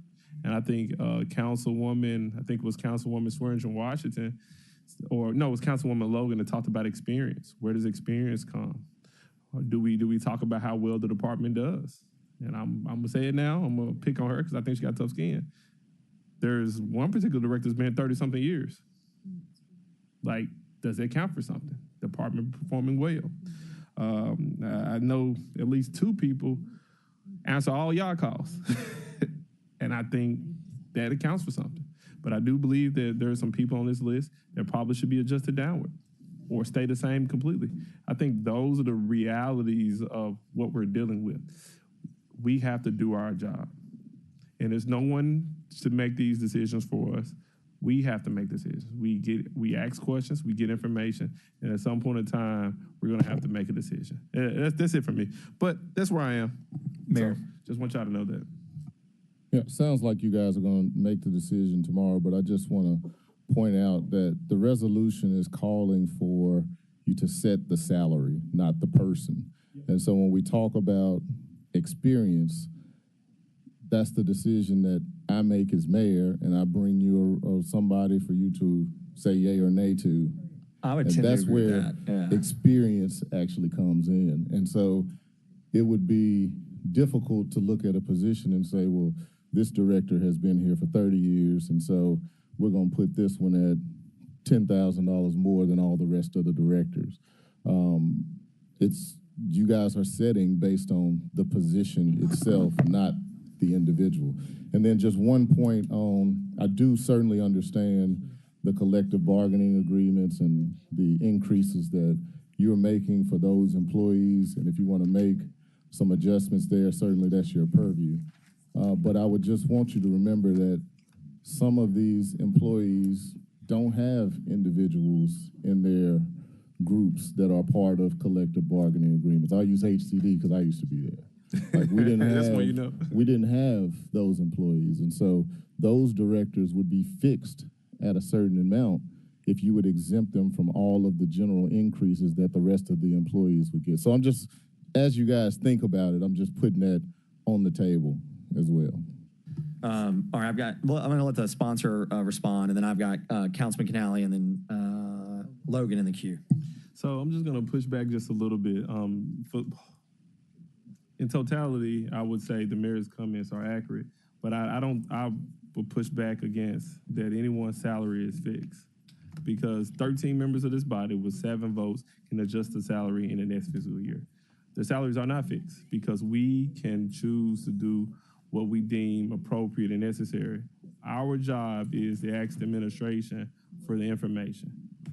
The administration gives us the information, and then we get to make the decision. No one makes a decision for us. We choose the decision. And also, just because I already asked for it and I talked about it once again, I do want to at least end with this. Like, we asked for information, particularly after the council passed resolutions, and we still don't see a budget with all of the cuts made into it. And, you know, I just wholeheartedly believe in the authority and the autonomy of this body to make decisions that we deem necessary. If we ask for something, we make a decision, we should at least get that information back. We should at least be able to make a decision based on what we asked for. No one else. This council has the authority to make decisions based on the information we have. We ask for information, we get the information, we get to make a decision. It's real simple for me. Thank you, Mr. Chairman. I've got Councilman Canale and then Councilwoman Logan, and if there are no other members, we will move to the next item, but take your time.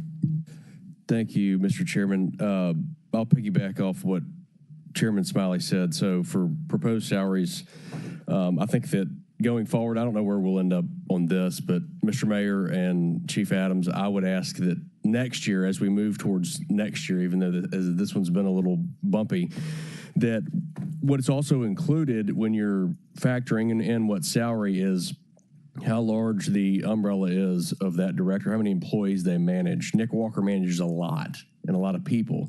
So, and I'm not trying to single anybody out and say that he deserves more than somebody else or anything like that, but certain directors have more underneath that Robert Connect has a lot that he manages. But one thing that I mentioned to Chief Adams, and if we could do this, the hard part for our body is that when it gets to the point of impasse is we can't cherry pick and say that, well, this one is actually at a market study is at the high end of the spectrum, and then this one down here. So when you give them a blanket 3, 4, 5%, this guy gets higher, but this guy's still low. And that also goes for our non-represented employees. Like if we looked at them by division level and be like, you know, especially those that have devoted a number of years to us and said, well, this division may need 7%, and this division, you know, maybe they only get 2% this year. I don't know, but I just don't think that the way we've done it is necessarily fair for all employees, represented and non-represented, because some are on the higher end, some are on the lower end. And when you give a blanket fixed 3, whatever, 4, 5%, then the high ones move up further, and the other ones, they're still struggling. And we wonder why in certain categories we lose them to the private sector. And another reason why I asked, you know, I've mentioned to Chief Adams over the last 3 budgets that for those divisions that have had vacancies for a substantial amount of time, 18 months or whatever, and we have been getting the job done with those vacancies, is that we do reduce the complement and we put more of that money back into those people that have stuck with us instead of bouncing for the private sector and that have continued to getting the job done for us on a daily basis. and show them, because if we can't take care of our own house first, we certainly can't take care of anybody else out there in the city, you know, with grants, subsidies, anything like that. So that would be my ask, is that as we go, I don't know where we'll end up this year.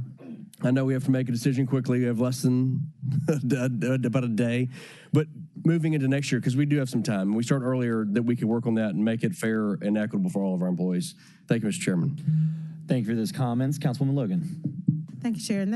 I was going to speak to that as well. I do think it's important for you to select your team. That's not what I was saying, but I do also feel that it's imperative that everyone is providing the same level of service to the community. And sometimes, you know, there may be someone that we have gotten constant feedback from the community or not being responsive to us, you know, but they may be definitely responsive to you. So that, you know, that plays a big part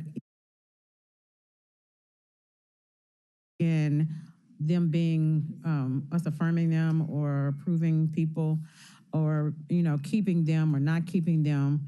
Because if they're not, you know, if they're not working out on this end, then we have to speak to that, because I think we have a shared responsibility to the public along with you to make certain that the people are receiving good service. So that's kind of what I meant. Not that you didn't have it's not your job to pick your team. I totally agree with that, and have supported some of your selections, you know, when, you know, maybe others did not.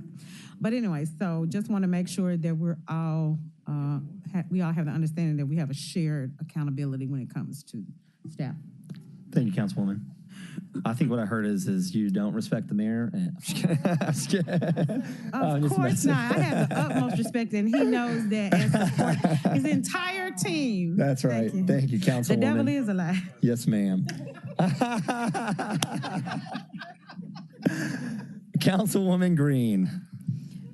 I just wanted, as we're looking at some salaries, in the context of a what I would consider a massive property tax increase, I just want to put out into the ether that the United States Census Bureau says the average household income in Memphis, Tennessee is just over $30,000. So some of these raises, at least one of them is close to that by itself. I just want us to continue to stay grounded in the realities for most Memphians. I know how hard it is to recruit the best and the brightest. You know, I have another job, and we work on that too. And I understand that people do come to this work with a heart of service. You know, I think Attorney Gibson is a great example of that. Not just saying that because she's my fellow Spartan, but I am cognizant of that need, but I also want to be cognizant of the needs of our greater community. And we are in a budget year where literally every dollar counts. And I want us to just keep that in the back of our minds as we consider these salaries and come back with suggestions tomorrow. Thank you, Councilwoman. All right. Thank you, Mr. Mayor. All right, colleagues, we're going to move on from this. Tomorrow, we will take this up and set them first thing in the morning because we really cannot approve the budget without it, or it just has to go away and go in. And I don't think being line by line is productive, nor do I think it's fair to the individuals that sit in that position. So we will deal with that in the morning, maybe even an attorney-client, just depending on. I may powwow with you three actually, just to make sure we don't run afoul of any issues. I'm just not as familiar with disclosure laws in the public sector, but I know that I certainly don't want to have a personnel conversation that could come back on us.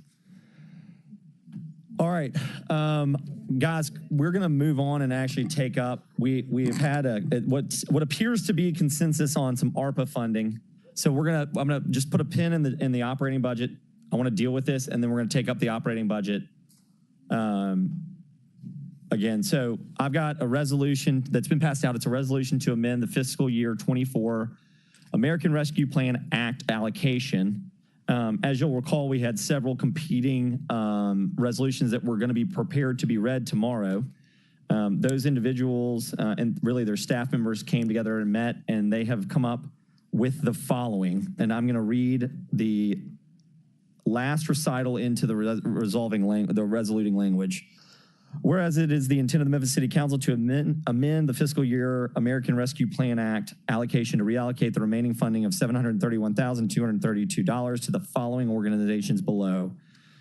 Clean Memphis, $132,808. StartCo, $132,808. School Seed, $265,616.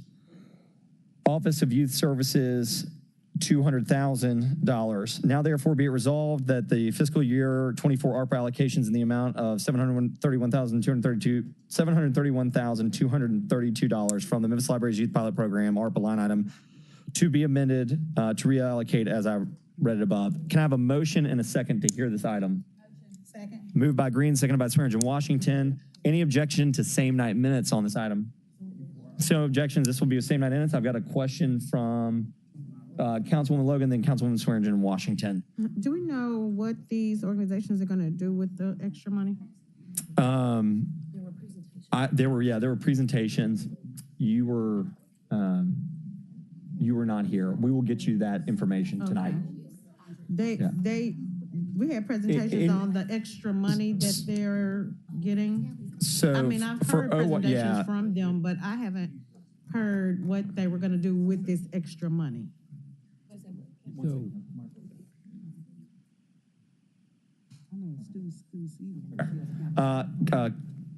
Councilman Walker said school seat is scheduled to come tomorrow. Wait, I see it. Okay. All right. The answer is that if you're looking for a very specific initiative, I have not heard a specific initiative other than their core, each one of them's core mission. Yeah, it's kind of like when we asked Mayor and Chief, what are y'all going to do specifically with this money? That's exactly the same thing I'm asking. What specifically is going to be done with it, with this money? Just curious. Fair enough. Here's what I'm going to do. I'm going to go to the sponsors that I see. So I see Councilwoman Walker has her group coming tomorrow.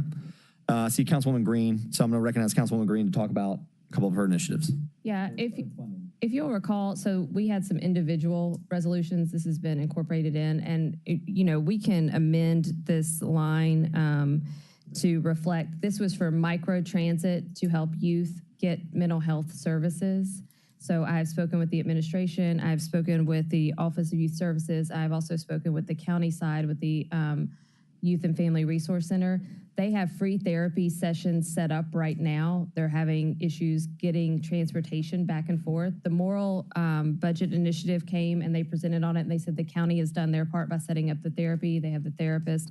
Now this is a way for us to get them to said therapy. So referrals can be made either within the Office of Youth Services through MAPS and BOSS if they see people that are needing to get transportation to therapy from their own population, or as Youth and Family Resource Center refers them from the program that the county has set up, they can get them microtransit. So that's what that money is for, and that's why it's housed within the youth services. The microtransit, is that going to be through MATA?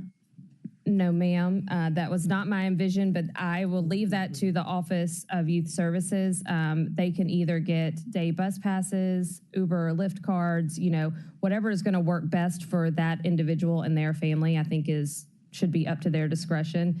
And that's why the funding is, in that bucket. But they're going to have the best contacts with those families to be able to discuss with them, what the need is to get them back and forth. Okay, I just want to make sure it wasn't going to be through MATA. So, Chair, if on the line that says Organization Office of Youth Services. Youth Microtransit Initiative, we'll have the resolution. For mental health services, if you can just add in that language. Yes, we will have it reflect the following. Thank you. By 3:30 tomorrow. And also, if we can include in there that at some point we hear back, because that's important to know if they were able to actually use it and, for future reference, because we've had programs like that where they didn't take advantage of the mental health services, and I wanted to see how that fares. So what were the other ones? All right, Councilman Canale, you want to speak to Clean and StartCo? Yeah, so the Clean Memphis is actually through Project Green Fork. It's for the food waste initiative.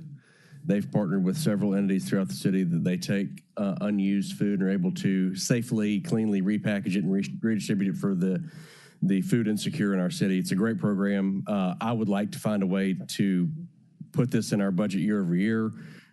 We funded the last 2 years out of ARPA and CARES Act money.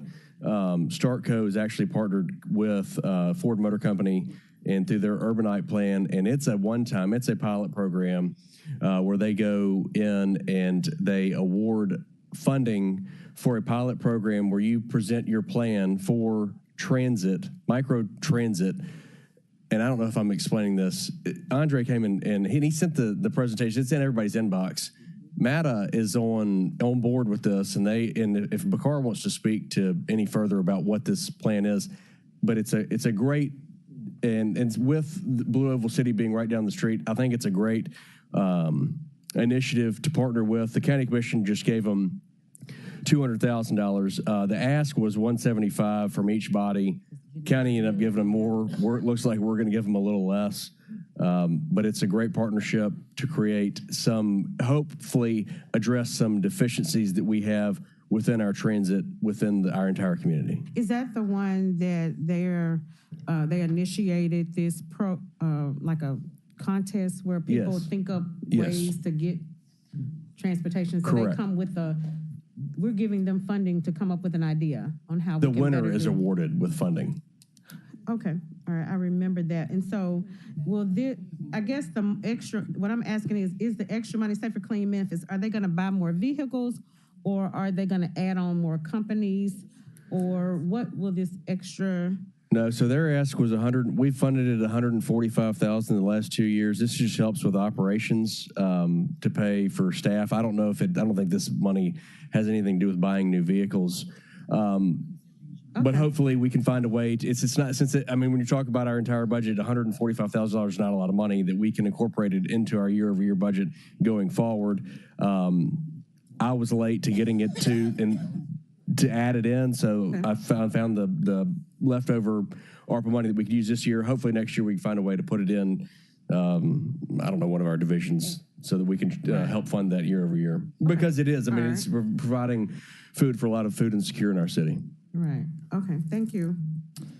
All right, seeing no members in the queue. Oh, sorry. I think, wait, is this one? Oh, I'm sorry. Councilman Swearingen Washington, and then Councilwoman Easter Thomas. Okay, I'm understanding all of the other organizations, but are we paying $132,000 for a contest? Is this what we doing? For the StartCo? Bakar, do you know how the funding will break down? This county gave them the ask was $175 from each body, from the county and from the city. Obviously, we didn't get to $175 for them, but they gave them more on the county side. They gave them $200, which has already been passed. I don't know how could you describe how the grants are awarded to the... We had the day at the hall here, and they pitched ideas, and it definitely wasn't $132,000. I was just trying to get some clarification. Good afternoon. Bakara Malden, interim CEO of Memphis Area Transit Authority, and this is John Lancaster, Chief Development Officer with Memphis Area Transit Authority. We are actually doing this, we are a partner that's on board with the StartCo organization for this particular contest, but the thought behind the contest is creating a bridge to opportunity for people to be able to have startup businesses and jobs and things like that. And so we're a small part of a bigger movement to create more opportunity for Memphians. And I was going to say, and it's actually the Ford Challenge Grant. So it is, like Makara is explaining, it's a challenge opportunity for small businesses, entrepreneurs, people with ideas, innovative ideas to support transit or transportation. Ford has sponsored this in other cities around the nation, so it's a good program. And again, it encourages competition among innovative ideas. And again, we are just a partner with others in the city, and StartCo is really leading the challenge. unfortunately, when you talk to people in this area and you talk about barriers to success, we own the fact that transportation comes up quite a bit.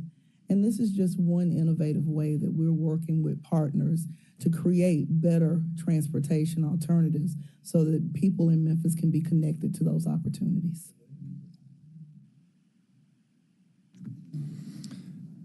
Y'all know we need this money for matter and for transportation, not a contest. If you ask the riders, they'll give you some suggestions. You don't need a contest. I yield the floor. Thank you, Okay, Councilwoman. makes sense. Councilwoman Easter Thomas, Smiley and Green. Councilwoman Easter Thomas. I'm not in the queue, sir. Thank you, Chair. I just wanted to check and make sure because there was a whole lot of math going on last time. This is the correct number of what was actually left. Staff says it is the Left correct number. last week. Yep. talking about a whole- Okay. So nothing else got adjusted. No, ma'am. All right. That's all I want to check, make sure. Thank you. Although we may adjust you like in a good way. I think I was thinking about it the other day. I think I'd rather swap CIP dollars for yours, but it may also not be worth the headache and heartache either. My brain's shutting down. Thank you, Councilwoman Green. Sorry, thank you. Sorry, Councilwoman Walker. Sorry about that. Thank you, Mr. Chair. So with respect to school seat, I think you had the question, Councilman Logan? Yes, ma'am. Yes, so you already know they have a reputation of working with our young people on behalf of personal growth, education, and community involvement. And so they would be the ones who decide on which organizations they will align themselves with to use these funds. I yield the floor. Thank you. Yeah, School Seed does. I mean, all these organizations do great work. All right, colleagues, seeing no other members in the queue. All those in favor of sending this down tomorrow with a positive recommendation signify by saying aye. Aye. Any opposed? Seeing none, this item will go down with same night minutes with a positive recommendation.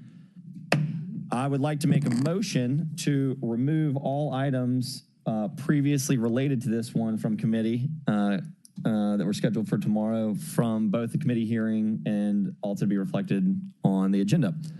Do I have a second for that? Second. Actually, I need to entertain the motion. You have a motion for that. Moved and then seconded. Without objection, all the other items related to the ARPA funding that are now reflected on here will be removed. A little housekeeping. All right. Now, I think to the last major operating item of the day, I've got a proposal in front of me.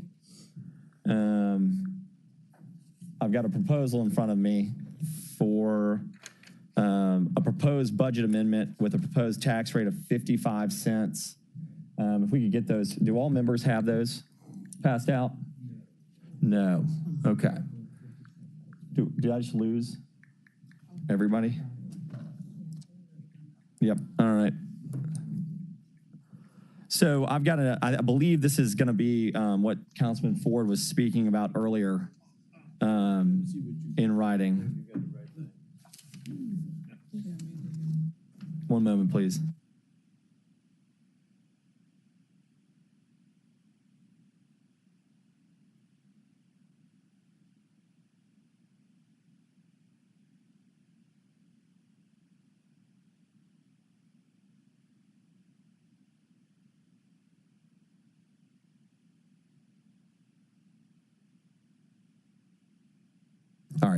All right, so number on, false start. I think these are going to come out here later this evening for members to review, I think is what I've just been told. So I don't have any other items in the operating. Yes, sir. Councilman, no. Well, are you going to hop over to CIP? All right. I've got, is this operating related or CIP?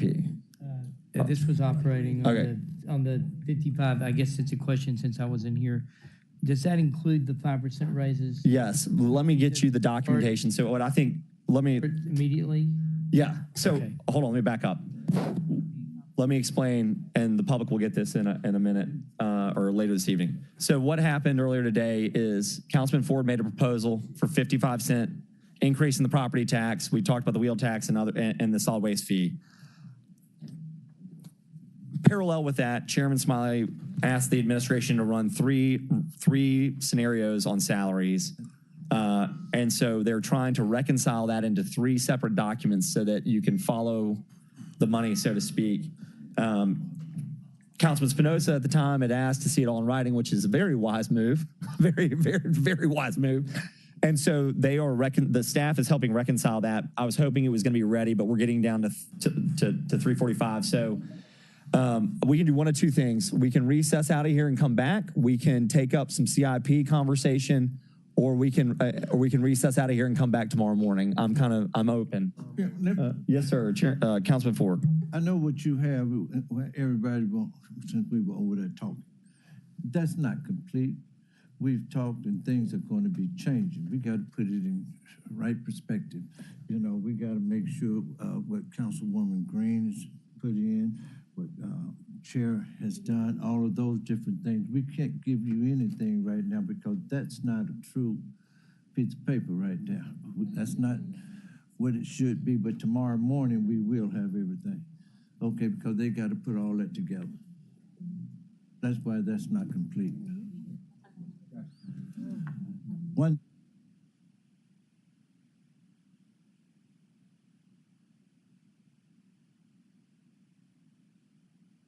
All right. Thank you, Councilman Ford.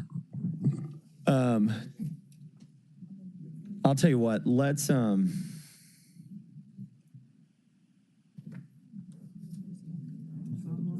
Hey, Brooke. I'm sorry, everybody. If you just bear with me for a second.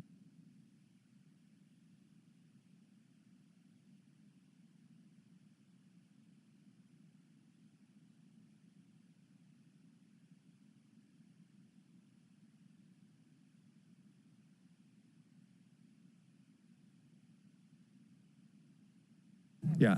All right, I've got some CIP resolutions that we're going to take up. Did you want to make, Councilman Canale has some written resolution. Do you want to go ahead, Councilman Spinoza? Yeah, I was just All right, so we're going to, sorry if you don't mind, Councilman, so my apologies. So what we're going to do is we're going to put a pin in the operating budget for this minute. I'm going to recognize Councilman Spinoza. I believe more towards, they may come back because they are related, but Councilman Spinoza, the floor is yours. Yeah, I was just going to say, thank you, Mr. Chair. CIP related, I see Chief Davis, police officers out there. I think, I just wanted to make sure that we have an accurate list from the administration with amendments, and I think we're about to have some. We have not talked a thing about police cars today, police vehicles. I know CIP funding. I wanted to make sure that tomorrow we've got a good, solid foundation along with Councilman Ford's foundation for us to work from. That's all. Yes, sir. For the record. As a matter of fact, I mean, I'd like for you to get some response or at least an understanding of what, I want to make sure that you get everything that you need. Yeah. Well, I look at the budget book, for example, and I mean, we can look at police, if y'all want to look at it with me or whatever.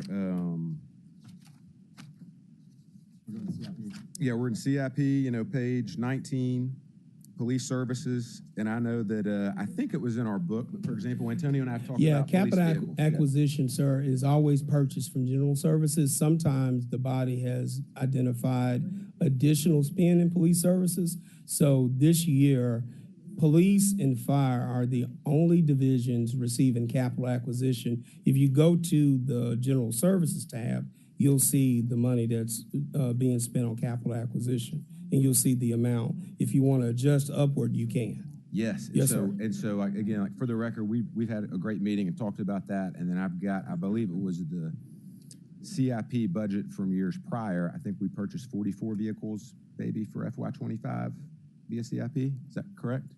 I don't know. I'm getting head nods out here. Okay. So Yeah. We've got. So I don't know. I sent you that spreadsheet. Yes, sir. Yes, sir. Okay. Yeah. So it's all good. Yeah. Okay. I just was checking. That's our baseline. I don't know about that. Okay. That's what I saw. but no. When you say baseline, the reason I want to be very clear and very deliberate. Let's go with our funding level, and I think I've been very clear about this. Our funding level has been the same. You bought less vehicles because it costs more. Right. So, yes, you're right. Maybe the funding level has always been the same, but we bought less vehicles. So maybe 45 is what we bought. Yes. Yeah. So, I mean, like, I've got a document ready to roll to get 100 to 150 to 200 police cars for the next 3-4 years. So I just want to make sure that we have a foundation to work with. Got it. That's all. Got it. And I think we're going to have that tomorrow when Okay. we get there. So I think it would be premature for me to bring something today.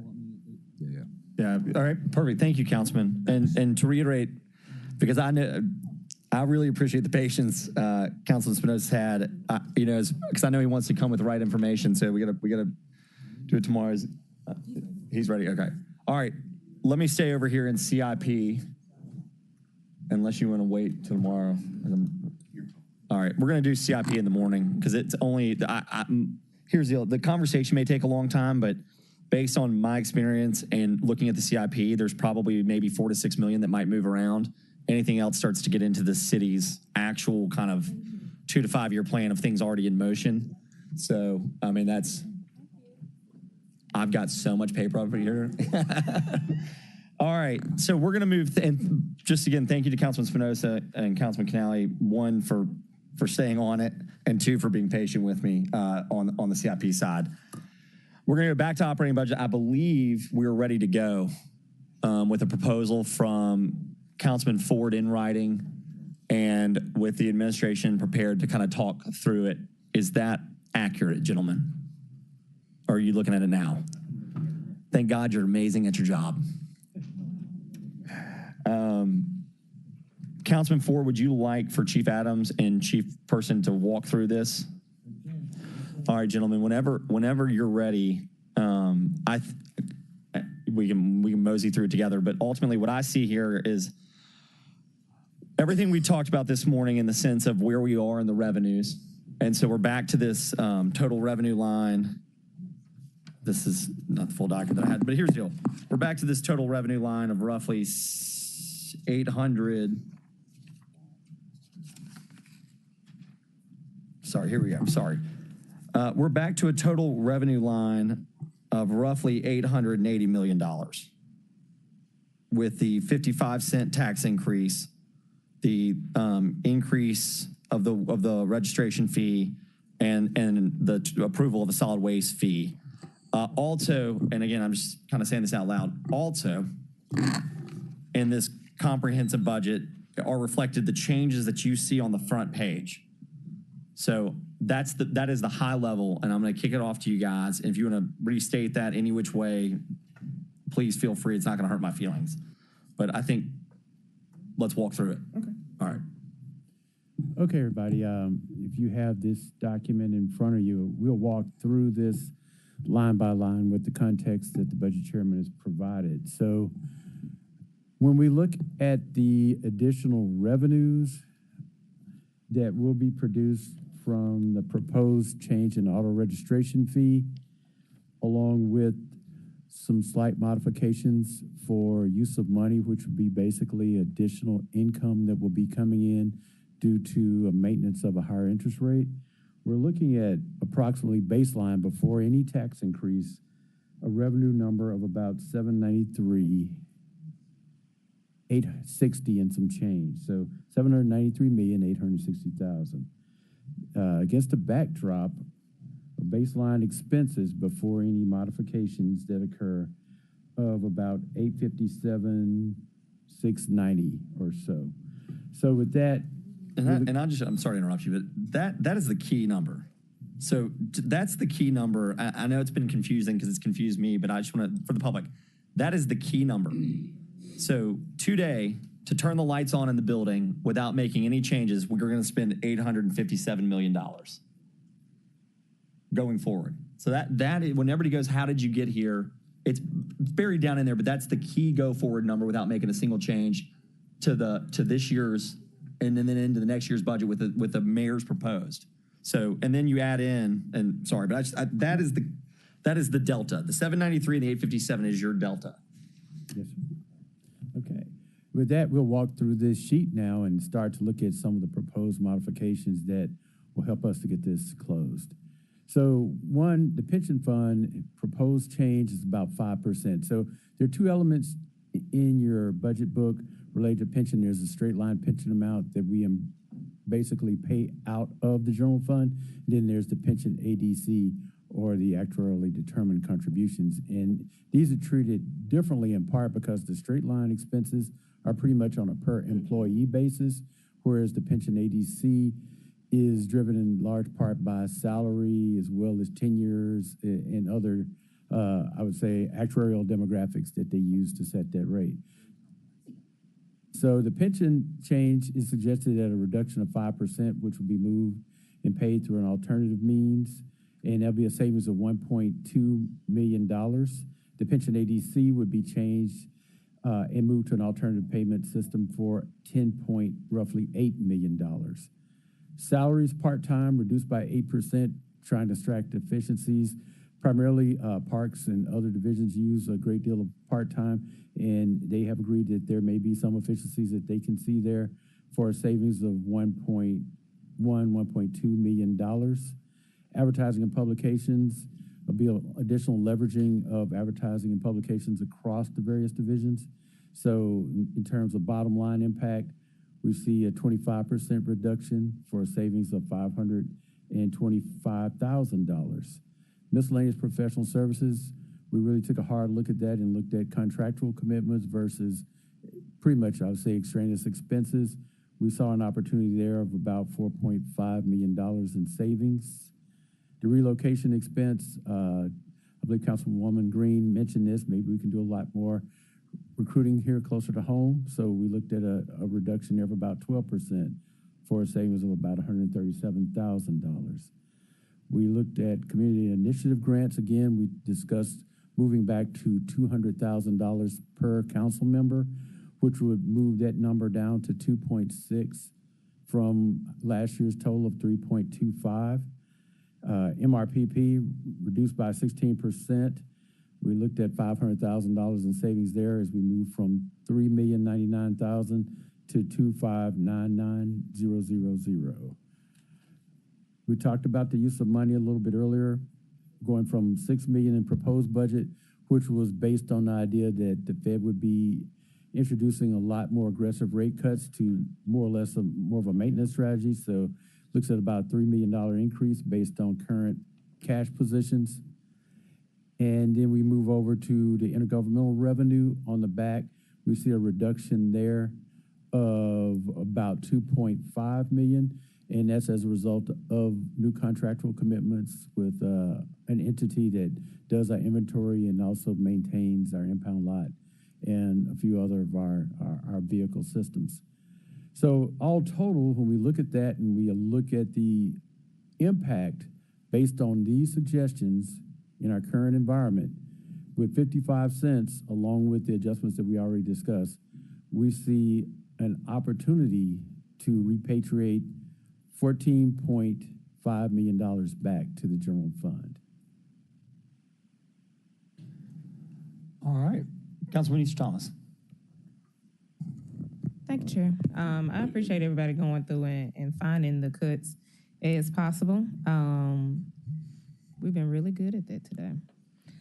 Question for this. For number 7, we don't see a block, so can just add a block just to be consistent for my OCD. And then 8, so my question is, we had 8 previous resolutions in which we had 5 entities, but only 1 showed up on the paper. Yeah, that's a good point. I was gonna raise that. That was actually held, but, because I'm gonna move to strike that out of here. But one, in fairness, we didn't take the other 4 up, and I think they just assumed that we were holding it in order to incorporate it. But let's circle back to that in a second. Yeah, I'll circle back. Go to ahead, that. Chair. That's all. all. All right, colleagues. Yeah, Councilwoman Green.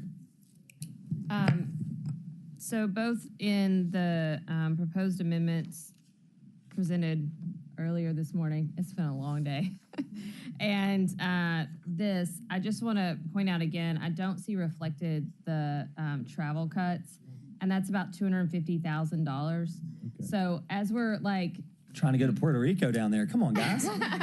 I don't know where you're trying to go, but I think we were all in agreement, administration and council, that was a reasonable suggestion, and it does save us that much money. So can we just get that incorporated?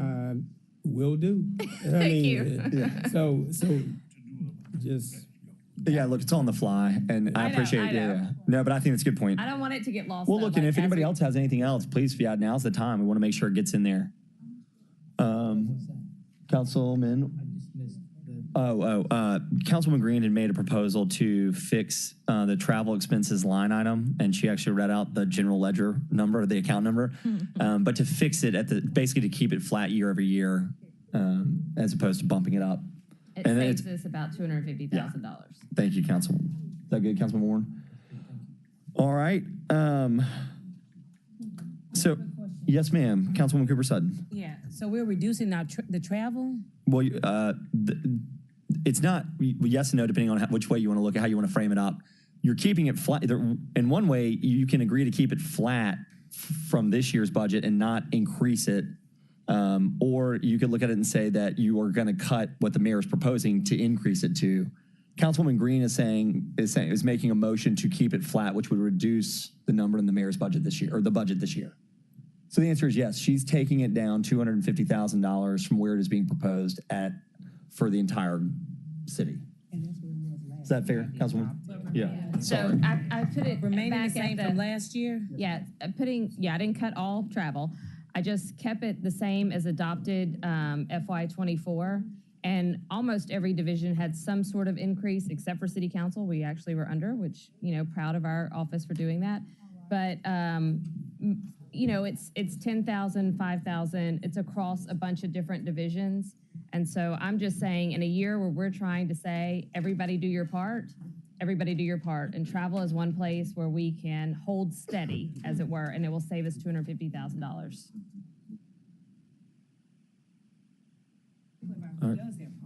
All right. Do I have?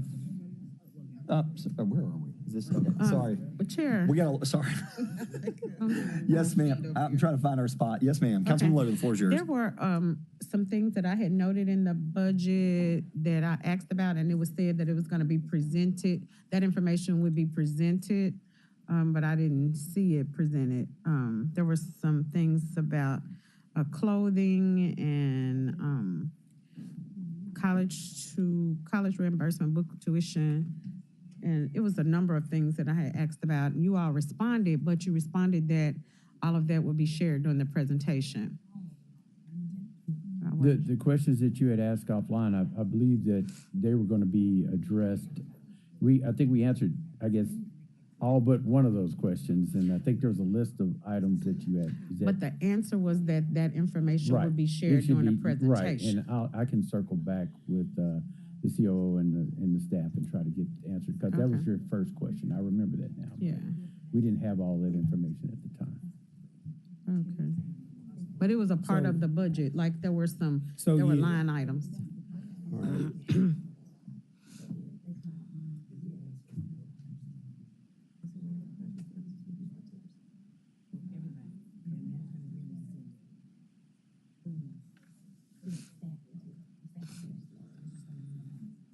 I'll get that back to you because one of the questions that you had, bottom line is, can it be reduced?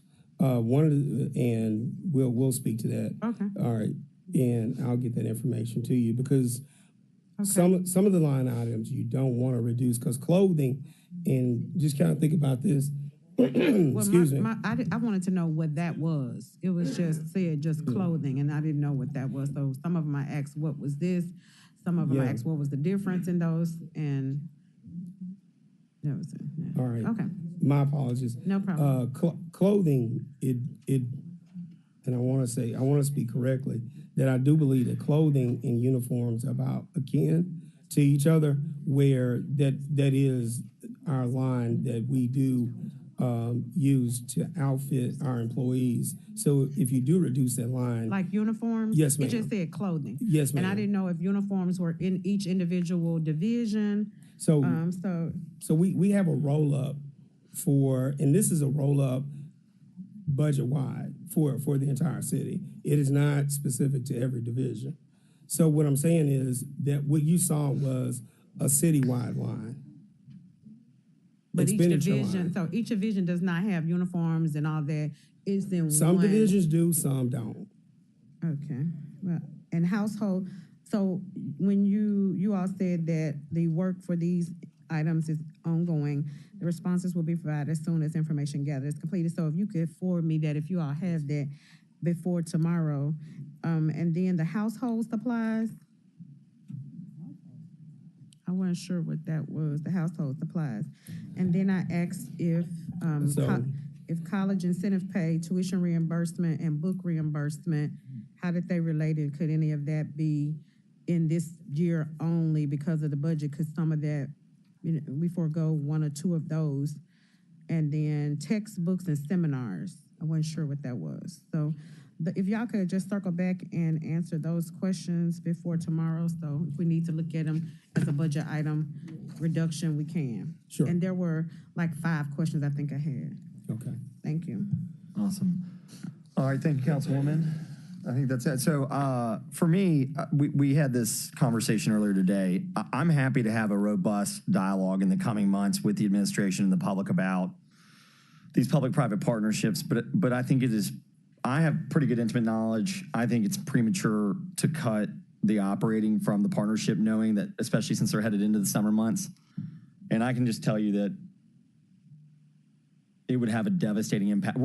It's gonna end up being the council's problem one way or the other. I promise. I promise. I promise. I promise.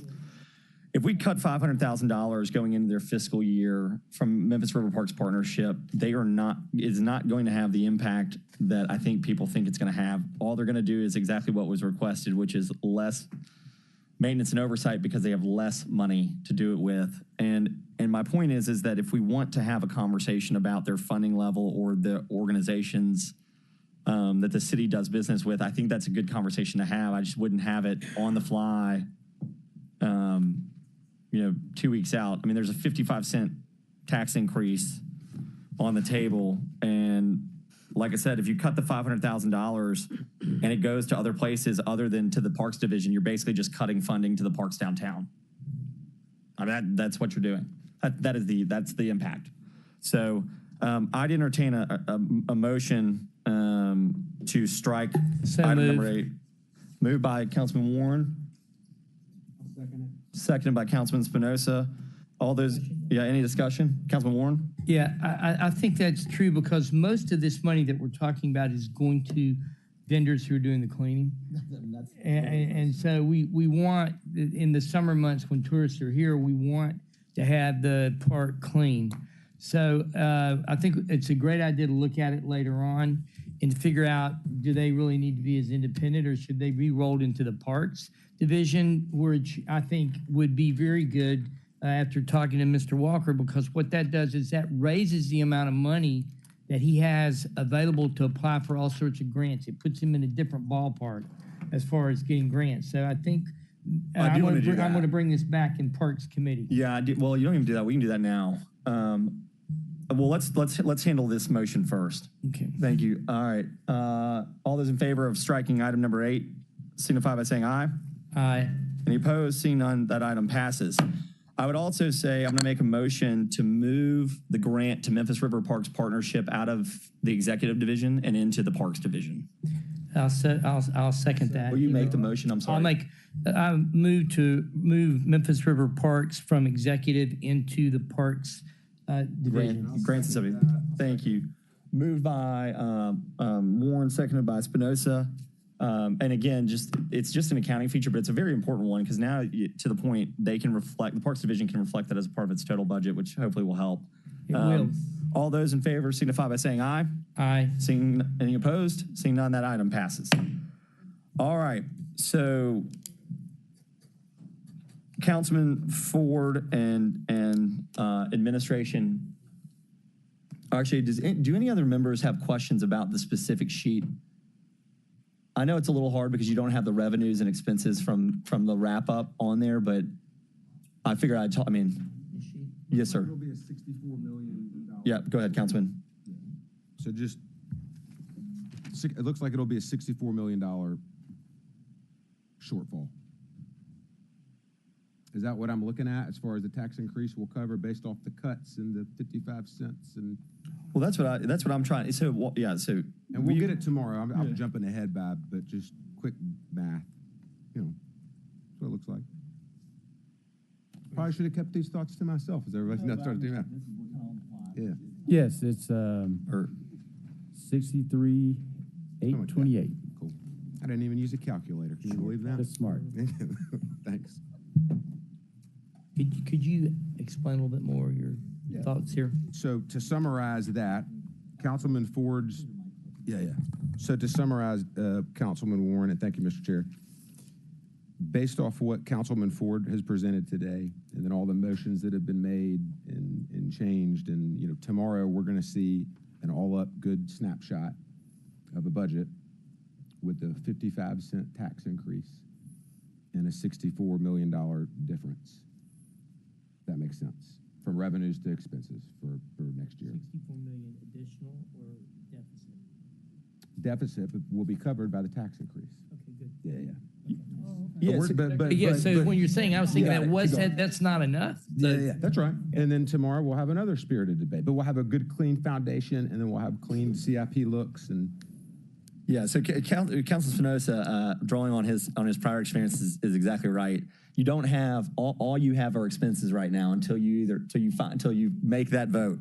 And so that is what the councilman is saying is your base stop is 780, 781, and until you do something else, all you've got is a deficit. So what and again, Councilman, not to put words in your mouth, but basically what he's saying is you got to find $64 million of revenue or cut something when we make a vote. Councilman Ford, this is your proposal. I'll defer to you if you'd like to wait until the morning or. Yes, sir.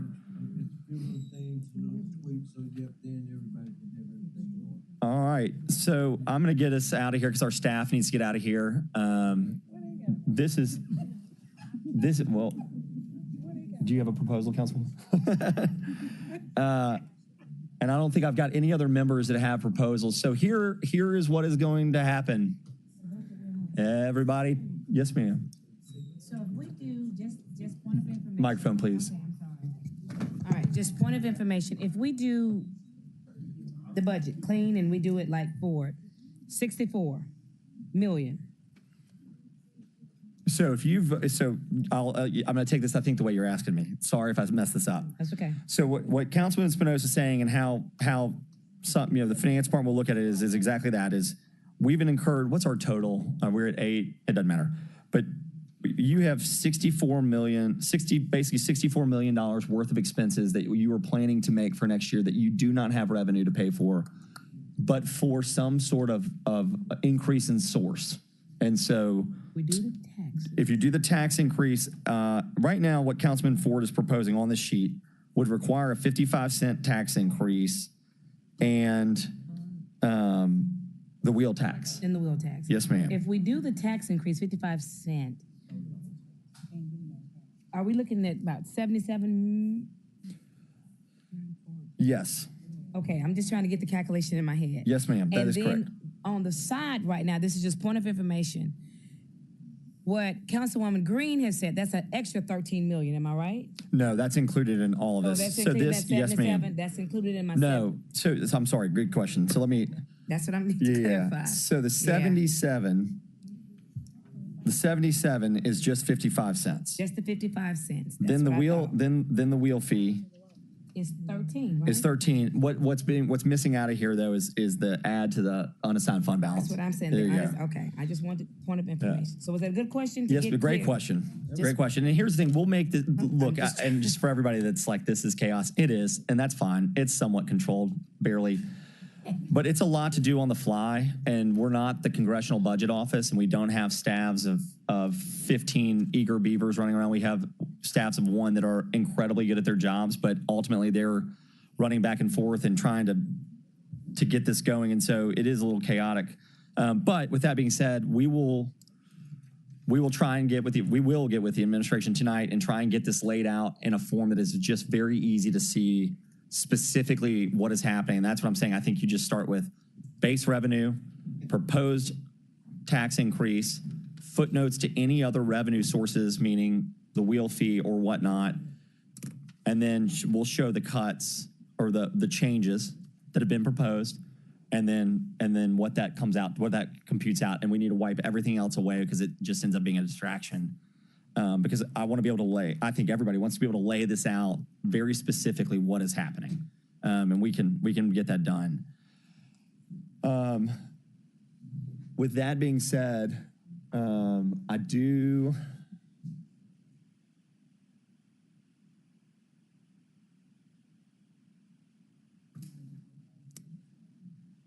All right. Well, I do have one question. Yeah, please. Pertaining to the wheel fee. I guess kind of what is our path forward with that, being that we really don't have kind of accurate numbers as to what will be increasing? Yeah, so it's a good question. So there's a couple ways, there's multiple ways you can go at it. The thing that has to happen tomorrow in order to meet the budget need as it's proposed, you have to have a $30 increase. In order to make this happen, you have to increase. Tomorrow we need to, here's the order tomorrow that's gonna happen when we get downstairs. Everybody's paying attention. I'm gonna advise the chairman of the council to take up the solid waste fee, to take up then the wheel fee, and then to take up the tax fixing and budget ordinance, and then fourth, the tax resolution. Those things have to happen in that order in order to secure the budget that is anticipated. To answer your question, flippantly, I would say it's negligible because I'm not counting on the revenue anyway, and anything that comes in is icing on the cake. The downside is what I cautioned earlier, which is the law of unintended consequences. We don't really understand how the state views it. We don't know the impact to commercial businesses. So what this body could do tomorrow to simplify is to go ahead and ratify the $30 or whatever increase they're comfortable voting for on the Class C vehicle. I don't have it right in front of me, but basically what is the passenger vehicle fee, right? Like your car. And to table or hold everything else. Now we'd have to start a new series of readings, but the point that I'm getting at is that you can change the schedule of the wheel fee. Thank you, ma'am. What I would suggest is or just vote no, or whatever. But ultimately what has to happen tomorrow in order to achieve this is at the very least, the Class C vehicle, passenger motor vehicles, has to go from $30 to $60. The council does not have to take any action on any other classification of vehicle tomorrow, period. So that is an option. And then once the information comes in on some of these other classifications, the council could then start the resolution reading or the ordinance readings to amend the schedule again. But at the bare minimum, without a change in the tax, a cut to the budget, or an increase in the wheel fee, you don't have a balance, or a transfer out of the unassigned fund balance, which will not happen. The comptroller won't approve that budget. That's what has to happen tomorrow as I see it. I may not be 100% right, but that's basically what needs to go. I know that doesn't answer your questions because there's so many legal nuances to what you're asking about. Like, again, when you hear commercial vehicle fee, you're thinking Prime or Amazon and FedEx flying down the street, but it very well could be somebody operating a vehicle for Uber, and we just need to, we need to figure that out. And then there's the revenues. I'm not counting on any of the revenues other than the one I want, and everything else would be icing on the cake. Well, another part of my concern is I don't want us to increase a wheel fee that only applies to basically the average working Joe, and we don't do it across the board. And so now we're talking about increasing taxes, increasing the solid waste fee, and then only increasing the wheel tax as it pertains to everyday working folks. And I guess that's where my concern comes in. I think it's innovative that we do it, but if we do it, it needs to be across the board. It doesn't need to just affect the working class folks who are driving their regular vehicles down the street every day. Thank you, Councilwoman. Great points. Great points. All right. And I just want to add this please, by all means. I went back there and I did call the clerk's office, and from my understanding, the classes that we have right now are still all just regular classes. There's a whole nother list of classes that pertain specifically to commercial vehicles, and they're done by weight class, and that's what we don't have the descriptors for. So even though there's a set amount. So right now I do have our staff looking to try to find the ordinance where we set those amounts so that we could see. And the other thing is from the list that we have, the cost that we see, and I don't know if everybody understands this, the $10, the $20, that is just the portion that we get. That's not the total registration fee. For example, the motorcycle fee is $100. Our portion is $10. And there's a difference between the registration fee and the renewal fee. The registration fee is higher. So that means when you register your vehicle, and then there's a renewal fee. So I just don't, I mean, I'm going to try to work through it tonight, and I'll also call you, Councilwoman Green, to see if we can try to work through those nuances, because I do understand that the budget that we're looking at kind of is contingent upon that. Yeah, I think those are all great points, and I appreciate your willingness to want to work through it, because here is going to be the issue, and this is just more of a fact than it is a position. But I just want everybody to be made aware. I feel like it's my job to advise you. Here's the issue: is this council cannot, because our unassigned fund balance is at a level that it is at, and I have not spoken to the comptroller, but I don't have to. I know with a high probability of what his response is going to be. In a normal year, what I would have said to you, if we were 12 months ago, I would have said, no big deal. We will operate in principle or in good faith that we'll work through the schedule and eventually get it passed within a month comprehensively. And the reason that would have been okay is because what we would have done is we would have earmarked in the budget to transfer the unassigned fund balance, basically kind of like fronting the money, knowing that the fee would pay it back. We will not get I find it highly unlikely that the comptroller will allow us to pass a budget like that. And so either an action on the wheel fee will have to happen tomorrow, or a cut to the budget will have to happen tomorrow. It doesn't mean that it can't be reinstated. So it doesn't mean that it can't be reinstated, or you're going to have to increase the tax, the property tax. There is no other way to get to a balanced budget by saying we're going to make X transfer out of the unassigned fund balance to cover the $13 million+ shortfall and get that approved by the state where we are. Would you agree with that? I would agree. So the one thing that the other option that I would advise could be on the table is that you find and again, all you can do is propose it and see what happens. People vote it up, vote it down, or amend it, but vote it up, vote it down. You could bring $13 million of cuts tomorrow to the budget. And then once the wheel fee goes in, if it goes in a month, you may lose a month's worth of revenue, but you may be able to reinstate. You can always reinstate to the budget if more revenues come in. But those are kind of your options on the table. And I'm happy to kind of walk through that more, since it's more of a mechanical than it is anything else. But yes, sir. Those are very good questions, by the way, Councilwoman. I'd ask if we have any more cuts, because we're being asked to kind of model out this budget and this tax increase. Can we get those as soon as possible so that we can get you an accurate reflection of what the budget would look like? I think that's important, because Councilwoman Green is correct. What you have, again, was put together, and it was put together with good intentions, but it did not reflect the reduction in travel. And so we want to make sure that we model it out, but it takes time, and we want to make sure that we're accurate. Because, again, there's a lot on the line here, and we want to make sure that's true. Councilwoman Logan has requested information, and based on what she gets, she may request that there's a reduction. So, again, if we have anything with reflective cuts, we'd like to get them as soon as possible. Tomorrow, it will help us as opposed to moving forward in this budget.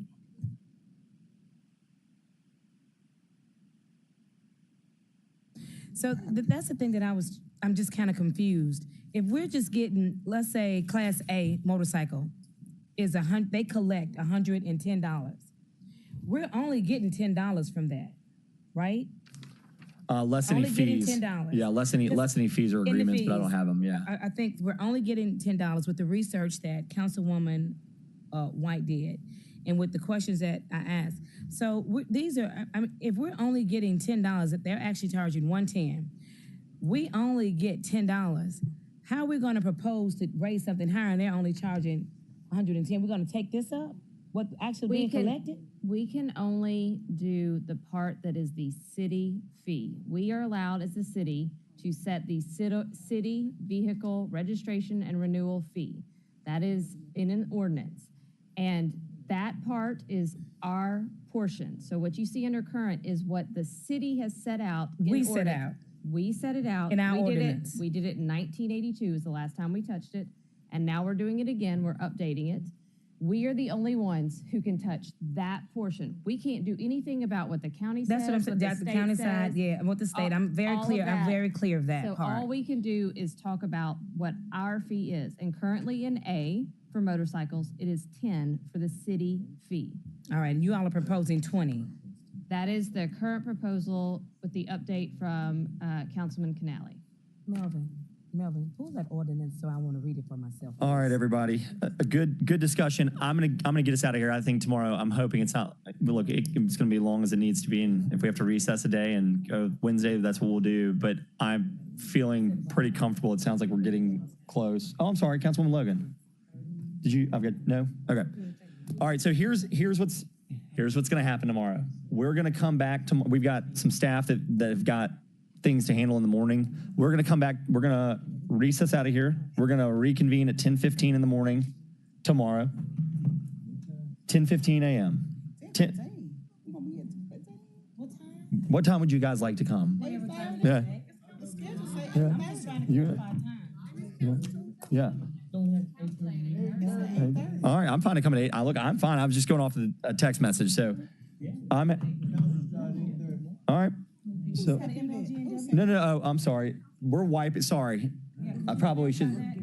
I need Chief Hyman up here. My understanding is that the chairman wanted to clear the calendar for budget tomorrow. Apologies. So,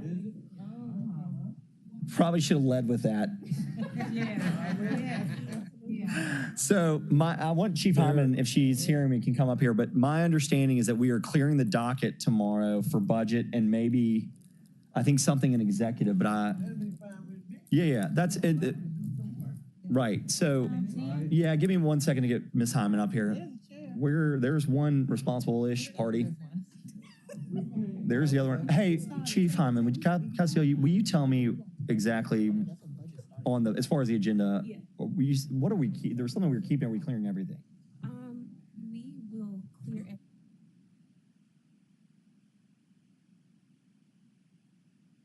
Public Works. Okay. All right, yeah. So barring something, all right, here's what's gonna happen. Barring something extraordinary, we are clearing tomorrow, it's budget day. We're gonna meet here at 10:15. Chase will be here at 10. So I'll be here at 10:15. I don't believe that. We are gonna start the morning with CIP. Because the operating budget has been more of a challenge. What? 10:15. Yes. For a couple of reasons. We have some staff that has place that they need to be. We've got all the time in the world tomorrow. We can recess tomorrow night. We are passing a budget tomorrow. We are passing a budget tomorrow. But what I'm trying to communicate, hold on, before everybody gets out of here. We're going to take CIP up first thing in the morning with resolutions amending the CIP. So if you have those, be prepared first thing to go with those. I know Councilman Canale has at least 3. They can deal with the out years if you want them to, but please be ready to go to discuss the CIP first thing. It really shouldn't take too long. And then we're going to go and we're going to wrap up because that will give, and this is the other thing is too, we've got our staff and I've got Walter's team with Antonio's team that's going to take these numbers and they're going to make sure that they're vetted and they may need some extra time in the morning because it's 4:30 and their employees are going to go home as well. So 10:15 in the morning in the committee room, we're going to start with CIP and then we're going to take up the operating budget and anything that's left over, we'll deal with an executive, which I think we'll try and go at the regular 2:30 time. And then we're going to try and pass the budget at 3:30-ish. Oh, yes. And we are going to schedule an attorney-client tomorrow that we discussed about. We scheduled it at 12 o'clock. Brianna and Alan will be ready. Hold on. Everybody's moving on me. Hold on. I just want to make sure everybody's on the same page. I'm sorry. I'm not trying to slap hands here. But I am. Yes, Councilwoman. I just want to make sure everybody's on the same page. Information. Yes, starting ma'am. with CIP, and nothing has changed from this, correct? Ask that man. Nothing has changed from this for CIP. So this is what we basing it on, right? Yes, Okay. ma'am. All right. That's my understanding as well. 10:15 tomorrow, CIP, then operating budget. Last thing, on Councilman Spinoza's behalf and others to the administration. Hold on, guys. Administration, please make sure that if members have things for tomorrow that they have asked for that you've got, even if you've already sent it to them, just resend it. Get it at the top of their inbox. We are any other members have any questions or comments or anything that they need from the administration or they want to make sure is out there, brief and short? Yes, Councilwoman Logan, and then Swim. Do we have the resolutions for the CIP changes from? They haven't been proposed. If he wants to have his staff, he can send them out or he can hold them close to the vest for a Christmas surprise. But no, ma'am, they haven't been presented publicly. Okay. Councilwoman Swearingen, Washington. I just want to say you've done a fine job today. Thank you. I almost broke the gavel this morning.